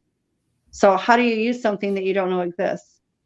Like with telepathy, all the people that we have in the world, and I will go to my grave saying that we all have the potential to use it if you're open enough to do it and you know what to look for. And yet 90% of the world doesn't know it exists, doesn't believe it exists because we were never told about it. And so they don't use it. And because they don't use it, they can't. What's wild is when you accidentally discover some little piece of telepathy that you can maybe do, and then it kind of freaks you out a little bit. Yeah. I've got some of that going on with me, and it's just like, wow, that's kind of weird that works a little. Like more than it does, the big thing with telepathy is the signs for telepathy and knowing what telepathy is are so subtle you miss them. It's not that you can't, it's that you don't really know what to look for. In my case, it was a little bit different. I'm not any better than anybody else. It's just a matter of I just automatically did this because I didn't know any different because they contacted with me at such a young age. Were you an only child by any chance? No. And my sister has absolutely no abilities, never had any of this stuff happen at all. The only thing on my mom's side was that she has always talked to spirits, as I do. but she was always able to talk to ghosts. Roger Williams asked me if I welcome my telepathy. I'm like, I don't have that much telepathy. What I'm talking about is I can recognize signs in the form of angel numbers. Yeah. And I've tested it and it's worked out and it's never failed me. And it's weird because I don't use it to like, I'm not going to say I'm a fortune teller or anything, but if I'm something stressing me out, I'll get the angel number thrown at me and I'm like, okay, I can chill out. It's going to end okay. Yeah. It's not like I go picking the winning lottery numbers or bet on the Kentucky Derby or anything like that. It's just it keeps me grounded and where I don't go off the rails worrying about stuff most of the time. It'd be nice if I can manipulate it better, like Biff and Marty on Back to the Future 2. But I could get the book from Back to the Future 2 and become Biff and take over the town, but so far, it just keeps me from worrying about stuff throughout the day. Could be just my angel keeping me from, because it knows I worry about literally everything.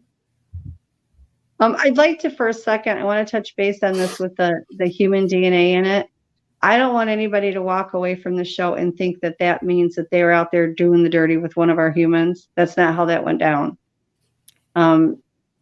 Basically, what went on is they took DNA from a human and they used it that way. Nobody was doing anything with anybody, and that always gets misconstrued. So I just want to point that out.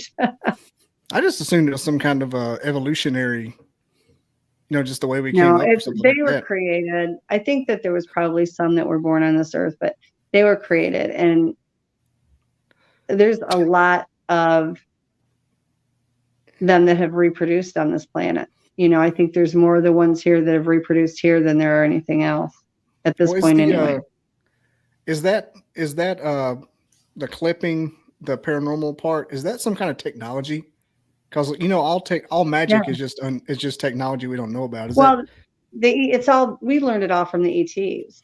I mean, they are like the king and queen of the genetic manipulation, and that's where our government. I personally believe that's where our government learned a lot of it. I think our government can probably use the frequency now, at least a little bit. Oh, they do. They do a lot of stuff. I think it's crazy. One thing that gets me is I've heard Sasquatch doing the same thing they talk about on Skinwalker, which is a picture will be taken in the field, and when they get back to look at it, it's removed from the phone and maybe even replaced with something else or on the SD card. Yeah. That's crazy because that means they come out of the dimension, go into this, and put it right back in, and it's no wonder we don't have any proof. If that happens, I mean, never going to happen. Yeah, it's pretty crazy. It gets pretty crazy. It's like Pat and I will sit there and talk about it, and it's like, okay, we've already fallen down the rabbit hole. We've not found a bottom to it yet. Like, how far does this go? And then every time you think it can't get any deeper, it does. Yeah, and like everybody else, we're still learning. Yeah. I kind of see that particular ability and the paranormal aspect as the optimism and more of a de facto proof than actual dead bodies and actual Polaroids. And here's what happens is what few bodies that there actually are. Everybody says, well, you never find any bodies out in the woods. You're not going to. You're just not going to. They bury their dead.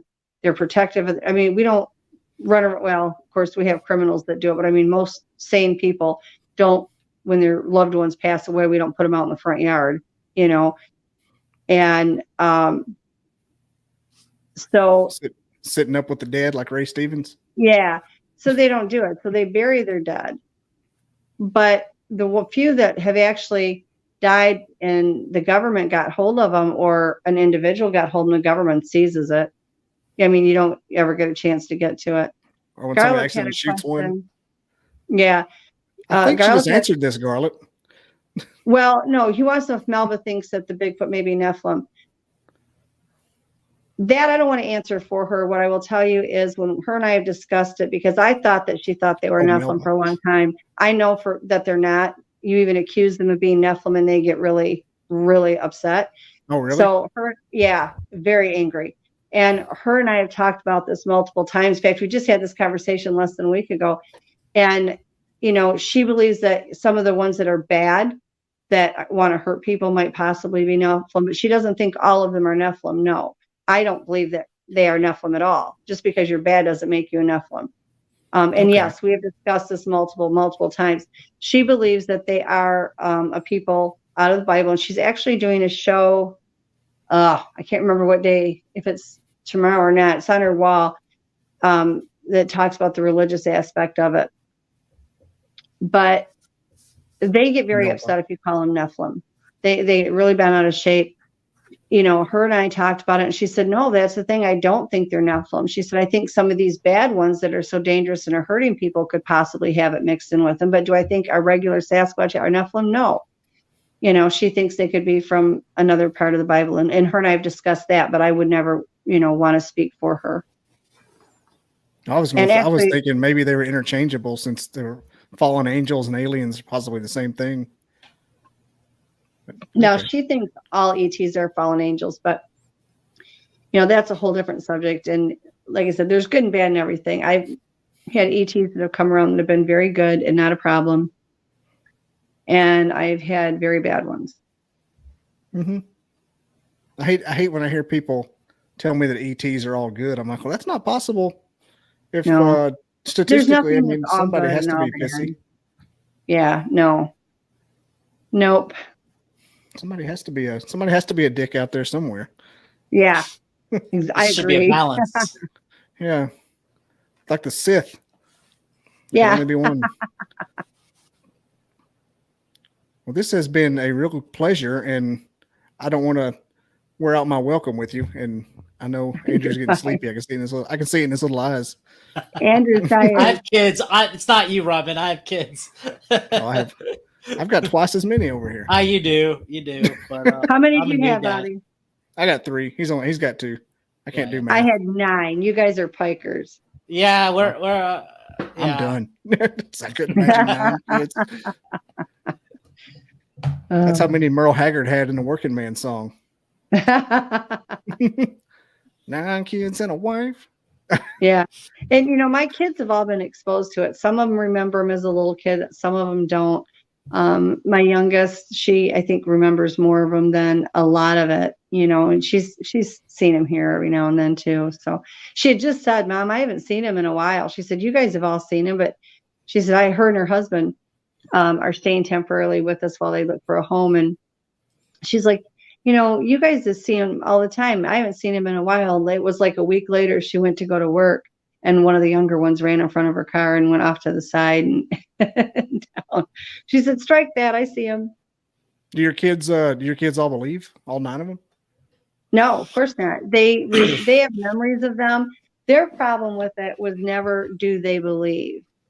When it comes push to shove, they'll kind of cave a little bit, but there's a lot of stigma to people that are in this field. So I tried really hard when they were kids not to bring it up in front of their face, like with their friends and stuff. They had certain friends that they told, and they would see things at the house.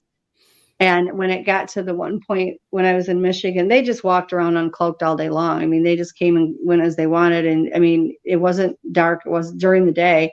And so we got to where we didn't let a lot of people over. So they, my younger ones saw a lot more than my older ones. My older ones have vague memories, and I've got most of the kids have those memories.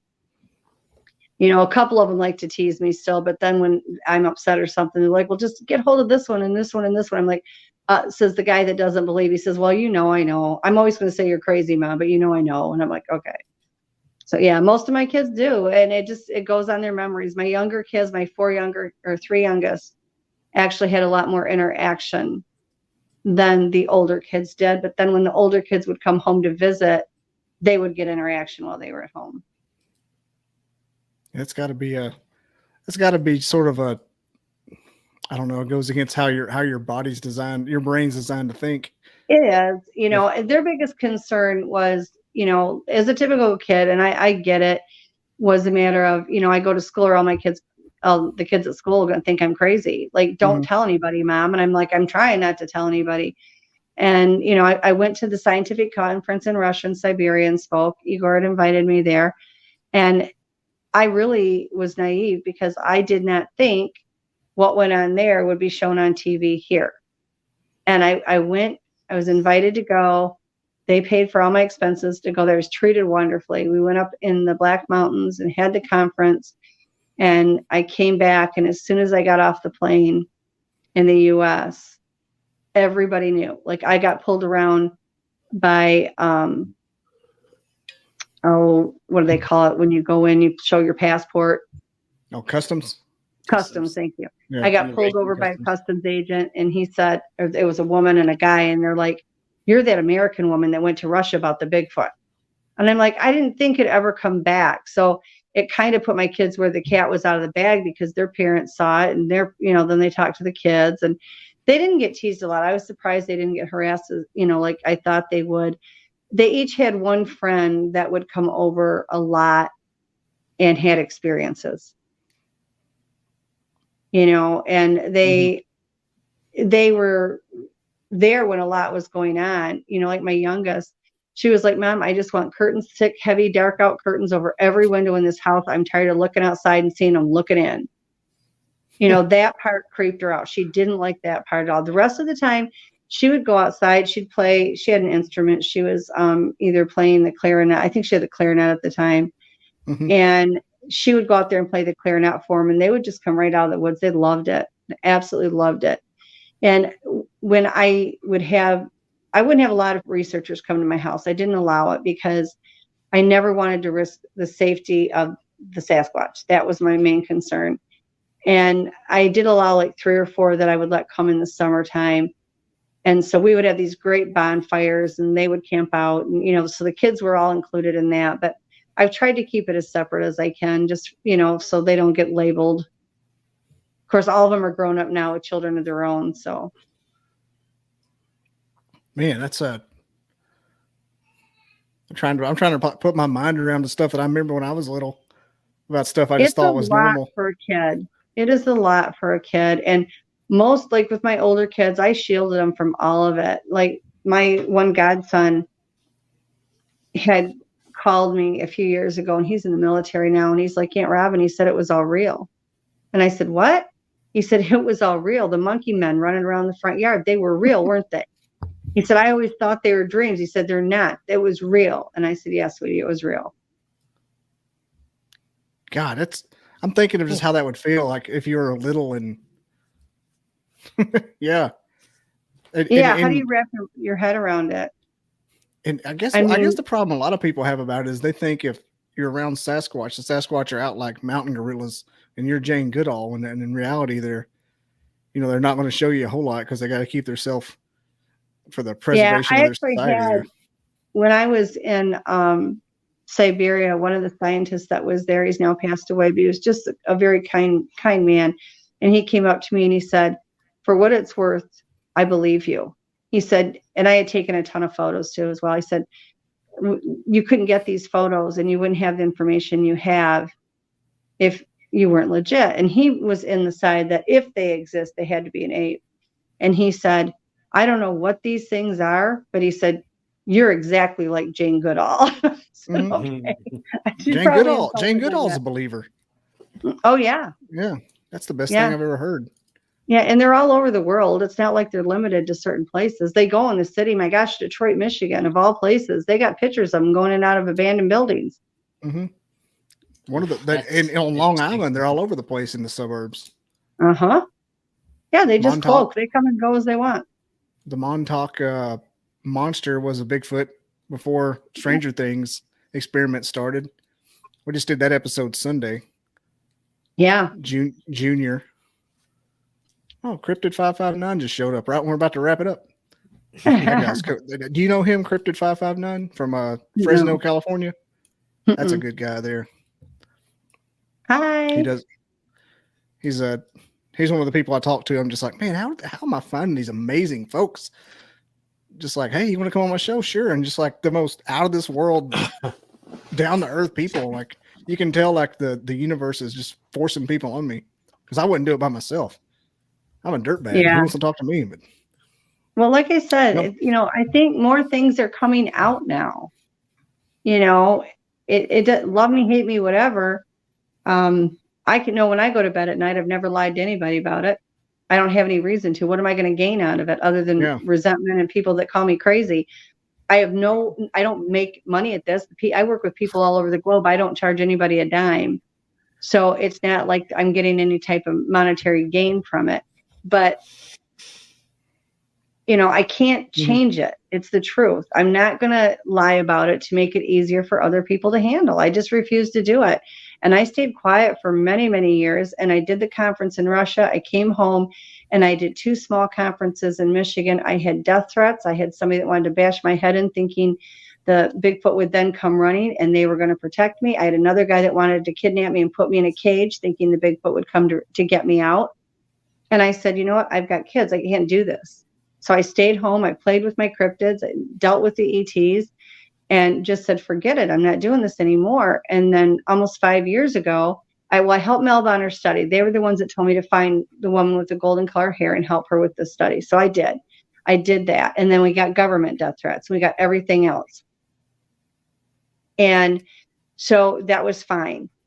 And I just said, I'm done with this. I'm not going to do this anymore. And I would have stayed that way. And then 4.5 years ago, they were the ones, the forest people wanted the correct information out. They were still trying, just like they were trying when Melba did the first project, for people to know what they were. And that's when I came back out again. And I don't do a lot of conferences. I do the Georgia Bigfoot Conference, the Nebraska Bigfoot Conference, and I'm doing one in North Carolina, but I don't do the whole conference thing all over the place. Yeah, the tour. Yeah, I don't do that. And the only reason I started doing shows was because they want their information out, but they want the right information to it. So, when they tell me they don't want it out anymore, I'm done. I'll just go back to being quiet and go back out in the woods and be done. So it's up to them. You think they'll ever let us have a clear picture? Yeah, I mean, I think people are getting, style? I think people are getting clearer and clearer pictures all the time. And it's difficult. Even if they're just standing next to you, that energy and frequency is so high, it can do you damage. See, this is the other thing people don't get. It's almost like being exposed to radiation, because it is at such a high frequency and the energy is so high. A lot of people in this field of research that are with them all the time end up with health ailments. Just like if you go and you look at people that have a lot of ET contact, they end up with brain tumors. Mm-hmm. And what's the word? Gallbladder issues around Skinwalker. Yep. Yeah. And this is the thing. This is not something that you wake up one day and decide you're going to do. It's like, I come forward and I've met incredible people and I feel very blessed that they take me into their lives and they talk to me and they ask for me to, kind of work with them. And I'm happy to do that. But, the criticism and the ridicule you get, there's no benefit to coming out. No. It's not like you're in a mansion in a helicopter or anything. No. I mean, really, you can't have an ego about this stuff because we don't know enough to have an ego. And so you just, you kind of go with it. But there's, like I said, I don't get anything for doing all this because it creates more headaches, and you get people that don't want to believe you and aren't going to believe you. And that's okay. Like I said, I respect the right for that, but there's no benefit to doing it other than I've been blessed to meet some incredible people. And if it helps the Sasquatch and the truth about them come out, then I'm happy to do that. All right. That's fair enough. Yeah. I mean, I can imagine, like, it's one of those things, like, I'm not like people who like, an example is a teacher. They don't make billions of dollars, but yet they still push through and deal with all the bullshit a teacher has to go through. For all the people that can be nasty, and I'm not accusing anybody, even the people that disagreed with me tonight, I didn't find them nasty or offensive. They have a right to ask questions, so I have no problem with that. But if I can help one person, then it makes the rest of this okay. Because the people that I do help, I know I've helped for various reasons. So it balances it out for me. And, apparently that's just what I'm supposed to do.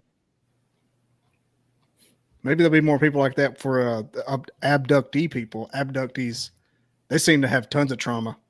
Yeah, I work with a few of them as well. In fact, I'm supposed to be doing a show, and I don't know when it's supposed to be Saturday. I have to find out what time it is, and it's not Sasquatch and cryptid related. It's strictly as an abductee and what went on. I had to pull back from those guys. They're really, if it's either an alien abduction or horrible childhood trauma or both, and it's hard to talk to. I thought it'd be more fun. But no, those guys have there's things going on with those alien people who, like, if it's like the best case scenario would be aliens for some of them. Yeah. Like, I really hope what you experience was aliens, because otherwise, just thank you for not shooting yourself in the head sooner, Yeah. Basically, for lack of a better term, just think, I don't know how you didn't do it to begin with, because it's awful. I think for me, I'd say it, but I just don't know any better. I don't, this is just the life I've always had. So it's not like I had a certain structured kind of life like everybody else had, and then this happened. This has just always been the way it is. So, it's not hard to talk about it. I don't have to think about an answer because I already know it because I lived it. Do I know everything? Absolutely not. Do I learn every day? Oh, of course, just like everybody else. Sky said Squatchers not going to fit in human small box. Never. No. And whatever they tell us, it's not even a drop in the bucket of what else they got. Right, everybody. Thanks for watching. We're going to end it here. This is becoming like a drug to me now. So thank you, Robin, for being on. And you don't have any websites, so but you have the Sasquatch Genome Project. Yeah, you can. If anybody wants to reach me, I'm under Robin Haynes McCray on Facebook. You have to have the Haynes in there because the Robin McCray on there, I don't have access to that account. Or you can email me at RLYNNE and then a period, FORESTPEOPLE@gmail.com. All righty. Thanks, Robin. You've been amazing as usual. Thank you. Thank you guys. You've been wonderful. It's been a lot of fun.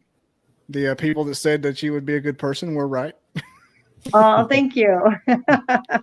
Thanks, Lionel. You're always my biggest fan. Please buy some merch, Lionel, all of it. Gas is very expensive. Thanks, everybody, for watching. Thanks, Andrew. Thanks, Robin. Peace. Yep. Everybody take care. Thanks, guys. Wild Trees he said he was going to bow out. I'm like, well, you can. I mean, I'm not getting paid for it. Yeah. If you want to.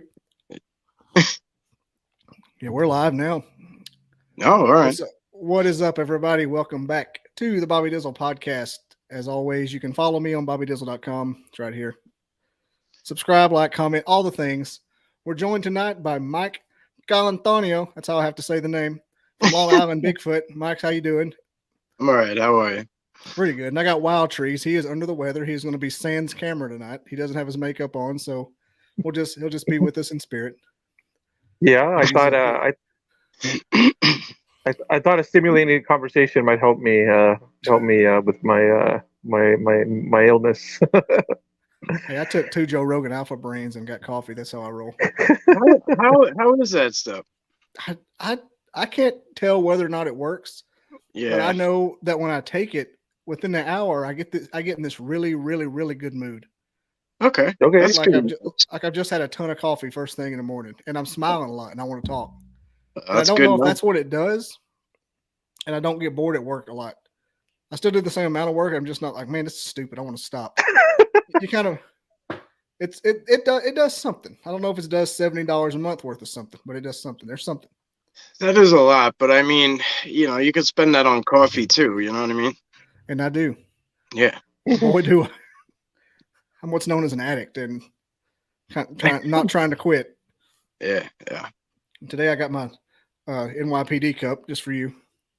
When you put caffeinated dad in your about section, I mean. Yeah, caffeinated adventure for a cool dad. Because that's where all this originated for me. Drinking Mountain Dew at the old country store growing up, making conversation. I'm trying to replicate that feeling here, so I'm like, yeah, it's getting caffeinated. Now, before I do anything, I pour coffee anyway. And you have to emphasize that it was Diet Mountain Dew, right?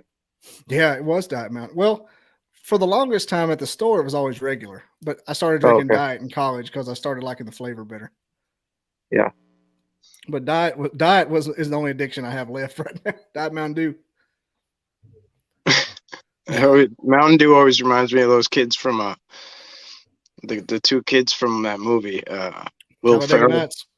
There it is. Yep. Hopped up on Mountain Dew. Surely you got Mountain Dew in New York. Yeah, they got everything. Got it all. It's a melting pot over here. It sure is. Yeah. Well, I think we were talking before, and I said, I was like, all right, I'm gonna run. I'm gonna grab this avocado and go get some Mexican food. I'm gonna grab an avocado out of the bodega, and you said bodega.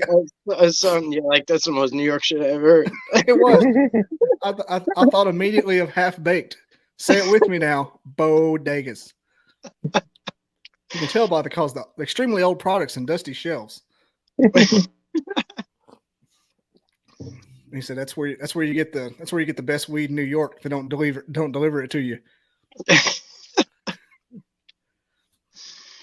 Surely you've seen that one. That's a good one. Yeah. Oh yeah. We could do like 2 hours. I'm just quoting Half Baked. Jim Brewer's from out here somewhere on Long Island. I don't know where, but Jan, man, what's it like? Be my girlfriend, Jan. All right, let's talk about this Long Island thing, because I have been, if you can tell from the avatar or the logo of this show, there are no pictures of Long Island that aren't NYC, and we explicitly discussed that NYC was not all, or Long Island was not all Long Island, all NYC. But what kind of wilderness are you dealing with out there as far as cryptids go? Yeah, no, it's a common misconception. It's crazy, but so there's 5 boroughs. You got Bronx, Queens, Brooklyn, Manhattan, and Staten Island. So, Manhattan is the city, obviously, New York. Mm-hmm. And then you have, as you come out towards Long Island, come across the bridge, you have Queens and Brooklyn. They're stacked on top of each other. And then you have Nassau County, which is the first part of Long Island. And then you have Suffolk County out east further, which is where I'm at. So we're not close to the city at all. There's, it's the suburbs. Like, you can't even build, like, it takes an act of Congress to get a 3-story house here, you can't build, like, it's just like any other suburb anyway. And we're far from the city. It's not close, but it's just a common misconception. Mm-hmm. The extent of what I know about Long Island comes from the Alan Jackson song "Gone Country." She said, "I'm a simple girl myself. Grew up on Long Island." I'm like, what? How far is the drive from say Montauk to the city? Because that's the tip of the iceberg. So you gotta understand, on Long Island we talk in time, we don't talk in miles because of the traffic. Ooh. So I can get it. It's kind of hard to explain, but you're on an island, so you only have X, Y, and Z ways to go, and it's very overpopulated. So there's certain times of day where, rush hour is maybe in places there's rush hour, but here rush hour is like 3 or 4 hours. So to get to I don't know. I think Montauk to New York is probably, I'm not sure. Maybe it's 100 miles. I'm not sure. Really? Yeah, I'm not. Shit. I'm not 100% on that, but it's far. It's far. Like Montauk. That's how big Long Island is. I'd have to. Good Lord. I'd have to. It's long for a reason. Yeah. Hey, I don't doubt it. No, I don't. I'd have to look it up, to be honest with you. I don't know how long it is. I don't know how top to bottom, side to side. I'm not exactly sure, but I know I'm probably a good 50 miles from the city. Wow. So, I guess that explains how you have so much material to deal with out there. Yeah. There's a Pine Barrens close. Like, the Pine Barrens start pretty much where I live, and they go all the way out towards Montauk. Camp Hero, like in Montauk, Camp Hero, I think is 100,000 acres. It's just by itself. Which is the home of Stranger Things, like that. Yeah, that's My favorite conspiracy guy, Sam Tripoli, did a documentary out there, so I got to researching it. I might be backtracking. Maybe the Pine Barrens are 100,000 acres. I'm not sure. And we're not talking Jersey Pine Barrens because that's what, that's where people kind of go to. But there's Pine Barrens here too. So that makes sense. Is that where you do your research? Sometimes there's a lot of weird stuff that happens when I go there. I haven't done.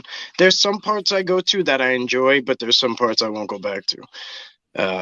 It's kind of a mixed bag there. I have a feeling that the cryptids that go there are the one. They go there for the reasoning of they don't want to be around people. So you could kind of get that negative. I find I get a more chance of a negative, like rolling the dice. I get more chance of a negative encounter when I go there. We have an answer from our resident fact checker. This is Miss Melinda. She's a crowd favorite. We've got a Montauk to Manhattan, $1.22. Fastest route says 2 hours 42 minutes with tolls. Yeah, what's a toll? Is that some kind of cryptid? I know. I don't speak toll. Tolls have changed. Thanks, you used to put your change in the thing. Now you don't even know you went through them. They have, at least in New York, they have you pass right under it, and it's like beep beep beep. It takes pictures of your plates, sends that thing right to your house. It's nuts. Kind of like they put John Goodman's character from Coyote Ugly out of business. That's what happened to Leanne Rhymes. She's now working at the toll bridge. Yeah. What was that, Toll Booth Willie? I think that was Adam Sandler. Yeah. He used to give, because 1, 2, ring. It came through. Now we're talking about Coyote Ugly. Hey, so what would you describe a negative cryptid encounter with, like, out there? That sounds terrifying. It's like fighting a ghost. I had a guy come out, a subscriber turned friend, come up from Alabama. Quick story is like, we just started talking, from him being a subscriber to offline kind of. And he was talking about his vacation was coming up, and he could go anywhere, and he didn't know where he wanted to go. And I said, well, what's your limitations? He said, I could do anything. So I could do a cruise, I could go to an island, I could do this, I could do that. I said, oh, it's awesome. I said, try a cruise. I said, well, what do you want to do? He said, honestly, I would love to go to Long Island and go in the field with you. I said, stop. I was like, you got, just stop. I'm like, get out of here. He's like, no, I'm dead serious. I said, well, look, man, I'm nobody to get in your way. I said, I have shit going on, but if you would want to come here, get a B&B or whatever, and when I can get out, I can get out. And that's what he did. He came, he got a B&B around the block from my house. When I could get out, we went out. So I forced some things that I might not have in normally because of him being here. So I was like, oh, let's go out. Like, we'll go out at night. So I don't usually do that because that's cryptid playground time. We were in the Pine Barrens in this particular spot. I don't go anymore. And this was a negative encounter. So it started out daytime, turned into night. Everything was kind of cool, fine, whatever. As night started to fall, we could hear what sounded like wild dogs. So there's no coyotes, there's no wolves, there's no bears on Long Island. The biggest thing is a white-tailed deer. There are no predators. That's it. So we started to hear what sounded like wild dogs, like a pack of dogs moving through the brush. They were far off, but you could hear them moving, and it just didn't sound right. I told him we got to get out of here. Like I said, everything don't feel right. We got to get out of here. So as we're leaving, we're kind of shuffling around and still kind of getting complacent and poking around and looking at different things and like, oh, that's kind of cool. Look at this, like, doesn't that rock mossy look weird, whatever? And I'm filming at the time, so this is why I kind of remember everything. All of a sudden, I look over and there's this drop off. We're off trail, but across the wide trail on the other side is this drop off. Probably a good, 10, 15 feet drop off. It's covered in leaves. You would have had to make a lot of noise. Anything would have made a lot of noise. Something popped its head up, and these big saucer orange eyes just glowing in the dark, and it went back down. And it freaked me out. And I'm like, we got to get out of here. So at this point, you hear the dogs getting closer. I'm like, we got to go. So now I turn the camera towards where I saw that. And I'm like, did you see that? And he said, yeah. And it did it again, whatever this thing was. It popped up and popped back down. But this time I got it on film. And anyway, long story short, we were scared out of our minds. Nothing felt okay. It didn't feel like we were, it felt like we were being stalked from a couple of different things. You know what I mean? Almost like there was something coming in hot from that way. And then there was something right over there that was trying to maybe slow play us and see if we were going to make a mistake. So I'm telling him, get out. I'm like, get out, get in front of me and get out. Like, I kind of feel responsible for him at this time. You know what I mean? I'm like, like, damn, like I shouldn't have did this to you. And so we get out and we get to the car, and it's at the edge. It's on the road, but it's these back roads. It's very, very, very dark. The only light is coming from this like old industrial park, not old, but an industrial park that's closed because it's nighttime. And we hear a scream come from behind the industrial park, like or over that way, like this high pitched scream. So I'm like, all right, this is not good. But we kind of got comfortable because we were at the car and there was a little bit of light. So we kind of, again, got a little complacent and got a little comfortable. As soon as I cut the camera off, we were standing there and something, and we didn't see it. We couldn't see it. And we should have been able to see it, but because like you could feel its breath, whatever it was, screamed in our face. And it was the most high-pitched shriek, like, I can't even do it. Like, it was so, like, horrifying. Like, and I remember trying to make like, when weird stuff happens, I'll, like, kind of, like, front face and document it so I don't forget. And I found that, like, after, like, as we're leaving, he's driving, thank God. I don't know how he was driving, but I remember I found the video of me trying to explain what just happened, and I'm, like, fumbling through it, and I'm, like, shaking. I could see myself, like, shaking. And I don't get like that too often. But, yeah, that was one that I would consider a bad encounter. So you could feel its breath? Yeah, like, it was like it was in our face. You knew it was in our face, but we couldn't see anything. Like there was nothing there physically. Do you think Long Island's like that because with the cryptids because of the Montauk, or was it before where that went down? I don't know why. I don't know every reason why, or I'm not gonna pretend to. I guess I mean. But we have Plum Island here. We have Brookhaven Labs here. If you map out Brookhaven Labs, Montauk, and Plum Island, they make this triangle. South Haven State Park was Brookhaven Labs just said they shot down that UFO in '92. Everybody saw that crash right in South Haven Park. I do a lot of stuff in there. It's weird, it's very weird. But there's a lot of history and a lot of weird things that go on here. A lot of people don't know because I don't talk about it, but like I do a lot of the same areas that Jeff Meldrum did when he started. I don't like to name drop, so I don't say it, but that's where he kind of started, is in the same places that I'm doing.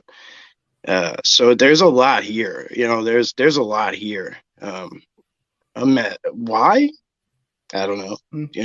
I don't know. If you would have told me a few years ago there was Bigfoot here, I would have told you there wasn't, because that's what I thought. I thought you had to go to the Pac West You know, I thought you had to go to the Pacific Northwest. I thought you had to take a tour into the middle of the mountains, and you had a tree knock, and you had to light fires, and you had to scream in the woods. That's what I thought. That's what I thought. Lo and behold, there's suburban Sasquatch. You know, I can't deny it. You know, and I can't deny that there's other things out here either, because I've seen them. You know, for whatever reason, I don't know if there's like something that unlocks, you know what I mean? Like if there's like, it's almost kind of like when Neo gets that pill, it's like, look, man, like, once you take this crap, there's no going back. Like, that's kind of how it feels. It's kind of like a switch turns on and now you can just see it all. And it's like, how is all this stuff right in front of my face? Because it had to be all right there. It had to be. Where was it? It's all the same places. So how was I so blinded to it? And, you know, I watch people all day that are still blinded to it. And I don't hold it against them, but I was one of them not too long ago. You didn't have any major life events near that time when it started popping off? Yes. I came back from combat. Well. I was healing from PTSD. I had a traumatic brain injury. I think that might have had a lot to do with like my reset button. Yeah. You know, like I forgot about that, man. Yeah, I should have asked that first. No, it's okay, but I think that kind of wiped my slate clean.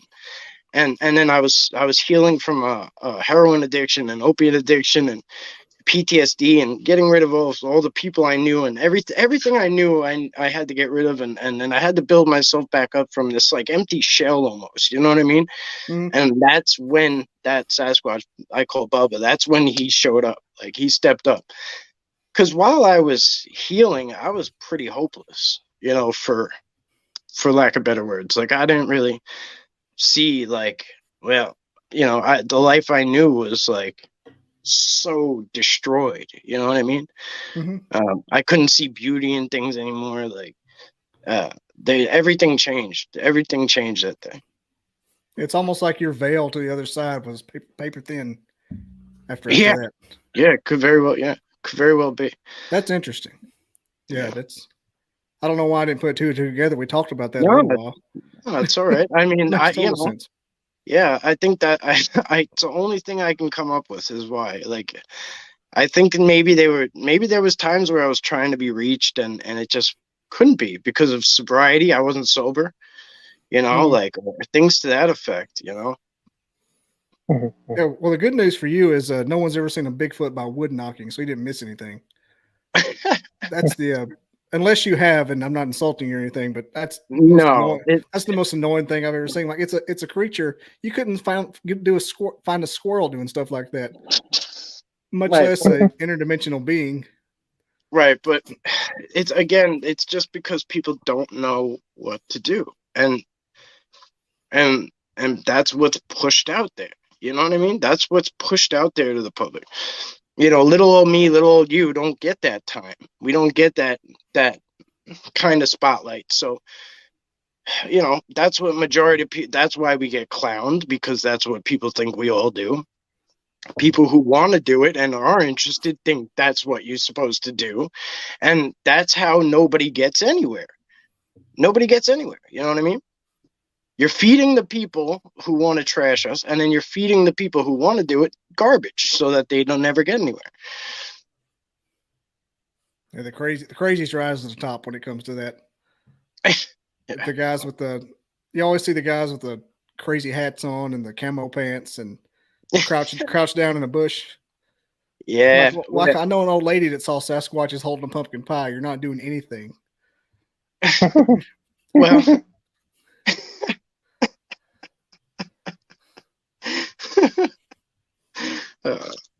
no lies detected, though. I mean, it's the truth. It is. You're right. You're not sneaking up on a boar. It's a right. creature. Right. Well, that's what it is. That's what I think it is, though. I think that people have that like hunter mentality, and then it's embedded in a lot of us that we are the dominant species on Earth, right? like we're the smartest ones on earth. Like, look at us. We take tools. We learn tools. We learn this. We learn tech. You know, honestly, how do people think that those huge TVs with the backs on them and the computers with all that crap? How do you think that advanced overnight into a smartphone this big? The transistor. Where do they think we got that thing from? Somebody made it? No, it was dropped in our lap from. You know. I'm pretty sure it dropped on that 92 crash. Honestly, I'm pretty sure that's where it came from. I've never heard of the 92 crash before. Say Pinehaven Labs? It was in South Haven State Park. But yeah, they say that Brookhaven Labs shot it down.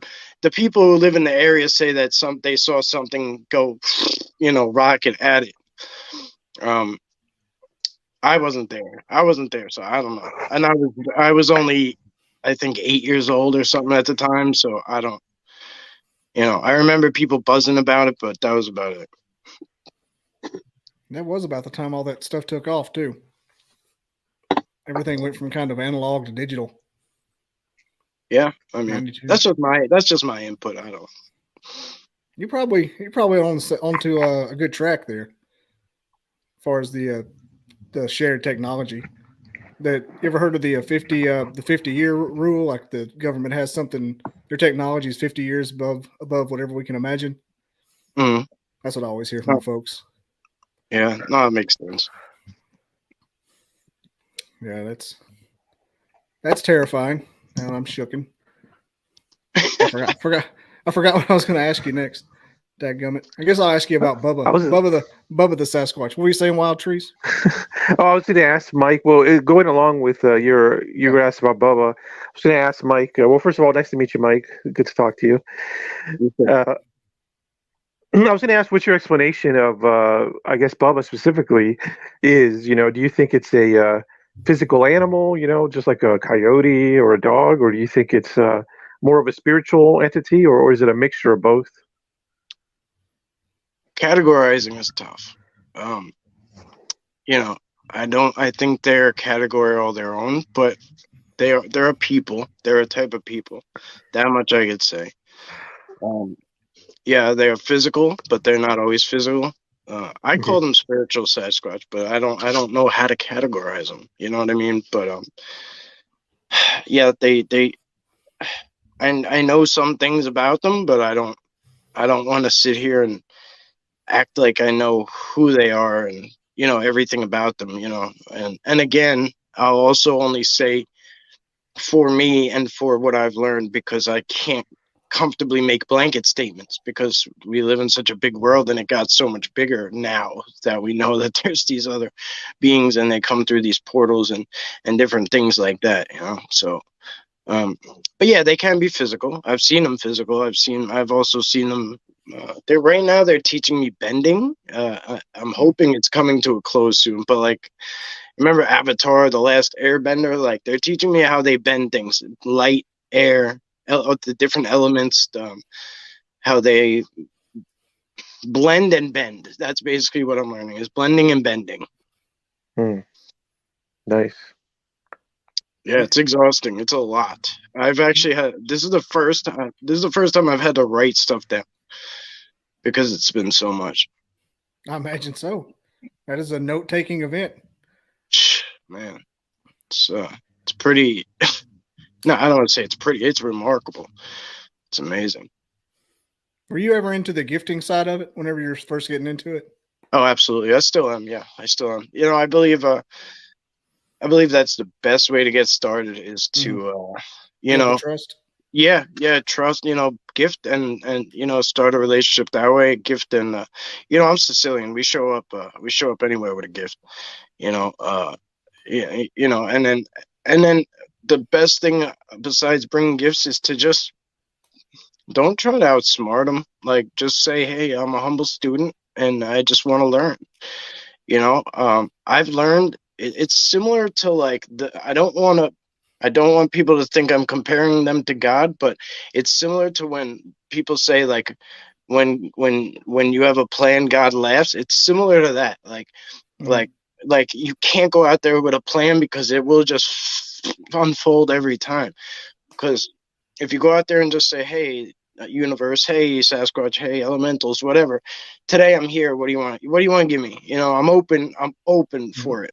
And granted, it doesn't go at your pace. If you're looking for instant gratification, shit, you're in the wrong place. If you don't love nature and love what you're doing and love doing, you know, hard, it becomes hard work when you're trying to piece it all together. If you don't love it, it'll wear you out, you know. And you dump money into this, lots of money into it, you know, whether it's even just gas. Like, you dump a lot of money into this stuff. You know, there's ways to go around it. Like, we go to thrift shops now for gifts and stuff, like things like that, you know, yard sales, stuff like that, because I even just buying like fruits and things like that can get pricey. You know, I have 5 mouths to feed, you know, babies, at least kids. So I got 5 mouths to feed on a army disability, you know. So yeah, you know how that goes. I think I made the joke on the subreddit Bigfoot that I wonder if the peanut butter industry knows how integral they are to the Bigfoot research. Like, I wonder if they know that they're like a key to the whole thing, the linchpin. Yeah, because Randy said he's bought like hundreds of bottles of peanut butter for them. Have you seen his piles of peanut butter lids? It looks like checkerboards at Cracker Barrel. Each one is like $3 at least. So, I mean, $3 times like 200 peanut butter jars. That's a lot of money. Yeah. The community is very, you know, they're very, very kind, and they do donate occasionally. So, like, I'm very careful with what I do with that. You know, I really am. But it can get expensive. What do you think would be their favorite thing that you've gifted them so far? That we could see, because we're working with a couple other guys that gift. We're trying to find the best strategy to maybe appease them. Anything personal. The more personal, and the more personal it is to you, and the more self of you that it brings, the better. The more of you that it shows and emanates is the better. Like like something you make at home, like by hand, is best. Like, I've had my kids make things for them. You know what I mean? That goes a long way. You know, if you just want to do like things like marbles, I know like Mike does that at Sasquatch, Ontario. So I kind of do that because he did it, and you know, as like an homage to him, because he's why I got into this. I like shells. I like, you know, crystals and rocks and things like that. But I think anything with a personal touch to it, like, you know, if you have something like, if you have like I'll gift the CD, like my favorite CD from a childhood, I gifted it. But what good is it to me anymore? You know what I mean? Like, or a cassette tape that was your favorite cassette tape. What good is it to you anymore? If you have it laying around, gift it. Say, hey, here's a little piece of me. You know what I'm saying? Things like that. I think that goes the longest, you know, the furthest, because it has. When you're gifting that thing, whether you realize it or not, there's so much of your passion and emotion and love and all that behind it. You know what I mean? Whether you realize it or not, there's so much attached to it. That does make sense. It's like you're giving them something that's really important to you. You know what I mean? They're very intention based and trustworthy based, so that would make a whole lot of sense. Yeah, like trustworthiness is currency to them. Sure, absolutely, yeah, yeah. I mean, they, you know, I try to come forth with them, like come openly with them every time. I speak like I always say we, like when I'm filming and so I'll say like, hey guys, like we're here, like, you know, but I'm by myself, but I'm filming, so I want them to know like this is gonna go to other people, and like I don't try to like dupe them or nothing like that. See, it's a little different for me because they want me to be an ambassador between peoples. They want me to share between peoples, which, if you can remember back a few minutes ago when I said how hard it was for me to like, I was like a empty shell. I was hopeless. I was, you know, social anxieties, PTSD, you know, so I was like, you got the wrong guy. I don't want to be around. I don't want to talk to nobody. Like, I'm out in these woods. That's how I bumped into you. I've been in these woods walking in circles for 5 years because I'm afraid to go in the store. You know what I mean? Like, so I was like trying to talk, myself out of this job, if you will, this position that they put me in. I don't know where I was going with that. You're saying how they accepted you into their fold, sort of. Oh yeah. So trust is it definitely goes a long way for sure. Like the more open you are with them, the better. And that's to some people it sounds dumb because they can't imagine how intelligent they are and how far it goes with them. But it's not just some thing out there that grunts and and it's not a monkey. It's not just an animal. They are so advanced, and I think we could be just as advanced. We're just dumbed down, for lack of better words, by our society and by from birth. Like we're put into this spin cycle of BS that dumbs us down. Like they literally tell you you're only using this much of your brain, and we're like, okay, like why? Now, as far as the I don't want to call them urban Bigfoots on your end, have you you just have the one? How many is in the little group you run around with or deal with regularly? Well, I started interacting recently. Well, not recently, but more recently. He's become more active, but his son Janus is his name. I just got a name about like a month ago. Janus is like when I researched what that meant, or at least in history, it's like it's like a new beginning and like a gatekeeper and things to that effect. I don't know. I can't remember everything exactly, but so I'm pretty sure I'm starting fresh with him, and we're gonna go through a lot of things with his son. So there are more of them. I don't get to interact with them. I've seen the family twice. Once was when the guy I was talking about earlier, Bama Jeff, when he came up, I couldn't believe it that he got to see the whole family sitting there. I could not believe it. That was the second time that I had seen him. Hey, what's up, brother? Sean's here. Good. I could not believe they showed for him, and that just showed a lot to me about who he was. Like I already knew, but the fact that they showed themselves to him like that told me everything I'll ever need to know about this guy. And his name was Bama Jeff? That's what I call him, yeah. Yeah. I feel like we should get together. Yeah. Collaborate. What part of Alabama is he from? If he told you. Yeah, no, he does, but he's I know he moved around a little bit because of his job. He's a car salesman, and right now he's a car salesman. So he was kind of bouncing around because of bosses. I think he was in Montgomery. I forget. Okay.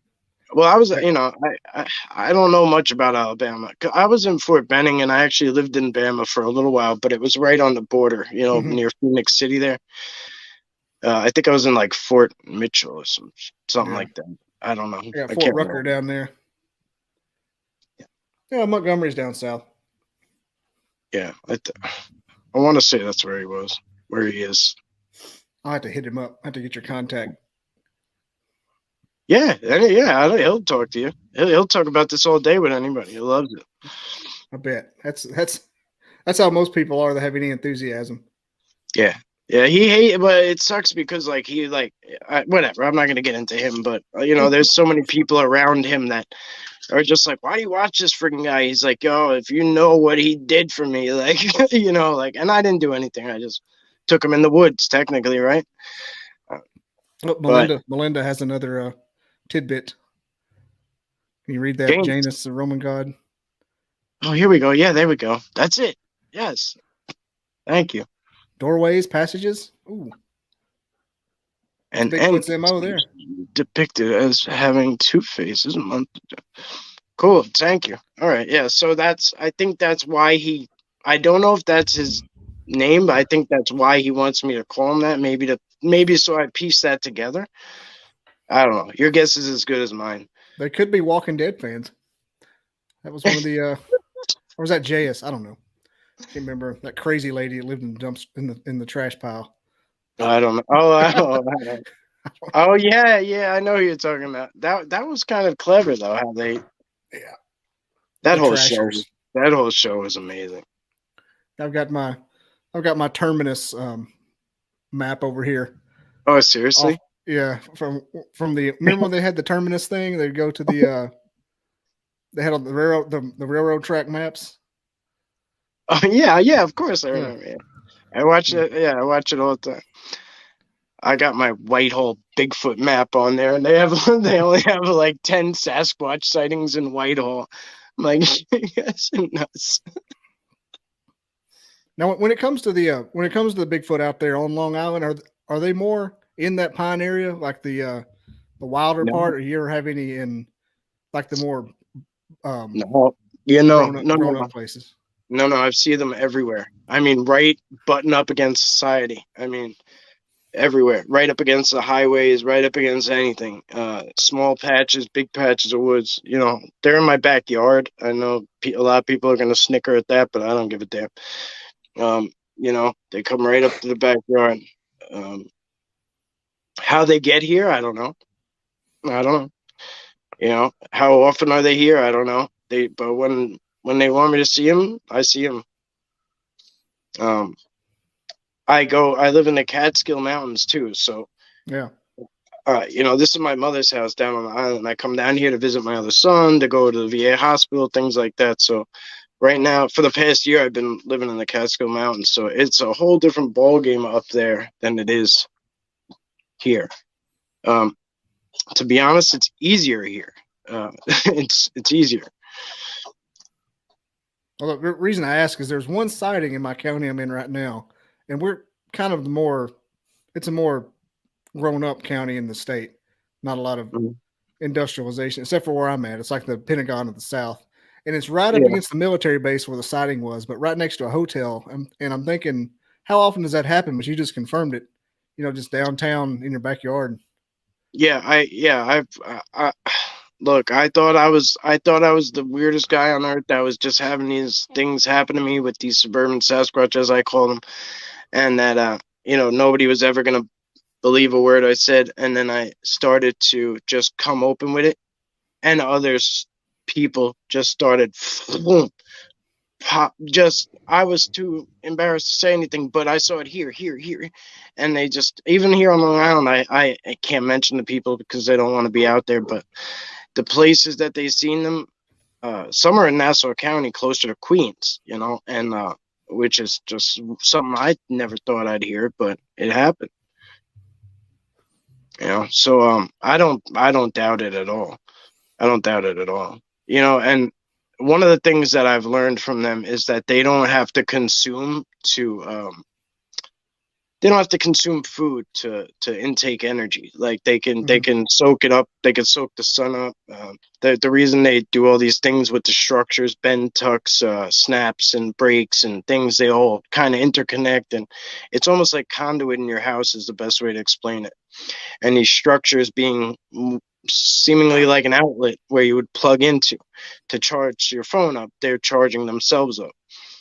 They can also draw apparently from power lines, you know, unnatural things that we produce, like power lines, which is sometimes why they're seen there. I'm assuming, not because it's a path of least resistance. Could be both reasons, but I was shown a picture, like visually, of the third rail, so I'm assuming they could draw from that too. They were showing me like unnatural things that they draw from. Maybe the power lines ran behind the hotel over there. I don't know. Maybe there's a ley line there. Big quartz deposit. Who knows? Yeah, this whole state's built on limestone, so that's possible. Oh yeah, so there you go. Yeah. Have you noticed any pattern to the teepees? Yeah, like directionally, does it follow anything? The river, perhaps? I think they're placed in locations where there's something below it. You know, I think it's things that we can't see really. But I think they're put on. I don't know. This is my speculation, so don't you know, I like to be clear about things that I've been shown directly from them, and then things that I just am opinionated on. And this is an opinion. I think that they're laid on top of like places where the sun beams straight down into them, you know, or places where there's something underneath, like a ley line, or, you know, like you were saying, like some kind of deposit, like limestone or quartz or something energetic where maybe they, you know, can draw from. We've heard people talk about how they can put, you know, the peanut butter and the apples inside of a teepee and nothing will bother it. A possum, a raccoon, coyote, nothing will bother it. Yeah. That was insane. Something's going on with those. Yeah, well, it's yeah. I have a question, Mike. Since you know they want you to view you as an ambassador, they want you to be an ambassador. Like, so what are the top things? What are the top things they want you? They want humans to know about them. You know, what should people know? What's the most important things? Well, you know, I just kind of I don't know if there's any one thing that's more important than another. I just kind of take what comes as it comes, and then I have to filter out what's for me and then what's for being passed along. Right now I'm being pushed in a book direction. I hate it. I hate it just as much as I hated it when they told me I was going to be an ambassador, and I was like, no, shaking my head like a, you know, little kid, like stomping my feet, like I'm doing it right now again, because I don't want to write a book. I've never read a book. I sure as hell don't want to write one. I really don't think it. See, like, thank you, but like that, everyone says that. I would read it. I'm like, damn, man, like that just makes me feel like I'm supposed to do it. Like, well, what do they want you to put in the book? Because a lot of times what we've discovered is they only let you know what they want you to know about you. So what do they want? Right. So here, right. So I guess like that thing we just talked about with the, you know, with the, they don't need to eat to consume would be one thing. I think they just kind of want me to, honestly, I'll be honest, and this is kind of embarrassing and weird, but I think they want me to do a section of poems from the heart of things that I've just from my experiences with them. They want me to do from the heart poems on encounters, and that's supposed to translate into something beautiful for everyone else. And it's freaking hard to accept that. Like me, I'm gonna now you want to make a book of poems. You know what I mean? So I'm like, I like it though. I like it. I like it a lot. I mean, you heard it here first. I haven't said that openly yet, but yeah, I don't know. Like a ghostwriter thing, like they get in your head and tell you what to write, or you write. No, well, I've had that happen occasionally. Because that'd be worth. I've had that happen. Not trying to get rich, but yeah. No, I've had that happen occasionally, but more or less, it's usually when something's coming through for somebody else. Like, sometimes people ask me a question. They'll be like, "Hey, can you ask so and so? Can you ask Bubba? Can you ask them, the Sasquatch, about this?" And I'll be like, "It doesn't kind of work that way, you know." And I'll be typing to them like, "Yeah, well, I can, but it doesn't work that way." And all of a sudden, and I'm like, you know, my typing skills is like deep, you know, and all of a sudden it'll just be like like that, like, and I don't even know what's coming out, and then it goes through, and it's like a message for someone. And I don't know, it's just crazy. Take it for what you will, you know, but it definitely wasn't my thumb speed. Yeah, I've heard stuff sounds just as out there and from people that sound just as truthful. Yeah. I mean, I don't knock anybody for anything at this point. I really don't. And it don't do me any justice to keep this weird crap to myself, because as much times as I think I stand, like, for lack of the pun, like as much as I think I stand on an island by myself, every time I say something, people are like, "Oh man, like I thought I was the only one." And like it seems to be like just a bunch of people that were afraid to speak on stuff. Sorry, I curse a lot, so I'm sorry. But a bunch of people that were afraid to speak on things. And I just said, you know what, I'm not gonna be that guy who's just like I'm reluctant, but I spit it out. I'm reluctant, but eventually I'm just like, just do it. You've said a lot of things that I've heard before from different people who you've obviously never met. Eventually, so at this point in time, it's become tough for me to not hear other things and not watch other people's stuff and not be part of different, other researchers and other guys and other, people who've had experiences. But I tried for quite a while to not really take in anything from the outside or anybody else or watch anybody else's stuff, because I didn't want it to cloud my judgment when I was out there and have any preconceived notions of what should be happening or could be happening, or, jump to a conclusion because of what somebody else had happened. And that was good for me for quite a while. I got a lot of things that way, going out blank slated with no with no agenda and no ideas in my head. And now at this point, it's kind of like when you go in the doctor, you get a doctor that's in a 4-year resident at school, and like they're like, oh, like ask you a bunch of questions and like really interested in what's wrong with you, and then you get a doctor at 20 years and they're like, here's some medicine, because they got they've done it 100 times, like They got them old doctors that call you fat. Like, stop eating so much. I'm like, what the hell? I'm paying you, buddy. I've had those. How frustrated do you get at the Bigfoot shows? That's got to make you want to fight. Yeah. So I don't think a lot of the people have bad intentions when they start. I think the production kind of takes over, because I've talked to Cliff, I've talked to Bobo. They are not the people they were on that show. I have one of my best friends did some shows on different channels, and they don't use him anymore because he wouldn't create shit. He wouldn't go and make things up. And then when he did hear something once, they wouldn't go with him. So he he had to literally force a cameraman to go. Things like that. So I do get frustrated with them, but I get why people sign up for them. Like I agreed to do one show, and it's because of the show it is. It's Paranormal Caught on Camera. And I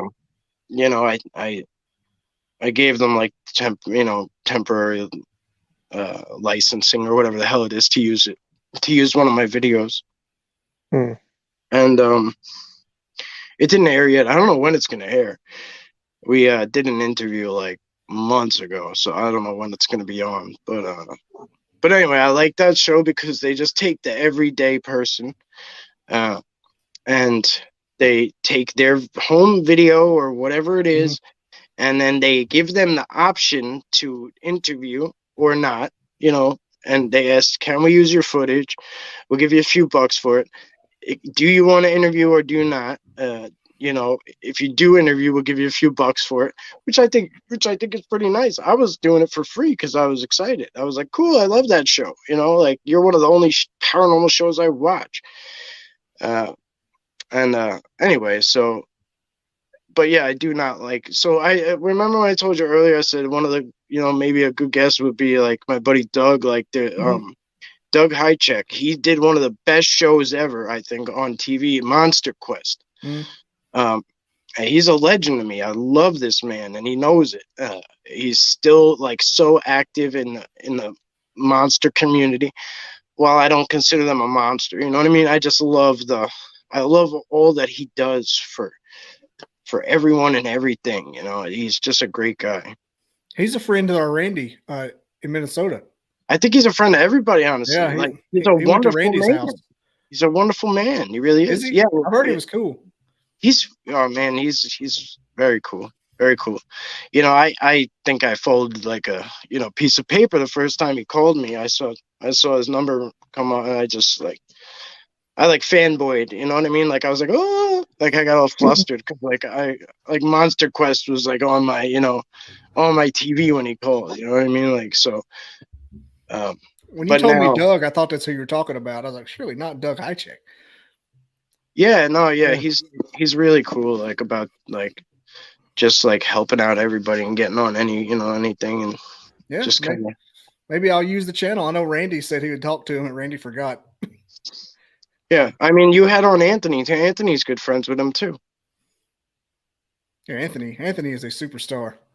Yes, he is. Dude's hilarious. Yes. It's amazing how many good people are just trolling around down here with all of us low lifes. Nah, come on. It's gonna blow up. It's gonna blow up one day. Look, man, everybody starts somewhere. Like I remember the day I had 5 subscribers, like it was yesterday. 0 comments, 5 subscribers, like it was yesterday. And it takes some time, takes a little bit to build up, but like by tonight you'll be at like probably 100 subscribers. Next thing you'll be at 500, and then people roll in, and you'll have like 100 shows under your belt, and like it just happened. It comes. It comes. Seems to grow in like a ratio. At first, like just a little bit more. At first, yeah. At first, it's a weird. I don't know. See, again, like podcasts seem to grow pretty fast. People who can edit things grow faster. People who can make documentaries that grow faster. Like for me, I don't have any skills on any level. I only just learned how to make a thumbnail. Oh, really? I don't know. Yeah, I don't know how to edit. I literally turn on the camera and I go and I go and I go and I go and I go and then and when I'm done, I turn it off. So everybody, it comes with me the whole trip, and that's it. I don't take nothing out. Don't put nothing in. That's it. That was my college major, television production. Yeah, that's cool. But it takes so long to do. So my edits aren't the greatest. My edits aren't something that I would actually do to my standards. But I do edit. I edit a little bit. I won't edit this one much because it's already live. But the ones maybe I do, maybe if you do one of those cool intros and outros, like that kind of crap is catchy. I don't know how to do it though. Like I would love a cool like little intro, like like pump everybody up, like, but I don't know how to do it. I had one made. I went down to the we have all the rocket center here because this is where they did the moon landing, the moon rockets. Oh yeah. I had one. I went and took all pictures of all the SR-71 Blackbird and the space shuttle, and then I put it together, and I hated it. This is the stupidest video ever. Who would watch this? It's like, hey everybody, I have a podcast. So you and 97 million other people, buddy. It don't matter though. Like those 97 million podcasts might not be for, what I mean? They might not be for other people, Yeah, and they also fade out pretty quick. Yeah, and some people like to get people like to get in on the ground level of things too, They don't like to step in when there's already a million people, But don't if I have any advice to you, just keep plugging away exactly the way you are. Just keep plugging away. The only thing that slowed me down before was getting guests. Now I think I'm on a roll. Oh yeah. If you know any one of your past guests, if you just tap in at any point and just say like, you can hit me up anytime, and I'll be like, hey, yeah, you want somebody with Bigfoot? Like I got dozens. Like that'll do us, do an hour. No problem. You got Wild Trees too. He's always game for an episode. Yeah. For sure. That's hilarious. It's been so quiet. I feel bad. Oh, he's sick. All right. He's on death's door. I know. I'm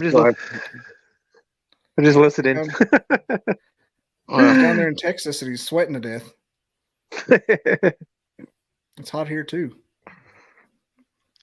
Oh, I know what I was going to ask a while ago. Do you think there's like a difference between the not so much breed but temperament of a Bigfoot that would hang out at a place like Long Island and a Bigfoot that would hang out like Yellowstone?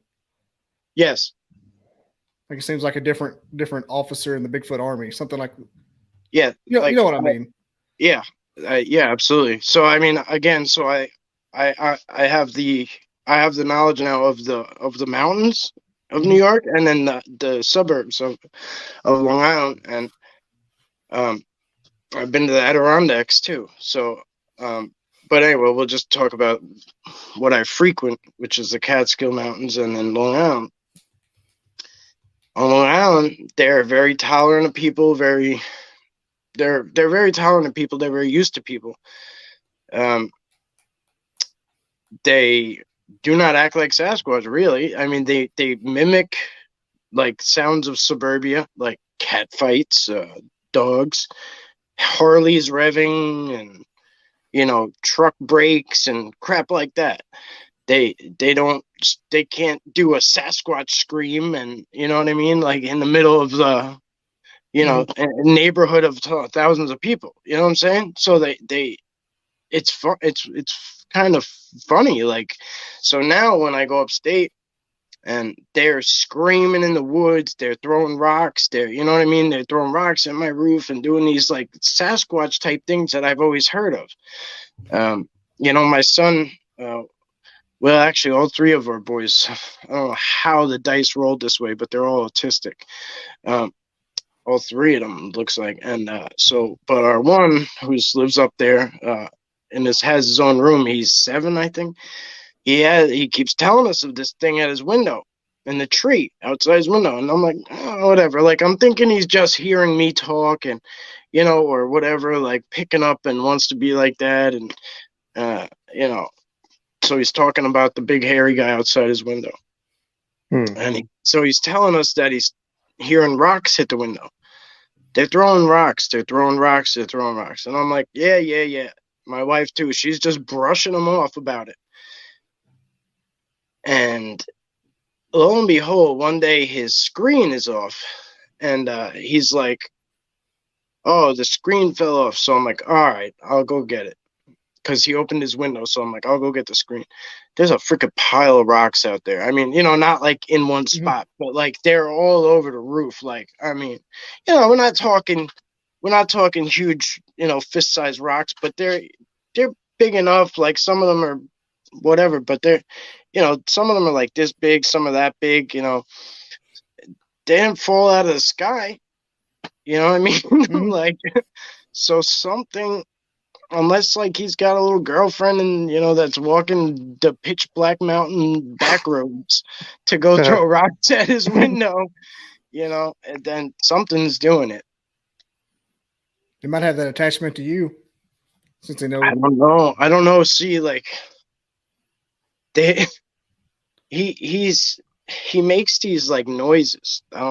Like they're like very high pitched, and like I remember once we were all walking as a family in the woods, and I remember seeing one in particular that was honed in on him, and he was like making all these high pitched noises, and I remember it like I remember seeing it, and we were in like a state park at the time, and I remember seeing it like it's like swaying and doing things to get like a better look at him.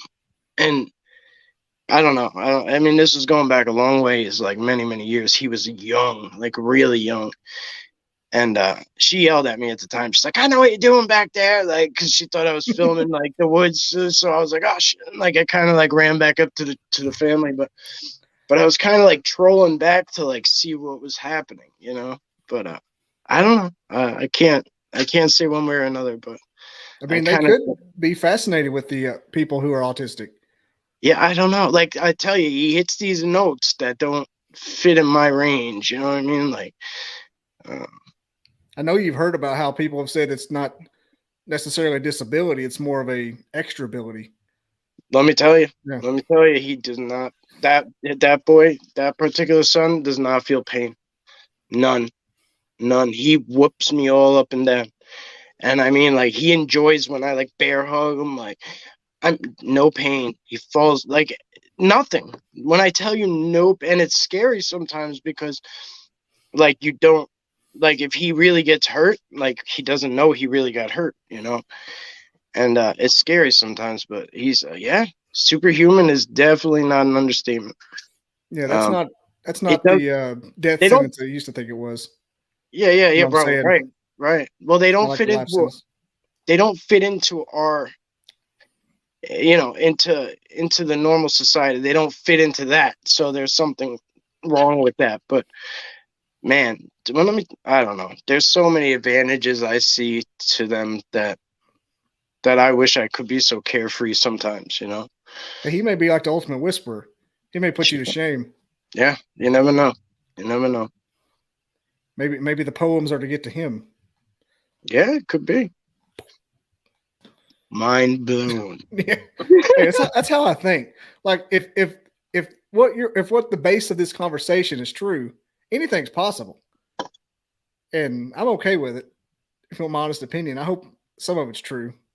Yeah. At least like at the end of the day, like like the extra dimensional stuff, because you always hear, where's the big monkeys hiding? Okay. Right. Have they ever said anything about their bodies to you? Sorry. No, that's all right. No, but let's just say they were, like, people always say it's impossible that they can be not found. Let's just say they were all the way flesh and blood. What's the chances? Like, they live in the wilderness. I mean, I know personally it takes me to hike a mountain trail. It takes me like a couple of hours at best. And, I'm like focused on the terrain and this and that. And if anything was out there and saw me coming from a mile away, huffing and puffing, they could literally just sit down and I would walk right past it if I wasn't looking for it. You know what I mean? Or take 10 steps back or whatever. But yeah, no, as far as have they told me anything about their appearance, just that they are.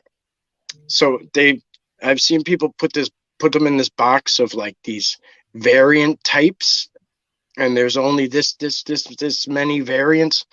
And I was told that there is no, like, they are like us. There is no like one and the same. Now, family traits, yes, but like family traits, so like a tribe or a clan or a family may look the same, but they're all individual. Well, that's a good answer to a question. I was asking what about their dead bodies, like why haven't we found one? What they do with them? Well, I think Tesla is the best way to say it. Is energy just transforms; it can't be destroyed, and I think that they have they've mastered it a little more than we have. Whether they bury them or not, physical bodies, if they have to, I don't know. I think I've come across mounds and things like that, but again, I can't tell if that's because of something that was put in my head by like other people. You know what I mean? To an extent, sometimes I think that's where I lean that way, but maybe they just take them through, and you know what I mean? Oh yeah, 100%. Like I feel like when they do die, they might fade away like Obi-Wan, like something like that. Yeah, maybe. Yeah, I don't think it's like so sudden like it is here. Like we have freak accidents and stuff. Like I don't think their death comes that way. Yeah, I wouldn't think that they would be so. God, now I can't think of it. I wouldn't think they'd be so subject to death like we would be. They're not as fragile if they're even. Right. Yeah. I'm sitting here. My mind's racing right now. I'm not blacking out or anything. Stop. Yeah, another synapse formed. It's the alpha brain.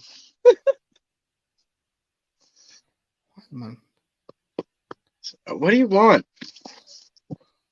This dog's nuts. Alpha brain does work well. Keeps me in a good mood. Yeah, I wonder if like their bodies are like they have like organs.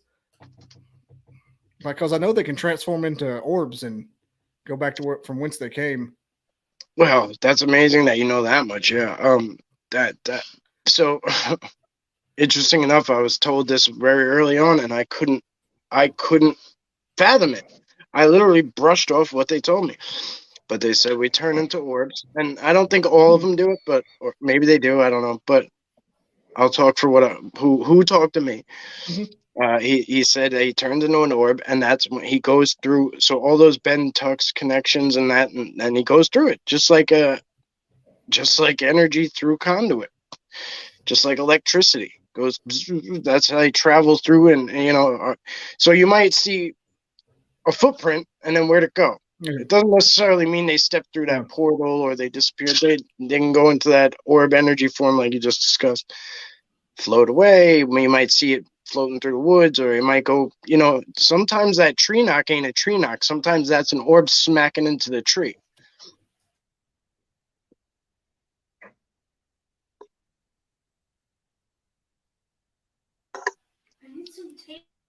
being invaded by children, and all the time doing it. They think I have everything. Yeah, that was one of the things that got me. Like, I was just having random Bigfoot guests on because it's one of my favorite subjects. But when we heard about the orbs and the portals, I was like, oh, I'm like in 100%. Yeah. Did you ever see a portal out there? Like, yes. Yeah. What it look like for you? You know when you're, your old TV sets, when you turn them on and off with that big button, like a monitor. Like, you remember you played Nintendo back in the day and you turn your TV on, and it would come on. And then when you turned it off, it would go like it would implode on itself, and then there would be like that, almost like that white slit. Yeah. Kind of before it turned off. That's what it looked like. I've seen them as well, where like they just look like perfect circles cut out in the woods, and there's like light emanating through them, and you could kind of like see all the beings in it and stuff. It almost looks like a trampoline. A clear trampoline is like laid up in like just free floating in the middle of the woods, like a translucent trampoline. Like, that's kind of what it looks like, and you could kind of see that what's behind it doesn't belong to the rest of the woods. So how large is the portal? It's a clear trampoline. Kind of like what his thing looks like right now, like his little picture down there. Like put that like against the backdrop of woods, like you would be like, that don't belong there. You know what I mean? And you can see through to like a city or another landscape. The one I saw looked like it was like a washing machine full of like elementals. Like, I don't know, like they were trying, like there was like a, how like you have like a like the cup of fruits or whatever, and it has that cellophane on top, and like you peel that cellophane off or whatever. Like, it almost looked like there was like a bunch of beings in that cup, and like they were waiting to punch through that cellophane. Like, but they just weren't. I wonder if it's not just like I think we compared it to like a common technology that everybody knows how to use. Like, everybody here knows how to use Excel and Windows, and everybody on the other side knows how to use the portal. I can only. Yeah, it's hard to say. Like, I think that they're like, the portals are like a community area. You know what I mean? I don't think they all necessarily intermingle all the time, but I think there's like, it's almost like how like you might not know everybody on the plane, but you're all got to go to the same place. You know what I mean? So you friggin' jam in there. Same thing with the train. You all jam in the train. You don't know each other, but we all got to go there. Do you think that Bigfoot's origin is Earth, or do you think their origin of their species or their civilization is somewhere else? Or do you think they are earthbound, or not earthbound, but Earth originated? It's a great question. I don't know if I've ever thought of that. I don't know. I don't know if I've ever given that one thought. So something I was kind of taught early on was to just shut off that big picture shit, because it's gonna wait. You're gonna spin in circles, and you're gonna miss everything we're showing you. It doesn't mean that I can do it, all the time, because there's all these questions. But yeah, I would, if I had to just answer like now, I would say, yeah, I think they're earthbound. Yeah, I think they were from here, and I think they've been here. I think they've been here the longest, if anything. Yeah. It's almost like they make fun of us for caring about those details that we're talking about here. Like, it's not even one thousandth of what's the most important part of who they are. Right. Yeah. Right. So, I mean, we're destroying a planet that they love. Like, so it's tough. It's crazy. They're probably a lot more condensed than they used to be. Yeah, they can see again. So here's the thing: like, they could kind of be anywhere and everywhere. And that's something that I have to wonder is, are they always here on Long Island, or is it just they're just here for me. Like, you know what I mean? Are they just here for me? Yeah, they may just have you up on a monitor and just go to you every once in a while. Well, I don't know. Yeah, I don't know. Like, I can't say for sure, you know. But I know there's been other people that have seen them here, and they came out, and you know, Junior's been sighted many times at Camp Hero, but that's a whole nother story. I could hook you up with my buddy who does the Montauk Project stuff at Camp Hero. His channel is called Montauk is Strange, but this kid, he's a great friend of mine. He goes way deeper than that channel. Like, he's got books and books and books. He's like a living legend when it comes to Montauk Project and Camp Hero. Like, I would love to talk about that with somebody, because I'm kind of like level 101 when it comes to Montauk. Me too. I am too. What's that? The big radar. Yeah, well, yeah. We were just in there I was in there with him. Weren't you in there Dark Hour? Yeah. Michael Roser? Yeah. Yeah, I love that guy. He's incredible. Yeah, great dude. What kind of vibes you get from Montauk when you go over there, since you're on the sensitive side? If anything. So like, it's actually in Michael's, like, the first one he did. He's got another one coming out from the last time we were there. But the Montauk Enigma documentary he did, he's asking me like what I feel as I'm driving in. I'm telling him, I'm like, you know, it feels like a magnet, you know, like it feels like there's like something pulling me in. Sometimes it's the reverse. You know, when you put magnets together that don't go together, and they like just like push away from each other. Sometimes I'll get that resistance, but that particular time, I believe I was saying, like, it feels like a magnet, like something's like pulling me in, and I could feel it getting stronger as we got closer. But the air gets thick. Maybe it's just the energy gets thick. You know, the second time we went, I didn't really feel it. I didn't pick up on anything, you know. Pretty much the whole day, I didn't pick up on any energies. So, what does that say? I have no idea. It's just the way it felt. The way it felt, you know. It could be in and out, just like the Sasquatch portals. They may not be there that day. Yeah, well, he's described at this one spot that there's like a vortex of energy that kind of like is like good and bad, good and bad, good and bad. I don't know. You can get into it with him. I'm sure better explanations. Like, I literally go for the Sasquatch side because Junior's there and the cryptids, and I kind of do that aspect of that side of things. And then they're, you know, Michael's very sensitive, and then, you know, Brian's the expert, and you know, of Montauk, and like it all kind of meshes well together. I bet a place like that is like Woodstock for those guys. Man, we'll get into that. We'll get into that offline. Yeah. I can't imagine. Like I'll quit bringing up Montauk to you, since it's not your area of expertise. But was the phenomenon there before the chair, or did the chair bring it? Like, is the chair utilizing the phenomenon? So I'll tell you my theory on underground bases in general. Mm-hmm. I don't think they're ours. I think we came and took over them and tried to tap into whatever the ancient species that was there before us was tapping into. We try to figure it out, and then we try to mimic it. You know, whether it be the Anunnaki or whatever. But I think, you know, because I don't think we have the technology to build down like that and all that crazy shit. I don't. I think we just kind of pick up the pieces and try to mimic them. Or our government does anyway. I think it's like a Tartarian kind of thing. Mud flood was already there when we got here. Yeah, quite possibly. Yeah. Like the there's so many things throughout history where I see it and I'm like, we didn't do that. You know, like I'm like, no, we didn't build that. No way. You know, but that's just me. I don't know. I'm big into that. Like,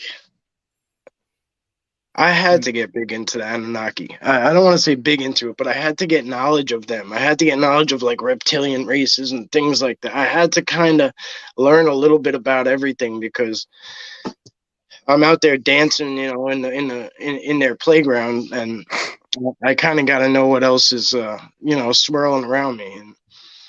the best advice I got was to continuously, whether you're religious or not, continuously walk in the light and let the dark know that you walk in the light. That's what I portray. Hey, I walk in the light. I ain't here for your dark bullshit. I'm here. I walk in the light. I'm not here for that dark crap. I don't feed on you. There's no negativity for you to feed off. Leave that crap over there. Like kind of like how like a demon it will come in your house and try to like scare you and feed off you and do these things to keep getting stronger and feeding off you. There's things in the woods and the brush that they're out there to do the same kind of crap. That's a lot of what that Appalachian lore is. The whistling in the woods and following you home. God, that stuff's terrifying. Don't look behind you at night. Yeah. Well, there's a lot of these things are telepathic.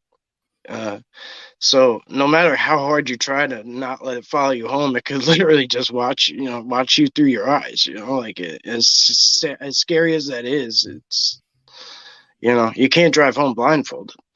Yeah, it's really up to them. Yeah. We got is this Bama Jeff? Where? Bama? Yeah. No, it's Bama Bigfoot. Oh. Bama Jeff. That's Bama Bigfoot. That's another researcher. Well, Bama Bigfoot's a future podcast guest. There you go. Party. There you go. I'll be recruiting. I'll be recruiting folks left and right. That's your official invite. Now. All right. I say we're close to wrapping up. Okay. So you can go have the kids. Yeah, it's been I say it every time, but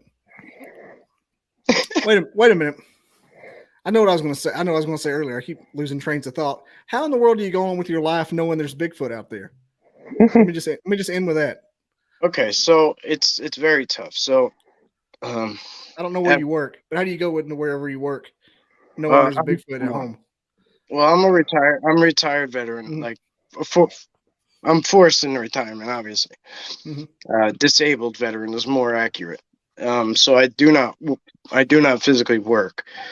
But it can consume you. It ruins lives, because when people find out about this stuff and it becomes an obsession sometimes, and the people become obsessed. And I almost got that far and let it consume me and take over and kind of let go of relationships that I cared about because I was so obsessed. And prioritizing is very big, but they're also big on family too. So what I do is just make sure all my priorities are in check. All my kids and wife are, everything's taken care of first. And I put in a lot of time in the field, but I also let them know that they're welcome at my house, but at the same time, like, I got crap to do, and you can't interfere at the same. You know what I mean? You're welcome here and whatever, but I have certain times where I have to put things into a priority spot. And if I do not make time for the woods come to me. That happens every time. So okay. I got about a 72-hour window before when windows start getting slapped and crap like that. So Mike, we're out of peanut butter. Yeah, they don't take peanut butter from me. You're the only one. How'd you get out of that job? They don't take peanut butter from me. I don't know why. I've left it a few times, and it's been taken in some places. Now I go dozens, maybe hundreds of places, but it's been taken a couple times. But I think they like I try to bring things that are not native to the region, like Mexican fruits. I think are big, like dragon fruits and things like that, papayas, stuff like that. That's you can't find in New York. Like a Sasquatch that living in New York couldn't get that naturally from that area. Like an avocado from a bodega, perhaps? Yeah. I bring plantains. I like to bring because they look like bananas, but they're not. Yeah, they're very good fried. Oh, yes. A similar thing, like you said, that maybe you're used to the Bigfoot now. A lot of the alien abductees, once they get over the initial fact they're being kidnapped, kind of make it like a joyride. It's like their thing they do. Yeah. So like you're used to it now. It's not like if I saw one in my backyard, I'd have a hard time doing anything for about a year and a half. But you do with them like every day, so maybe it's not a big deal to you anymore. Yeah, I don't take it for granted. I don't take it for granted, and it never gets really normal, but it is kind of normal. You know what I mean? I'm never really ready to see one full on. Like it never is like, whoa, like it's never not shocking because I see one. Like they're massive. Like you're not gonna go to a basketball game and then like go a year later and be like, well, I saw Shaq last year and he will, so no big deal. Like if you're ground level with these guys, they're huge, Yeah. It like never a buffalo on his feet. Yeah, it gets a little. I guess it gets a little normal. Yeah, like, but not. But yeah, my world is very easy. My wife is very supportive. My kids love it. Like, everything is very easy for me. My mother was a little resistant at first, and then she started to hear things and was like, "Hey, like, what's really going on?" And I was like, "Look, like, here's the deal." And so she said, "Okay, is there a way to calm it down?" And I said, "Yeah." And whatever. So like my family's all on board. So it's very easy for me in that sense. Like I know people that have a lot of resistance right there at their home front, and that makes things hard. Yeah. I mean, it's the equivalent to seeing a ghost. I mean, it's the same thing as far as I'm concerned. Yeah. And I don't know how I'd handle it. I think I could get used to it. Yeah. Well, I mean, if you every time you go out to like go and meet like and go out to meet your Sasquatch friends and every time you walk out, your wife is like, you're a bum, you're an idiot, like, what are you, stupid, like there's nothing out there, like keep going chasing that, you know what I mean? Like that shit is going to be very taxing, you know what I mean? And you know what I'm saying? So like I'm very blessed because I know a lot of people that have those those trials and tribulations, if you will. I can't imagine. Like what if the book they're having you write is like the Sasquatch equivalent to like the Guide to the Recently Deceased? Like what if that's like the Beetlejuice? What if like how to see a Sasquatch? I don't know. Yeah, this is me brainstorm. I think you said it was poems though. So. No, well, I don't know if that's going to be the whole thing. You know what I mean? But that was just something that popped up when I could that kind of popped into my head like as something I was supposed to do because I don't know where to begin, and I have people tell me like, yo, you have so much, just put it down there. But like, I don't know which direction to go in. Should I write the encounters that didn't happen on camera? Like, or should I honestly think like people are saying, just start writing. And I think I'm just going to make it a mixed bag of whatever the hell comes out of my head. Oh yeah. If it's structured, nobody's going to buy it. That's true. If it's like okay, I met Bubba here, and it's the time Bubba liked passion fruit and yada yada yada. But, yeah, well, I guess I got that on my side because there's nothing normal about any of it. It's going to be like some. I wanted to say the Joseph Smith. I tried to be lazy, and I was gonna do a series of videos called "The Book I'll Never Write," and I was just gonna like kind of just talk about stuff, but it seems more evident daily that that's not what they want me to do, and I'm trying to skate out of it, but it just keeps coming back to it. I would say you better do something because I'm not trying to be mean. I would say you better do something because the trust based and the attention based. If they're giving you the leeway and possibly the guidance and inspiration, that's going to be to the next step. Maybe you get to go through the giant trampoline in a few years. You never know. Maybe that's the next step. Oh yeah, you get to go into the cornfield. Well, let me tell you how that works, actually, or what I was told how that works very quickly.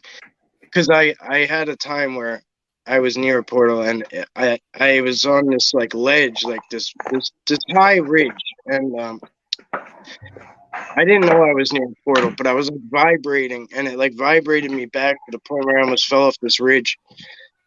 And I came to later and figured out that I was near a portal, and it was like vibrating, like I guess there was energy coming out of it or whatever, and it was like vibrating me back, like almost like a force field, if you will.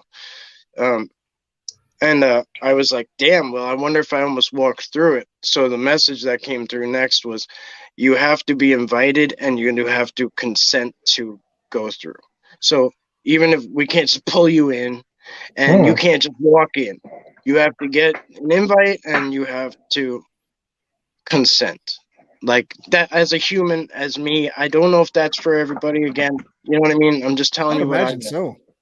so. Yeah.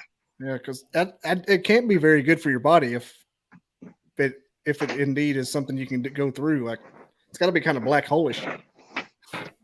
I don't know. I mean, Yeah. I can't speak from personal. I do know people that say they've gone through. Some people say they were there for a minute. Some people say they were there for, what seemed like hours. I've heard different things of what it looks like, but I can't tell you because it's not my experience yet. Yeah, I mean, that may be your next step. Or not even. I mean, that may not even be something you want to do, but maybe you want to like go behind the curtain. Yeah, it's scary. Like, it's scary to think about that. It's scary to think, like, what if you don't come back? What if what if I'm on the other side of the veil, like, forever, looking at this side and nobody knows where the hell I am, like, it's just things that cross your mind in that scenario. Like, yeah, that's always a possibility because you're trusting a lot of stuff that could be evil that you don't know. Yeah. It could be how the devil sells the soul to you. Sure. Or you sell your soul to the devil. So many what ifs. Yeah, it's crazy. All right. Well, we'll end on selling our soul to the devil and walking through portal. Thanks for being on, Mike. I'll definitely have you back on. I'm going to milk you for all the guests you are worth. Prepare to be harassed. Oh, it's all right. You think you had PTSD before? Now you know Bobby Dizzle. Prepare to have an attachment. And thanks everybody for watching.